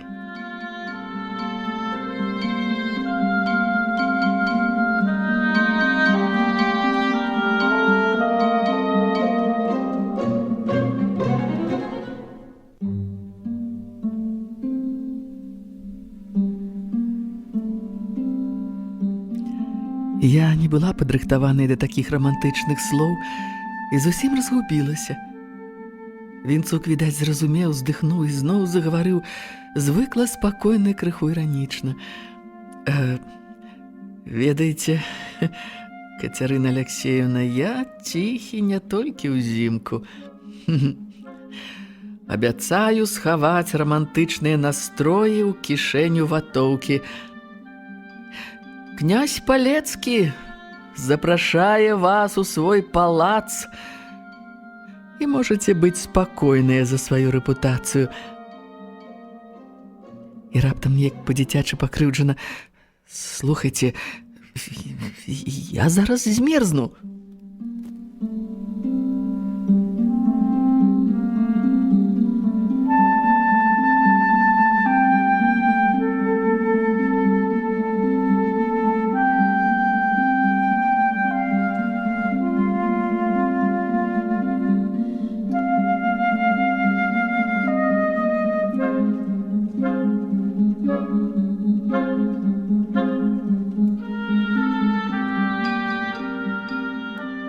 Мы зноў сядзелі сярод карцін і старой мэблі.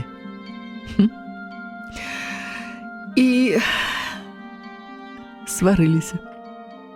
Я сцвярджала, што трэба найхутчэй абнародаваць інтрыгу з каралеўскім крыжам, магчыма, праз публікацыю ў прэсе, арганізаваць раскопкі на месцы гіпатэтычнай магілы Грыні Вяржбіцкага, карацей, зрабіць усё магчымае, каб каштоўнасць не трапіла ў мафіёзныя рукі. Вінцук, наадварот, прапаноўваў захаваць у таямніцы усё, пра што мы даведаліся, і пакінуць памерлым іх маёмасць разам з праклёнам.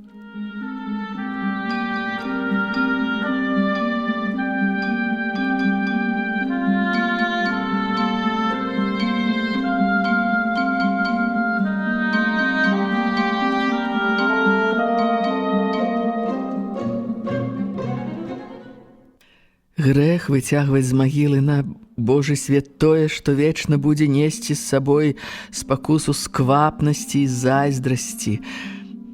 Вы ўявіць сабе не можаце, які ланцуг злачынстваў можа за ім пацягнуцца, нават калі ў лепшым выпадку вы паспееце выкапаць крыж першай.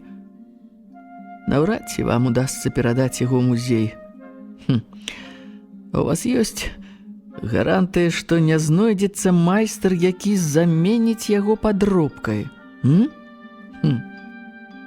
Вы ўпэўненыя, што нашы органы аховы правапарадку застрахаваны ад элементарнай карупцыі ці шантажу, што вас жа не арыштуюць за зніклую таямнічым чынам каштоўнасць.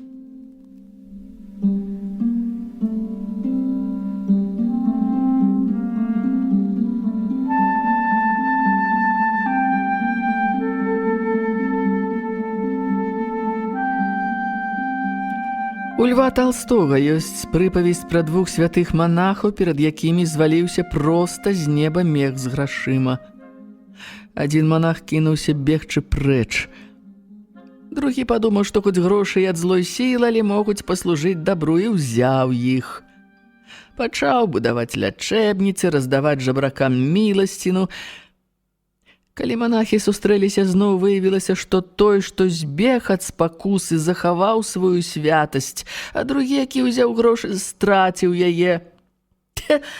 Вы проста іпахондрык, крычала я. Вы і з карцінамі сваімі так, нібыта талент дадзены вам для ўласнай уцехі. Не, не вам і дадзена, не вам яго і хаваць ад людзей. І пра скульптуру. Вы ж ведалі яе сапраўдную каштоўнасць. А деду? Деду не сказалі. Няхай бы стары пры жыцці парадаваўся.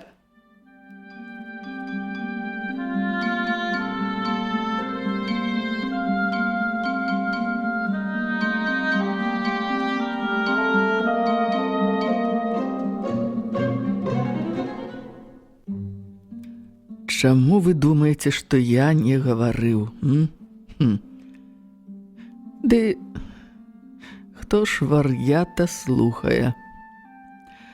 А карціны...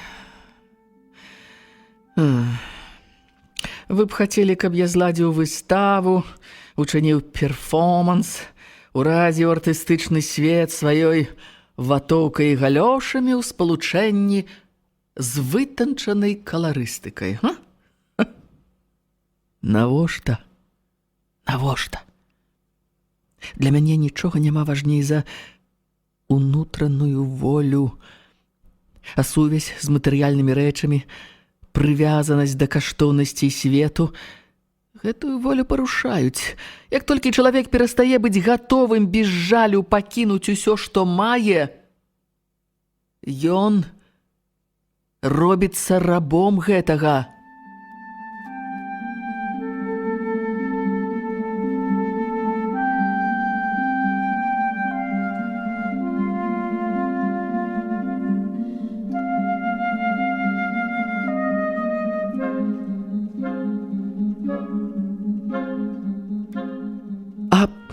А хто вам даў права лічыць сябе вольным ад свету, га?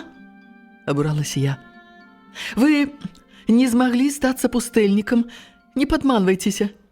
Вас моцна трымаюць зямныя жарсці, а вы не думалі, што Гасподзь абраў вас сваім інструментам, каб праз вашы творы нешта дадалося да агульнай духоўнасці. Хіба можна адпрэчыць галоўны сэнс мастацтва служыць камертонам прыгажосці, які настройвае душы на ўспрыняцце ісціны. Пан Палецкі толькі іранічна бліснуў вачыма. Сучаснае мастацтва ідзе хутчэй па шляху дэструкцыі, разбурэння прыгажосці. Вам хіба не ведаць, а? І не трэба навязваць мне месіянства. Цяпер гэта модна, але прэтэндаваць на званне Божага інструмента і грэх, і наіўнасць. Так што раю і вам адмовіцца ад гэтай ролі бязгрэшнай стацдамы, апякункі дабрадзейнасці пры каралеўскім двары. Вы праносіце сябе па жыцці як чашу Грааль, вынайшлі для сябе высокі востраў. Быў у мяне сусед па псіхушцы, якому здавалася, што ўсё навокал бруднае, а ён адзін чысты. Так што небараку даводзілася сілком карміць і укладваць на ложак, бо ён баяўся запэцкацца, як вы. Пакуль недасканалыя людзі, якія не могуць адрозніць канта ад конта, цягнуць на сабе жыццёвыя крыжы, кожны як можа і ствараюць тое жыццё, без якога вы проста мармуровы анёл без сэрца. Што? Што гэта? Гэта я? Без сэрца? Мы злосна глядзелі адно на аднаго. Вось вам і рамантычнае спатканне.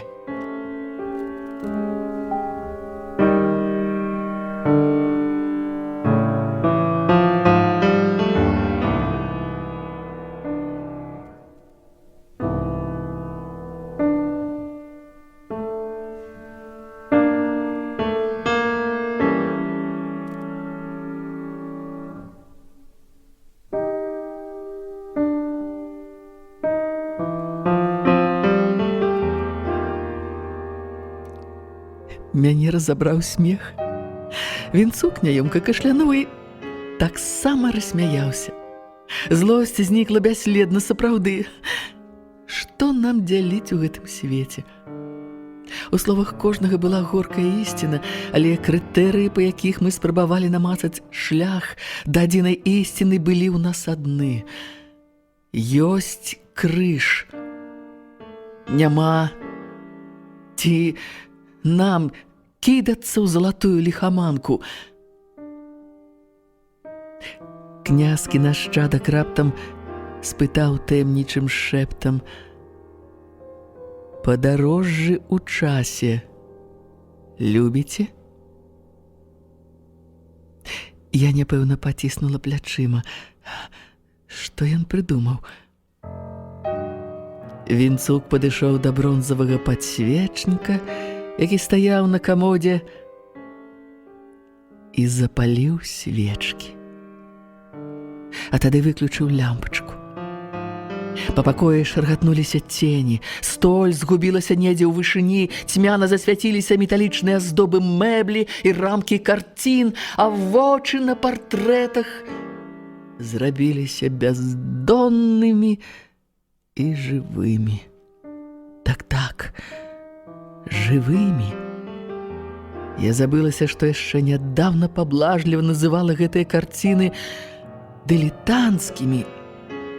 Мне нібыта адкрылася іншае, сапраўднае аблічча гэтага дома.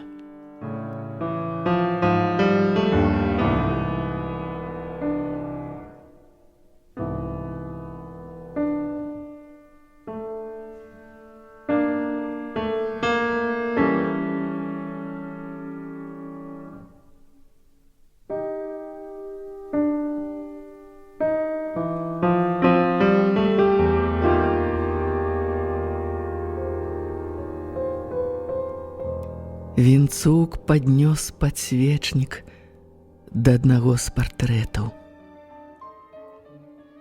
На мяне сярдзіта зірнуў самавіты вусач, лысы, як медаль. «Дазвольце прадставіць вам пана Кабылянскага, палкоўніка ў адстаўцы, уладальніка суседняй вёскі і заўсёднага партнёра майго прадзеда па картах». Вінцук цырымонна пакланіўся, а я, што горш за папялушку, і я прысела ў рэверансе.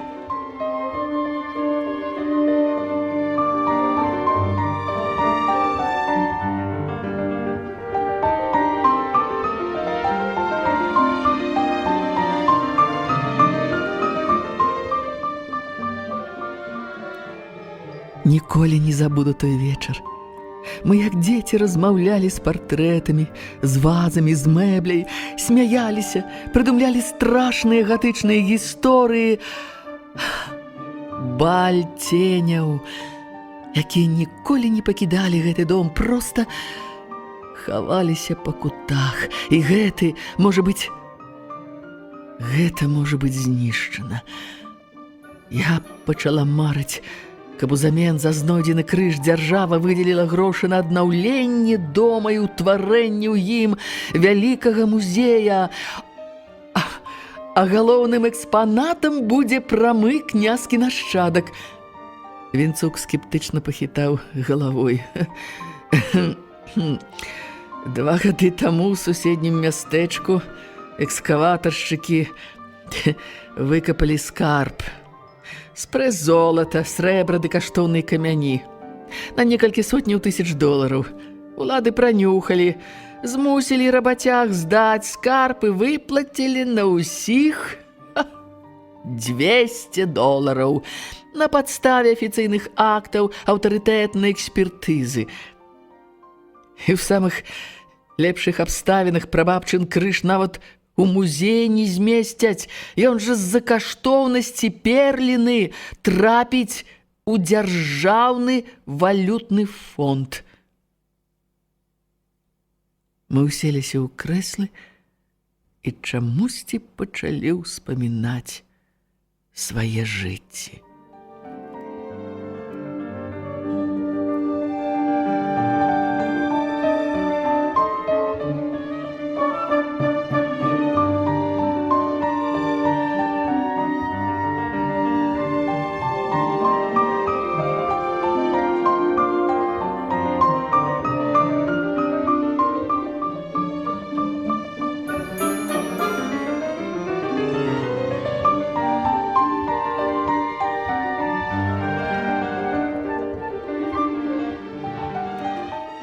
заўважыла, як расказала Вінцуку пра Альберта, пра Радзіка, пра свой няўдалы шлях у мастацтва.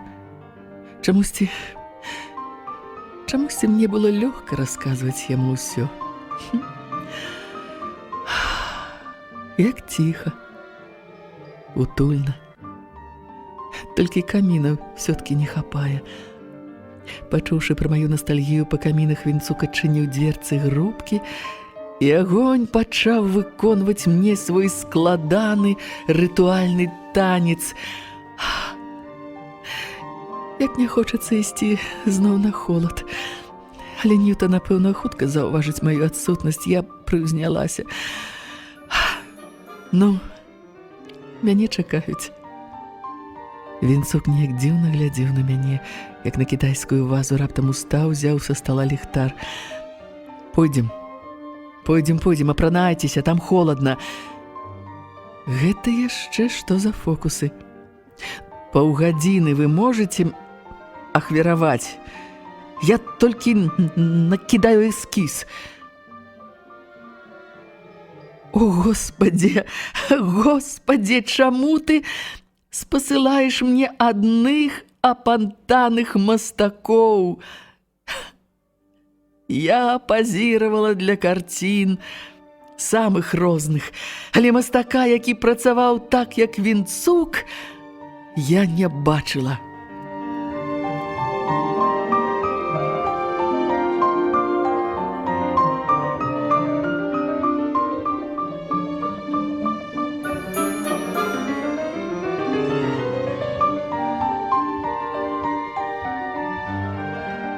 Здавалася, над ягонай калматай галавою распаўсюджваецца нейкае зянне, як ад свечкі.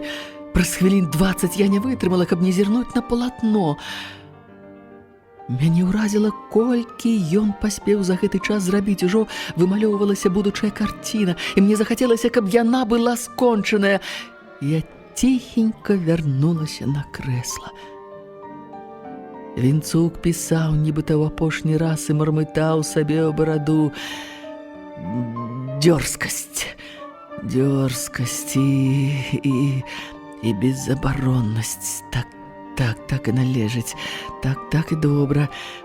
Чысціня і наіўнасць, але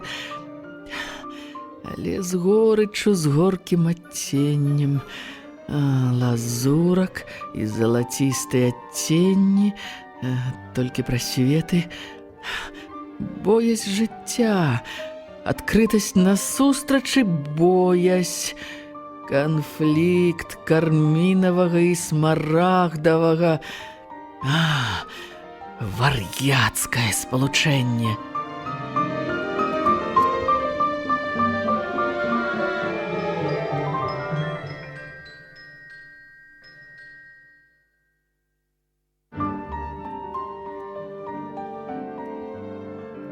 Слухайце, не магу усвядоміць, ці вы вар'ят, ці псіхатэрапеўт, не вытрымала я. Мастак ніяк не адрэагаваў на мае словы, час ад часу прыцінаючы мяне за Альберта позіркам. Раптам унізе на першым паверсе нешта загрукала. Вінцук, чуеце? Не чуе, я падбегла і патрэсла яго за рукаў. У доме нехта ёсць. Вінцук апусціў пэндзель і недаўменна паглядзеў на мяне. Дзесьці ўпала нешта металёвае. Вартаўнік кінуўся да выключальніка, патушыў святло і схапіў мяне за руку. Хадзем толькі ціха. Можа, гэта Ньюта мяне шукае, няўпэўнена шапнула я, але зараз жа ўнізе пачуўся такі грукат, які неўзнарок нават Ньюта не магла б утварыць. Мне зрабілася страшна.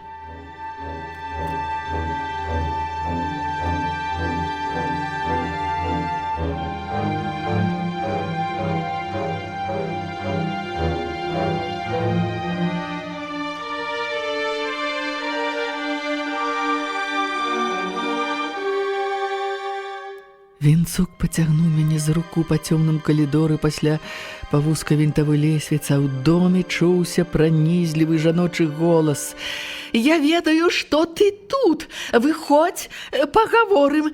ты стаў баяцца мяне, Віктар?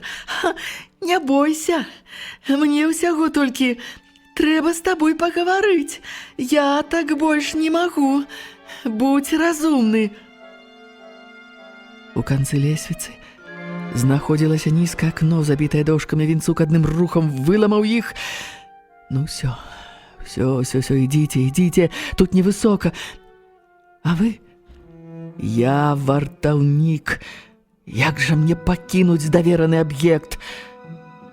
Не хвалюйцеся, нічога яны мне не зробяць, а ад свайго лёсу не ўцячэш. Давайте падсаджу, ну! Але не паспела я ўскараскацца на падаконнік, як перада мною знікла страшная чырвоная фізіяномія з аптымістычнай усмешкай. Бонжур, мадам! Куды спяшаецеся?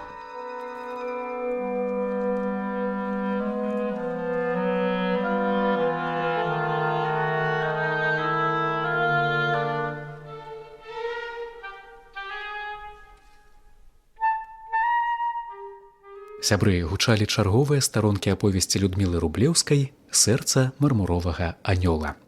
Чытала артыстка Маргарыта Захарыя. Для слухачоў старэйшых за 16 гадоў. Радыёбібліятэка.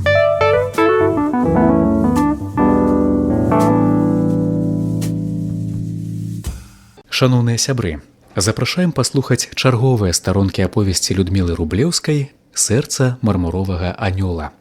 Выканаўца артыстка Маргарыта Захарыя.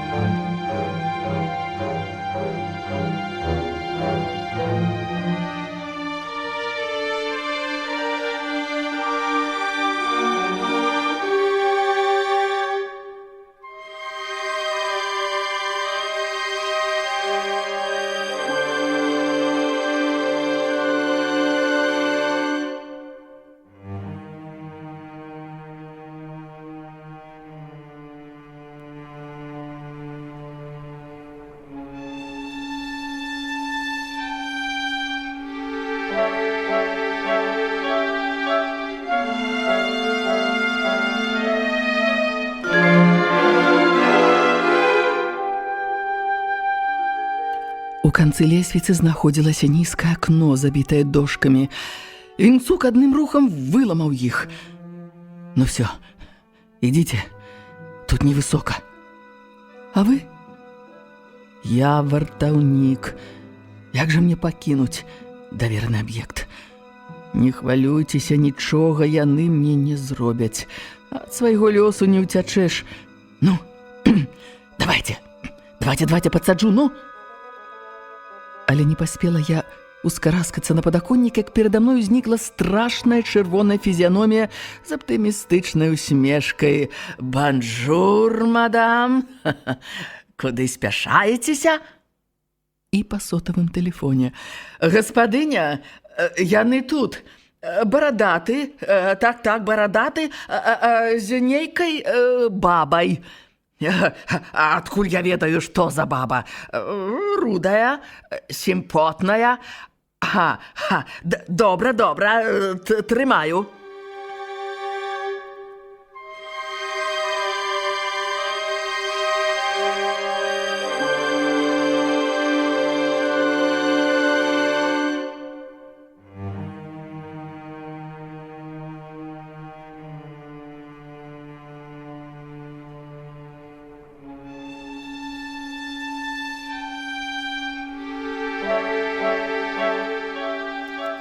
Шыравокая прынцэса глядзела на мяне з нянавісцю. Ты, даражэнькая, проста як прывід. Калі не з'явішся, ты тут як тут. Спадабалася, напэўна. І прыгажуня некалькімі квяцістымі фразамі распісала, што канкрэтна мне спадабалася ў вартаўніку, а яму ва мне і хто я такая ёсць. Ад бруднай ланькі Я звычайна губляюся, адчуваю тужлівае неразуменне.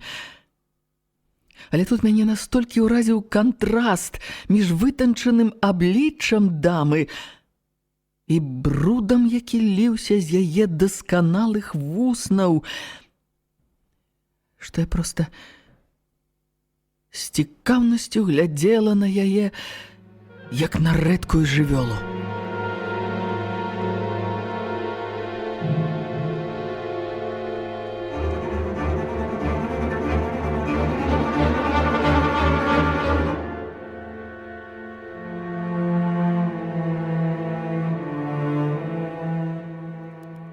«Замаўчы», – жорстка сказаў Вінцук.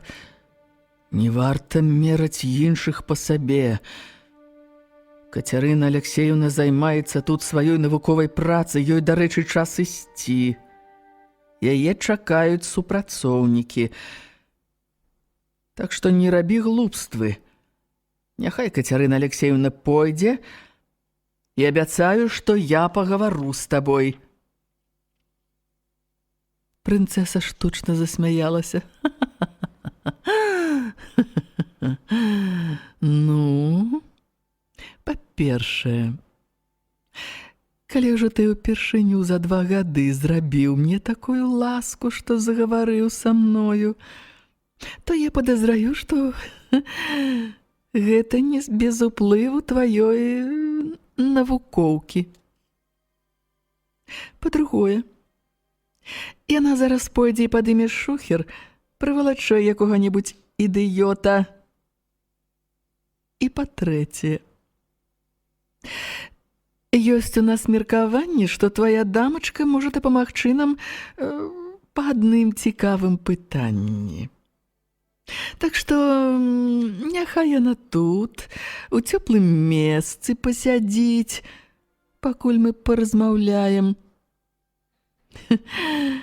І сядзіць ціхенька, а то мае хлопчыкі вельмі нервовыя».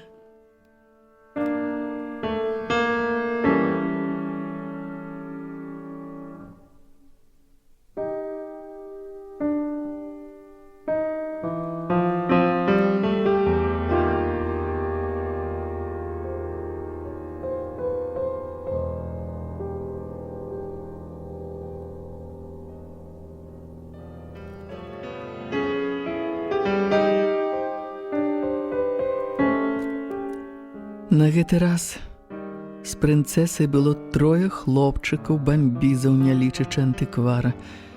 Мяне ветліва правялі ў першую залу музея, пасадзілі на крэсла перад калыскай, так што я адчула сябе часткай экспазіцыі.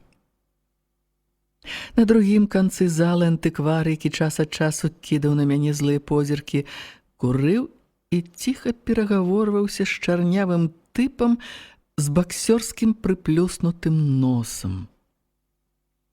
Яшчэ адзін хлопчык, прыгажончык з каротка стрыжанымі светлымі валасамі, забаўляўся тым, што круціў у руках ножык-матылёк. Ну а той чырванаморды, што злавіў нас ля акна, відаць, па-ранейшаму ахоўваў дом ад непажаданых сведак. З другой залы пачуўся голас прынцэсы. Мусіць, дзверы няшчыльна зачыненыя, я схавала твар у каўнер футра, каб не выдаць сябе эмоцыямі, і прыслухалася. Прынцэса, мяркуючы па інтанацыі, хвалявалася. Ніколі б не падумала, што такая лялька можа хвалявацца.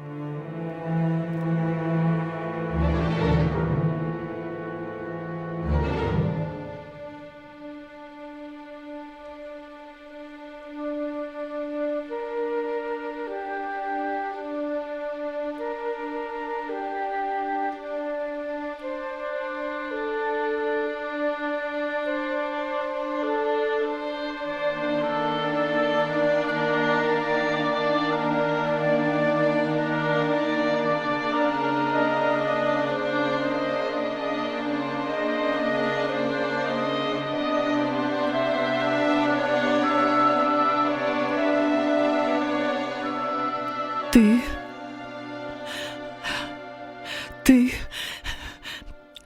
нават не спрабаваў мяне зразумець, як быў козлом, так і застаўся. Умеюць жа некаторыя гаварыць квяціста. Пажыў бы, як я, з бацькамі, алкашамі, у кватэры, дзе нават коўдры прапілі. Я табе сказала, што я з дзеддома жыву на кватэры. Баялася, што ты пабачыш той бруд, у якім я жыву. Я нават зрабіла ўсё, каб маці і бацька не даведаліся, што я выходжу замуж, каб, не дай Бог, не з'явіліся на вяселле. Каб твая мамачка у капялюшыку не пабачыла маёй маці ў паркалёвай хустцы. Ты ж быў прынц, паніч, узвышаная натура. А я для ўсіх я была Верка. Для цябе назвалася Вітай. Дзе табе здагадацца, што я сукенку ў сяброўкі пазычыла, што каб купіць сабе французскія духі, табе ж спадабаўся іх пах. Цэлы месяц аблічвала пакупнікоў, ружы другога гатунку падстаўляла да першага гатунку, што дырэктар крамы аднойчы гэта заўважыў, і каб замяць справу. Мне давялося аддацца яму проста ў кутку крамы пасля працы.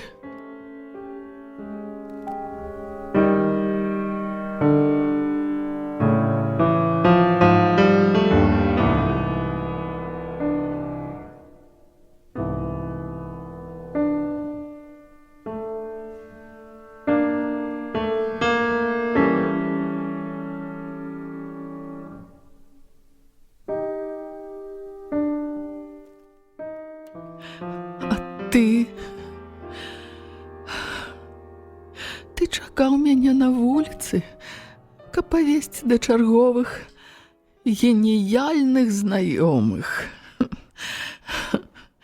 А ты ведаеш, чаго мне каштавалі тыя візіты да геніяльных знаёмых, а? Ах, Кандзінскі, ах, Драздовіч, а вы чыталі апошнія вершы Разанова? Яны думалі, я сціплая і маўклівая. Сціплая і маўклівая. А я слова баялася вымавіць. І ты яшчэ вучыў мяне размаўляць на гэтай калхознай мове. Ды яна мне дома абрыдла мацюкамі перасыпаная. Ты ж не прыняў бы мяне такой, якая я была. Ці не так?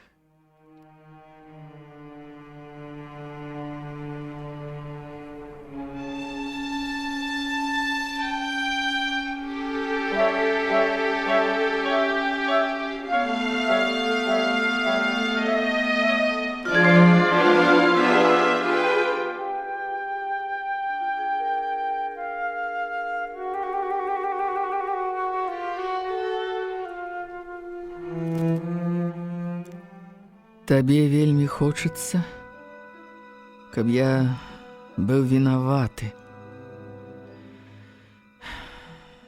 Што ж, прызнаю сваю віну. Сапраўды глядзеў на свет праз ружовыя акуляры. Але ты дарэмна баялася. Я вельмі цябе кахаў. Ты могла разлічваць на мяне. Козёл! Козёл! Козёл! Злосна выгукнула Вера. Ты ж хацеў бачыць багіню. Але якая мыла табе шкарпэткі. Ну што ж, Я мыла твае шкарпэткі. І ведаеш, нават шчаслівая пры гэтым была. Дык чаму ж не хапіла табе гэтага шчасця? Не толькі ж мыццё бруднай бялізны ў цябе было. Нашто спатрэбілася прадаваць мяне крымінальнікам? Дурань! Сапраўдны дурань. Гэта ж самы звычайны бізнес. Та я табе колькі ўжо пра гэта. А ты, калі ў мянтоўку пайшоў, думаў, што са мной зробяць? Я нічога пра цябе не расказваў. Я не пра міліцыянтаў. Што яны могуць? А пра тых крымінальнікаў. Маё шчасце, што Бог даў мне прывабны тварык. Выкруцілася, нават, як бачыш, угару пайшла. Віншую. І не трэба намякаць, што я сцерва, а ты святы. Колькі разоў я да цябе ў бальніцу прыходзіла, колькі цябе прасіла, ты ж як слуп. На сваім стаяў. Нават не размаўляў са мною. І вось, бачыш, чаго дабіўся. Сядзіш тут, як воўк, ні працы, ні хаты. Якая шалава на ноч прыбяжыць, дык і рады. Але цяпер хоць паслухай, таму што я больш прапаноўваць не буду.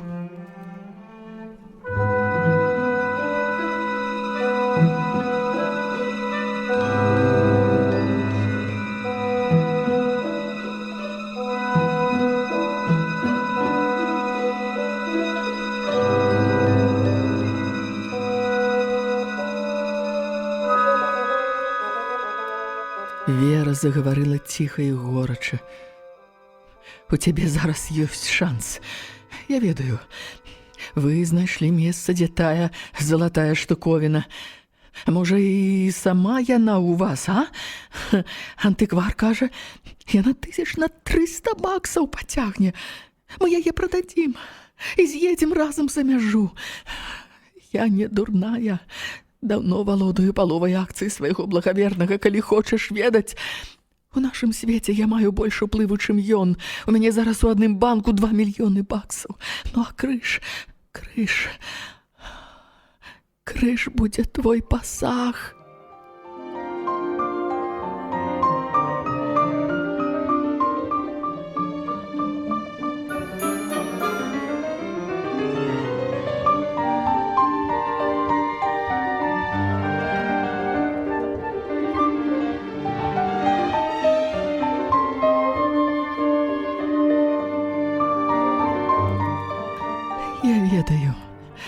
Ведаю, ты не мог на мяне забыцца. Няма такога мужика ў свеце, які б мог на мяне забыцца. Ты скажы толькі месца, дзе на тваю думку закапана тая халера, і хай яны капаюць. Папраўдзе, крыж для мяне толькі падстава. Я нават не надта веру, што ён існуе. Ты толькі згадзіся. Толькі згадзіся, і мы з табой з'едзем. Куплю табе майстэрню, дзе захочаш, дзе толькі захочаш, у Парыжы, у Венецыі, у Швейцарыі. Зноў будзеш маляваць. Твае карціны трапяць у лепшай галерэі свету, усё табе дам, што пажадаеш. Дурненькі мой. Голас прынцэсы загучаў упэўнена, ласкава, але адразу ж змяніўся. Відаць, Вінцук не адрэагаваў на яе ласку.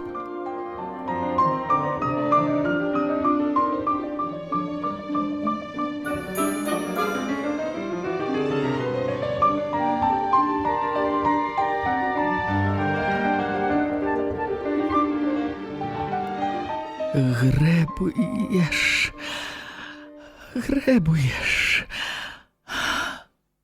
Ды хто ты такі? Ты хоць разумееш, што варта мяне пальцам кіўнуць і цябе зараз на кавалачкі парвуць, і цябе, і гэтую тваю, а я з усёй душой. Бедная, бедная Віта. Вінцук гаварыў спакойна, спачувальна. Ты так і не зразумела, што не ўсё ў жыцці можна купіць. Усё. І цябе куплю з вантробамі, і гэта куплю, і гэта. Пачуўся гук разбітага посуду. Прынцэса відавочна вырашыла спагнаць раздражненне на цудкоўскай калекцыі. Асцярожней, Вера Сцяпанаўна, гэта ўсё музейныя экспанаты, за захаванасць якіх я адказваю.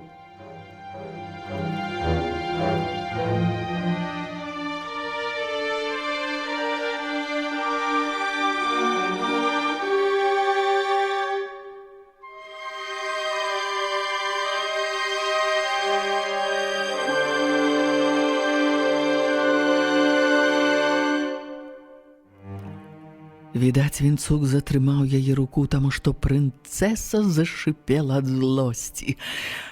Чапаць? Чапаць мяне? Ах ты, паскуда! Хопіць здзяквацца, душу маю даставаць. Зверху ўніз паглядае. Прынц! Ну... Я цябе зараз утаймую, як некалі сваю любімую аўчарку Бетсі. Яна таксама некалі на мяне гыркала, цяпер ногі мне ліжа. Дзімыч! Паша! Цела ахоўнікі кінуліся на вокліч гаспадыні. Пачуўся страшэнны грукат, і адзін з іх чамусьці адразу вылецеў праз дзверы назад, ударыўся аб старажытную ступу і з лаянкай зноў рынуўся ў бойку. Прынцэса верашчала: «За што? За што я вам грошы плачу, слабакі?»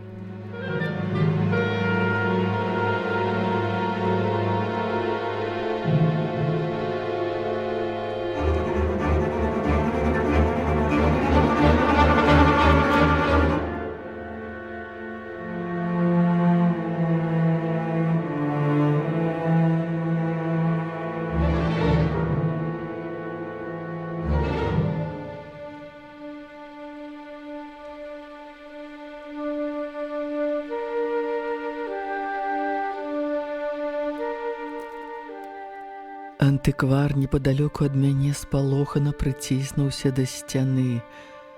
У залу прабег трэці хлопчык, той чырванаморды, відаць, выкліканы з вуліцы. Ну чаму гэты князькі дом стаіць наводшыбе? Каб хоць трохі бліжэй да жытла, такі вэрхал абавязкова б нехта пачуў. Зноў грукат, глухі ўдары, лаянка. Вось быццам бы нехта ўпаў, раптам пачуўся страшны хрыплы крык, стогн. Вінцук! Вінцук! Я ўскочыла. Антыквар кінуўся да мяне з воклічам: «Сядзець!» Але не паспеў. Я уварвалася ў залу. Вінцук ніцма ляжаў на падлозе. Чырванаморды ўпіраўся каленам у ягоную спіну і за валасы прыпадымаў яго галаву ад падлогі. Двое другіх выкручвалі вартаўніку рукі. А прынцэса? Прынцэса стаяла перад ім і тыцкала ў твар вострым носам серабрыстага боціка. «Не глядзі на мяне, не глядзі на мяне, падла! Яшчэ раз шокерам яго!»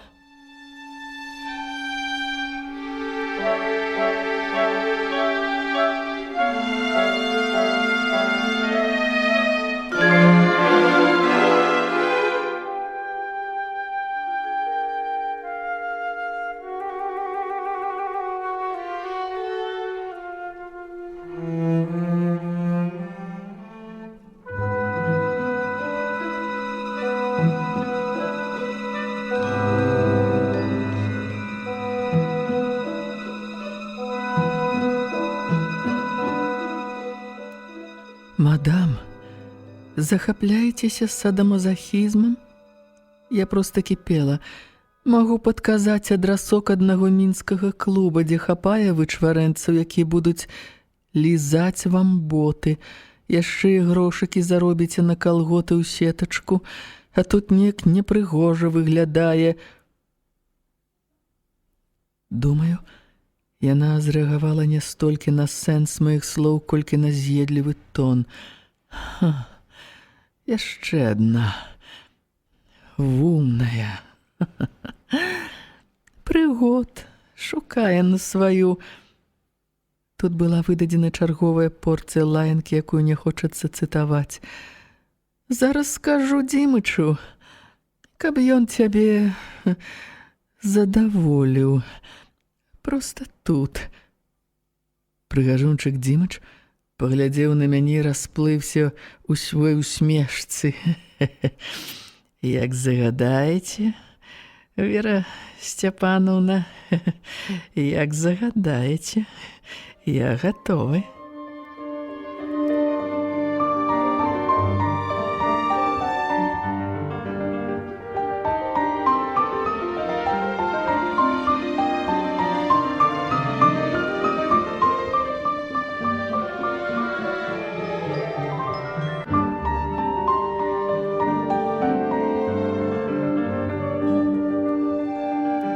Я зразумела, што гэта не жарты. Спадзяюся, мой твар захаваў выраз спакойнай грэблівасці. «Крыж сапраўды існуе», цвёрда сказаў Вінцук. «Ён у магіле Грыня Вяржбіцкага, пад тым месцам, дзе стаяў мармуровы анёл, на плошчы, дзе рэшткі фундамента касцёла, прыблізна метр ад металічнага слупа». «А, той анёл, што ў скляпенні?» – удакладніў антыквар. «Я так і думаў, што неабходна яго агледзець. На ім ці надпісы нейкія засталіся, ці таемныя сховішчы, а то важдаліся, далікатнічалі». Апошнія словы гучалі мяккім дакорам на адрас гаспадыні. «Вера Сцяпановна, я ведаю, яны там сёння паўгадзіны тырчэлі, пальцам у тое месца тыцкалі. Я добра запомніў». Радасна зваўся чырванаморды. «Адпусціце яго, адпусціце», загадала прынцэса.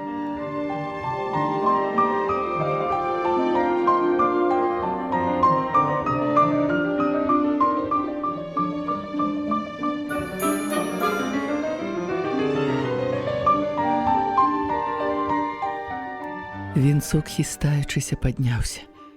Відаць, Вера Сцяпановна спадзявалася, што яго словы першы крок да згоды. З якімі ж нікчэмнасцямі яна мела справу, калі верыла, што прыніжэнне спараджае сімпатыю да больш моцнага. Вінцук зноў з каменным тварам утаропіўся ўдалеч. Гэты выраз, які сапраўды мог давесці да шаленства, відаць, быў добра знаёмы прынцэсе. Яна зласліва прыкусіла губу і адвярнулася. «Гаспадыня, выкапваць трэба!» азваўся адзін з знаёмнікаў. Яго падтрымаў антыквар. «У мяне ёсць план касцёла, дзе пазначаны надмагільны помнік у выглядзе анёла. Так што зарыентуемся да сантыметра. Вера Сцяпановна, у нас жа самае сучаснае абсталяванне. Найменшую металёвую рэч на адлегласці 3 метраў вылічым. Зробім ціха і хутка. Паставім сцяжкі, шыльду, рамонт цепласеткі. Заўтра ж могуць набегчы розныя».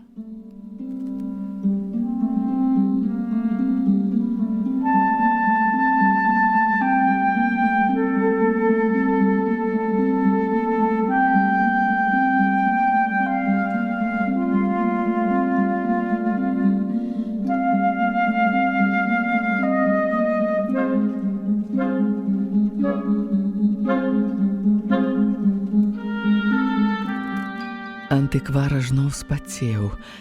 Хлопчыкі таксама захваляваліся ад блізкасці грошай, цяпер на месцы не маглі устаяць, гатовыя бегчы зубамі грызці мёрзлую зямлю. Вера Сцяпанаўна паддалася нядольнаму прыцягненню дармовага багацця. «Паехалі!» Ягоная прабабка не магла ж капаць на 3 метры, недзе зверху на магілку дурніца кінула, каменьчыкам прыціснула, пясочкам прысыпала. А гэтых нельга выпускаць, пакуль не знойдзем. Дзе ключы ягоныя? Чырванаморды паказаў гаспадыні звязак ключоў, якія звычайна віселі ў Вінцука на шыі. «Падбярыце, які з іх ад скляпення».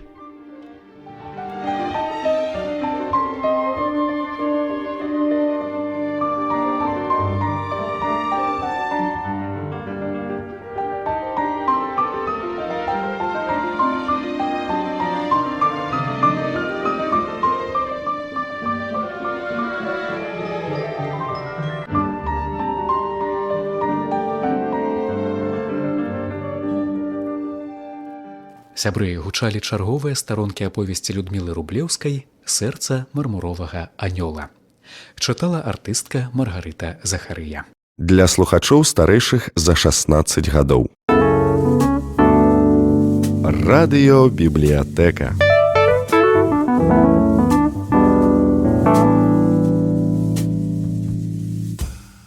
Шаноўныя сябры, запрашаем паслухаць апошнія старонкі аповесці Людмілы Рублеўскай «Сэрца мармуровага анёла». Выканаўца артыстка Маргарыта Захарыя.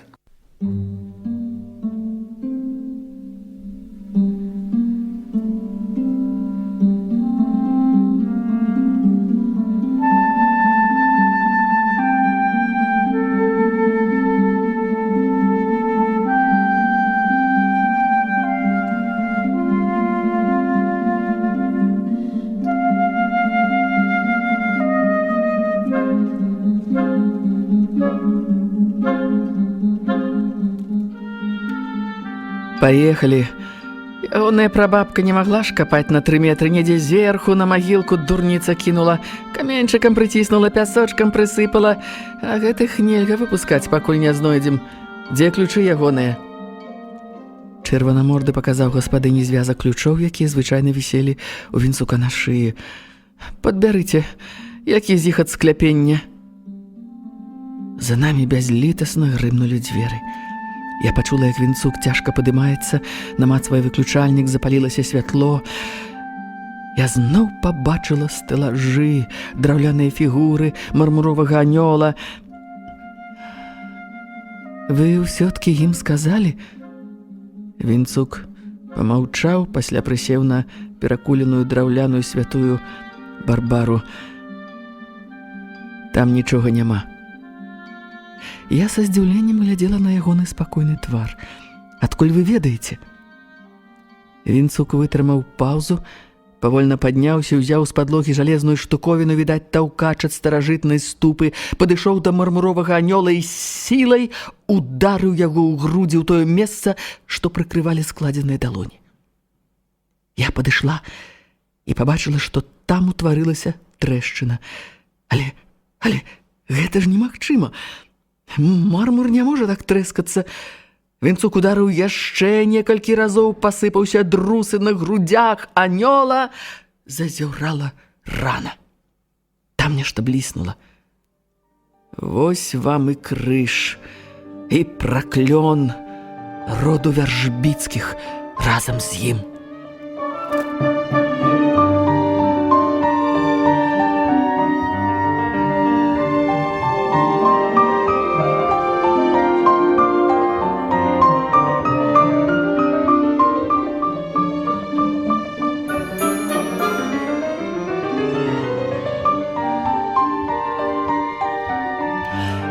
Я аж захлынулася ад абурэння і здзіўлення. І вы ўсё ведалі? Даўно. Я заўважыў у гэтым месцы трэшчынку. Прыгледзеўся, аказалася раствор. Некалі тут было акенца для лампады. Уяўляеце, анёл з палаючым сэрцам над магілай грэшніка. Але акенца замазвалі некалькі разоў, відаць, мясцовыя святары палічылі, што дзірка ў скульптуры нейкая кашчунная трактоўка і загадалі заляпіць яе. Я ніколі не думаў, што прабабка, вытанчаная паненка, магла раскопваць магілы. Яна проста адбіла тут стары раствор, ці хутчэй за ўсё, у ім ужо была трэшчына, паклала крыш і замазала зверху новым слоем, нездарма ж спрабавала сябе ў скульптуры. А апошні раз закрываў гэтае месца я 2 гады таму. Закамуфляваў так, каб не было магчымасці адрозніць ад іншай паверхні, тым больш камень стары, вышчарблены. І вы не сказалі мне раней? А навошта? Навошта? Я застаюся пры сваёй думцы. Такія рэчы толькі спараджаюць спакусу, ад іх належыць пазбаўляцца. Не дарую сабе, што пасентыментальнічаў і не знішчыў гэтую штуку.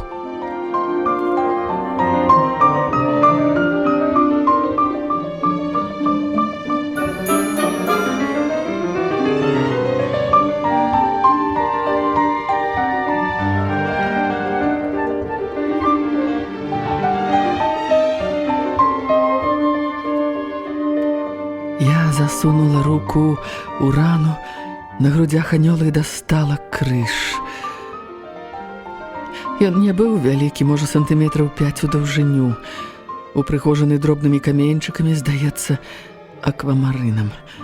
І ў цэнтры, як мёртвае вока, цьмяна паблісквала перліна памерам з вішню. Часта жэмчуг траціць сваю каштоўнасць у неспрыяльных умовах, але перліна, на якую я глядзела, нават на мой неспрактыкаваны позірк, была цудам. Здавалася, з яе срабрыста-чорнай сферы выпраменьваецца сама цемра. Я працягнула крыж вінцуку. І што ж з ім цяпер рабіць?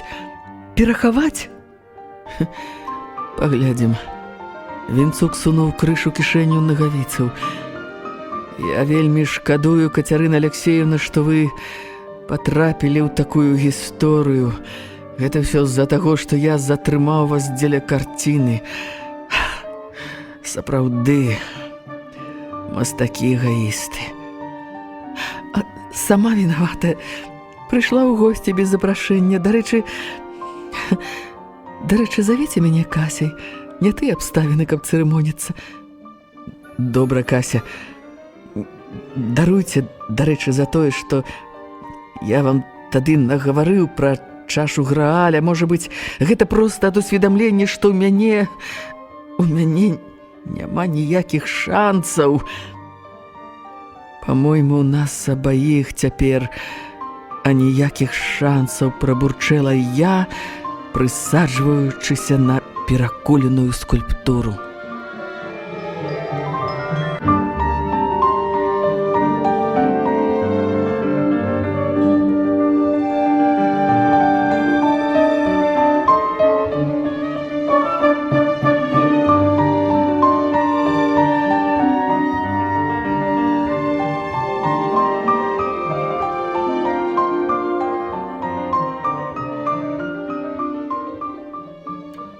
Як там абяцала ваша Віта?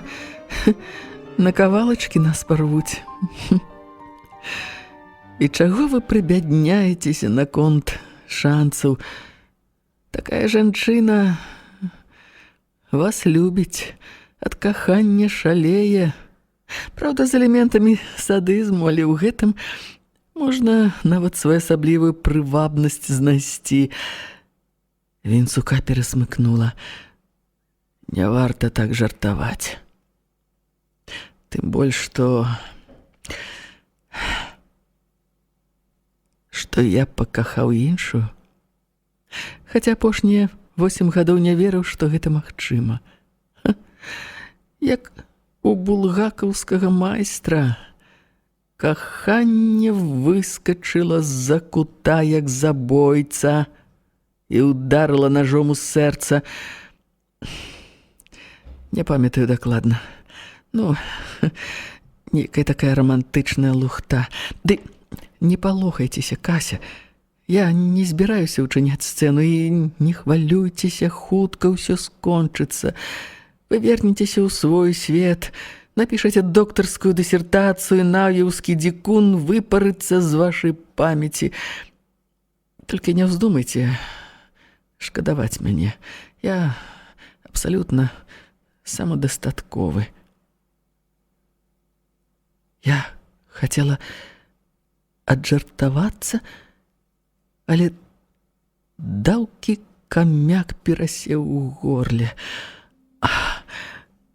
Што ж са мной адбываецца?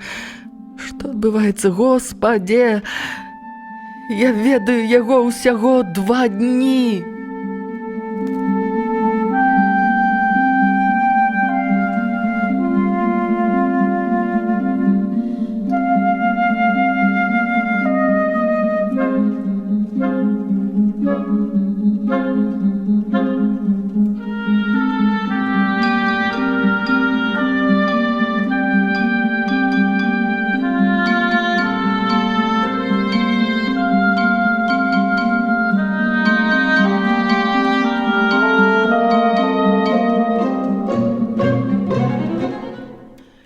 Самадастатковы у парванай кашулі стаяў каля стэлажоў, разглядаючы пыл на іх. Ды яшчэ пасля бойкі ён застаўся в адным галёшы. Романтычны, пасінел ад холаду герой з падбітым вокам. Вось што, шаноўны князь у адной галёшы, калі вы не хочаце ў дадатак да кухталёў атрымаць які плеўрыт, прысаджвайцеся сюды і не пагрэбуйце накрыцца паловай майго футра, а то мяне ваш прывід па начах замучае. Сінелы князь Палецкі нейкі час павагаўся, пасля прысеў побач, ахінуўся маім футрам і абняў, прыціснуў да сябе. Я чула, як шалёна калоціцца яго сэрца. А можа, гэта стукае маё, ці мы зрабіліся нечым адным, і сэрца ў нас адно, і адзін боль, і адно жыццё. Толькі б гэтае імгненне ніколі не канчалася.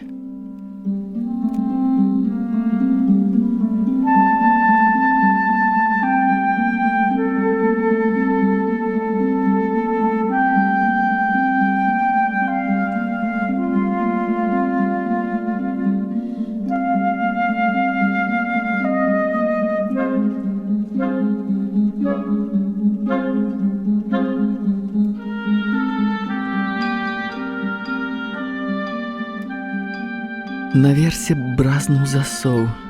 О, сядзяць, як галубочкі. Давай, барадаты, выходь. Магілка твайго прадзеда даўно да нас абшуканая, і без фокусаў. У мяне электрашокер. Мы зноў апынуліся пад позіркамі музейных партрэтаў. Відаць, прынцэсе імпанавала арыстакратычная абстаноўка. Але я ўжо была іншай. Гэты дом і гэтыя партрэты не былі мне чужымі. Я стаяла каля дзвярэй, за маей спінай дыхаў прынцэсін хлопчык. Было страшна, вядома, але страх чамусьці згасаў перад дзіўным адчуваннем таго, што ўва мне ёсць нешта такое, што не падуладна нікому. Агеньчык, які нельга загасіць нічым, нават смерцю.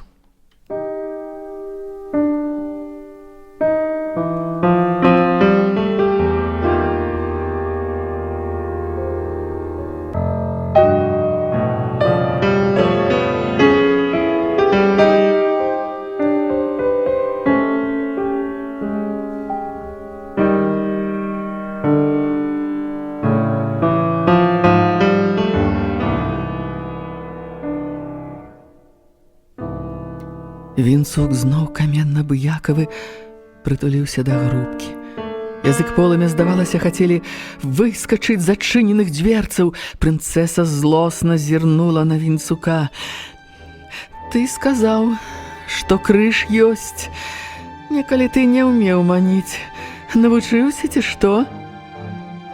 «Ды ўжо наўрад ці навучуся», – спакойна сказаў Вінцук. Раптам рэзка дастаў з кішэні руку з заціснутым крыжам, на імгненне затрымаў, каб усе пабачылі, што гэта, і кінуў крыж у агонь.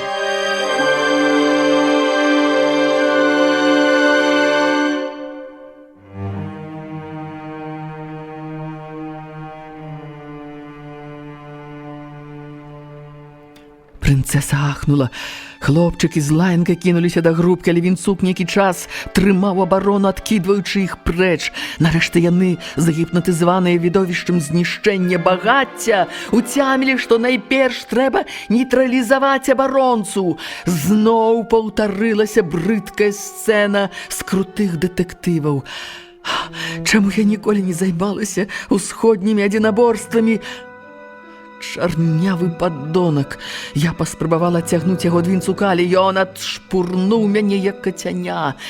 Тым часам падаспеў антыквар з нейкім прэнтам па шару ў вуголлях, і на падлогу ўпаў пачарнелы, аплаўлены крыж з вугальком пасярэдзіне. «Позна!» – выгукнуў антыквар. Падбег да паваленага Вінцука і з усяе сілы даў яму нагой у бок. «Паскуда! Паскуда! Паскуда!» Прынцэса маўчала. У яе быў нейкі разгублены выгляд.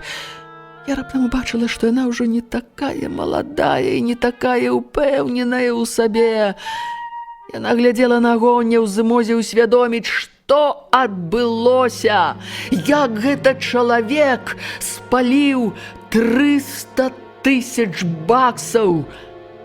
Глядзела з нейкай наіўнай крыўдай, як дзіця, на вачах якога лопнуў цудоўны паветраны шарык. Нават рот у яе адкрыўся.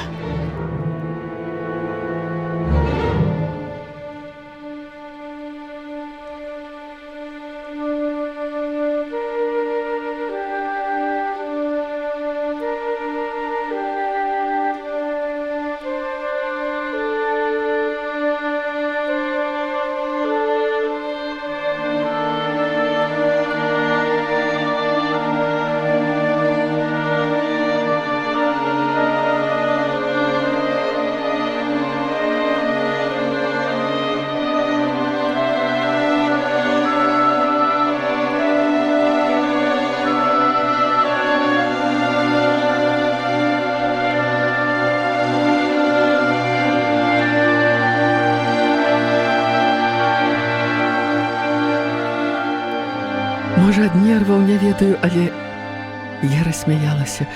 Вінцук прыўзняў галаву ад падлогі, паглядзеў падбітымі вачыма вакол на твары, перакрыўленыя бяссільнай злосцю, а таксама засмяяўся. Так мы хіхікалі, як два ідыёты, і не ведаю, чым бы скончылася гэтая сцэна, але ў дзвярах пачуўся магутны вокліч. «Кася!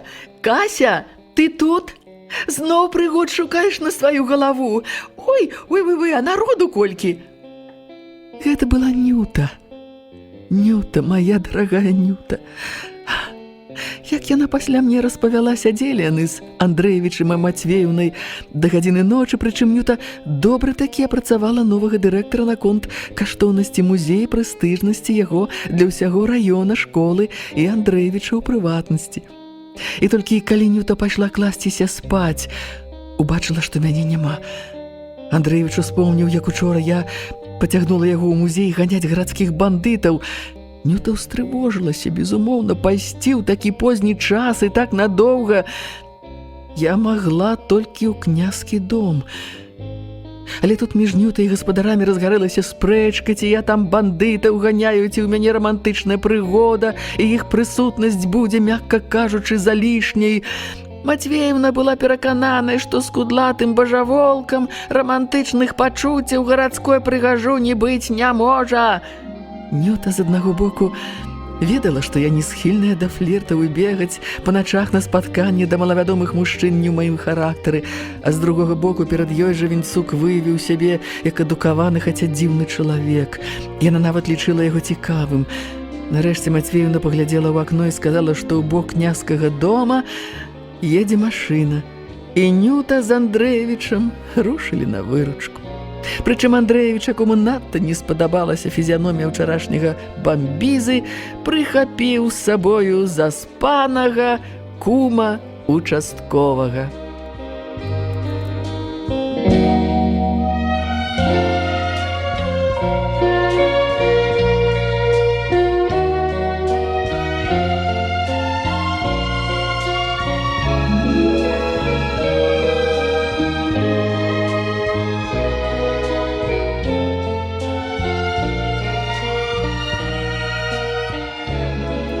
Прынцэса на развітанне паглядзела на збіты твар свайго колішняга прынца, неяк сумна, тужліва паглядзела і сур'ёзна прамовіла: «Нешта не атрымліваецца ў мяне з табою, мусяць, характары не супадаюць».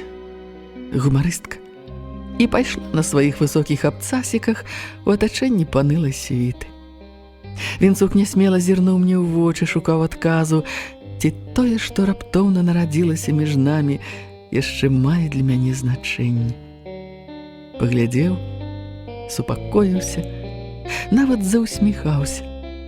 Анюта тым часам шчыра лаяла мяне бязмозглую за тое, што ўсё ў мяне не па-людску, усё я нарываюся на нейкія здарэнні, ніколі мне не пачаць нармальнае жыццё. Мы ўгаварылі Вінцука пераначаваць у Андрэевічавага кума. Тым больш кум вельмі ўсцешыўся, што мы не збіраемся судзіцца з гарадской магнаткай, абяцаў спісаць пабітыя вазы на няшчасны выпадак. Я вельмі баялася, каб бандзюгі не вярнуліся, ды чаго не ўтварылі. Кум-міліцыянт уласнаручна зачыніў музей, засведчыўшы, што рэчы на месцы, агонь у грубцы патушаны, электраправодка ў парадку. Мы нават забілі акно, ля якога нас злавіў чырванаморды.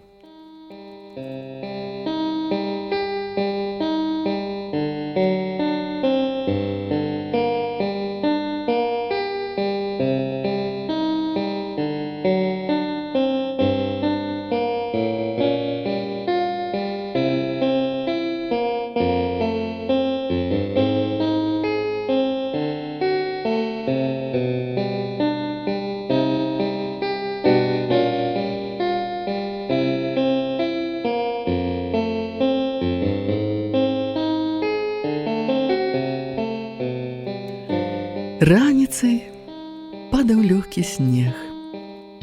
Свяціла зімовае сонейка.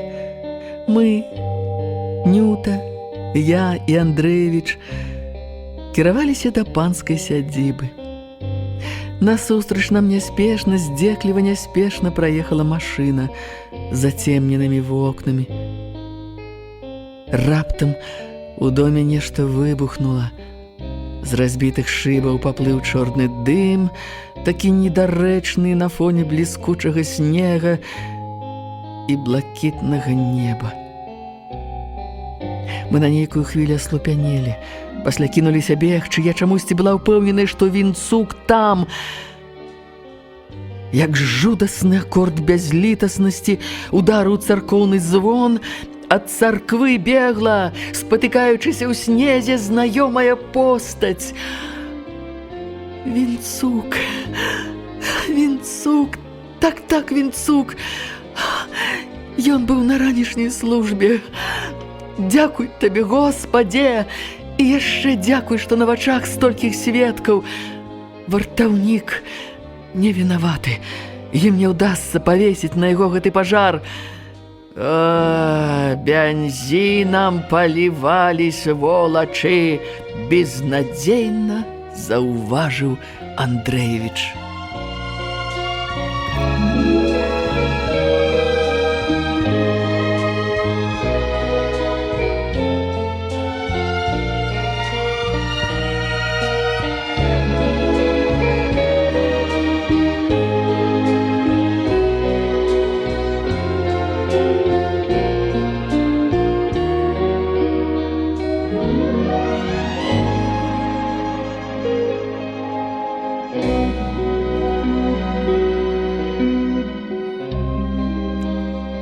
стаялі і глядзелі на полымя, якое высоўвала д'ябальскія языкі адначасова з усіх вокнаў. Вінцук паспрабаваў адчыніць дзверы і забегчы ў дом, але гэта было немагчыма. Заставалася стаяць побач і назіраць. Другі паверх, там, дзе знаходзілася майстэрня, ужо весь выйграў.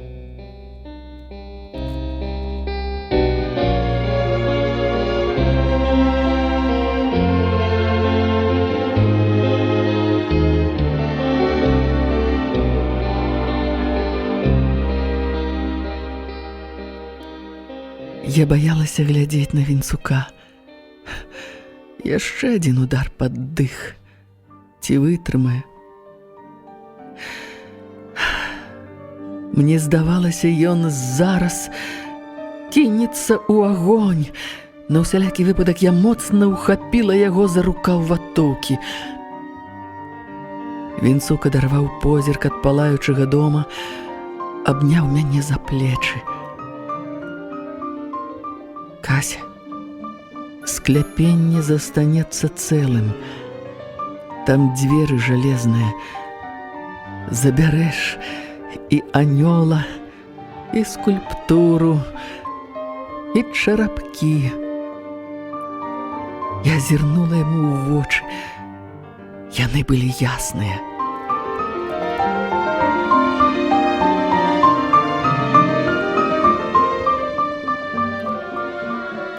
Ён нават паспрабаваў усміхнуцца. А я ўсё роўна цябе намалюю. І не трэба зноў глядзець на мяне, як на няшчасную ахвяру. Я нічога не страціў. Усё ува мне, са мною. Калі, вядома, ты... Ведаеш, ты мела рацыю, унутраная воля — гэта глупства. Я пазбавіўся яе, не шкадую. Цяпер у мяне ёсць тое, што я баюся страціць. Вельмі баюся.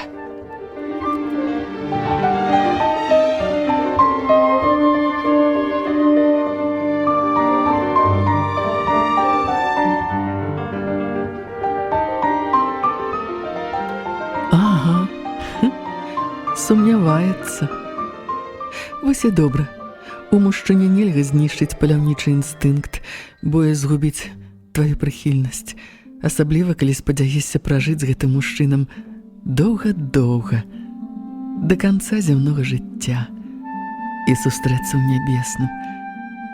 Ды калі яшчэ маеш справу з выбітным талентам. Ох, нялёгка мне з ім давядзецца. Так што Нюта мела рацыю. Якое там нармальнае жыццё.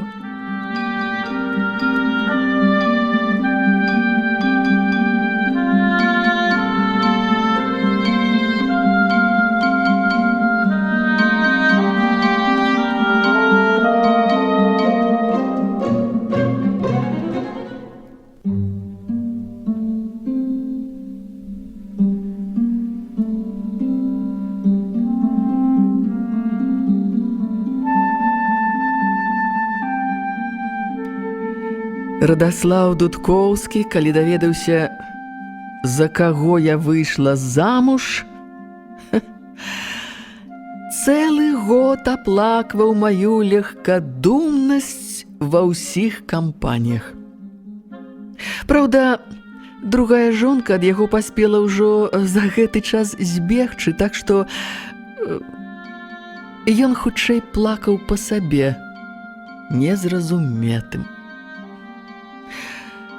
Альберцік жа толькі канстатаваў: я так і ведаў, што мне не давядзецца перапісваць сваю князёўну ў зялёных колерах. Хаця, магчыма, і варта было б.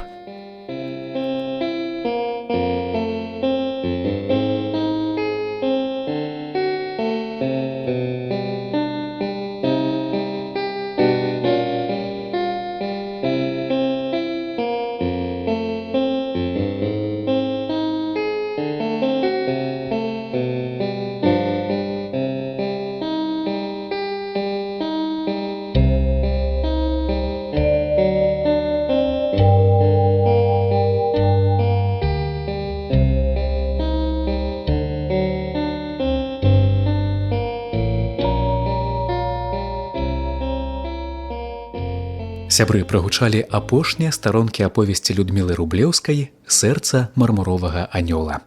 Выканаўца – артыстка Маргарыта Захарыя.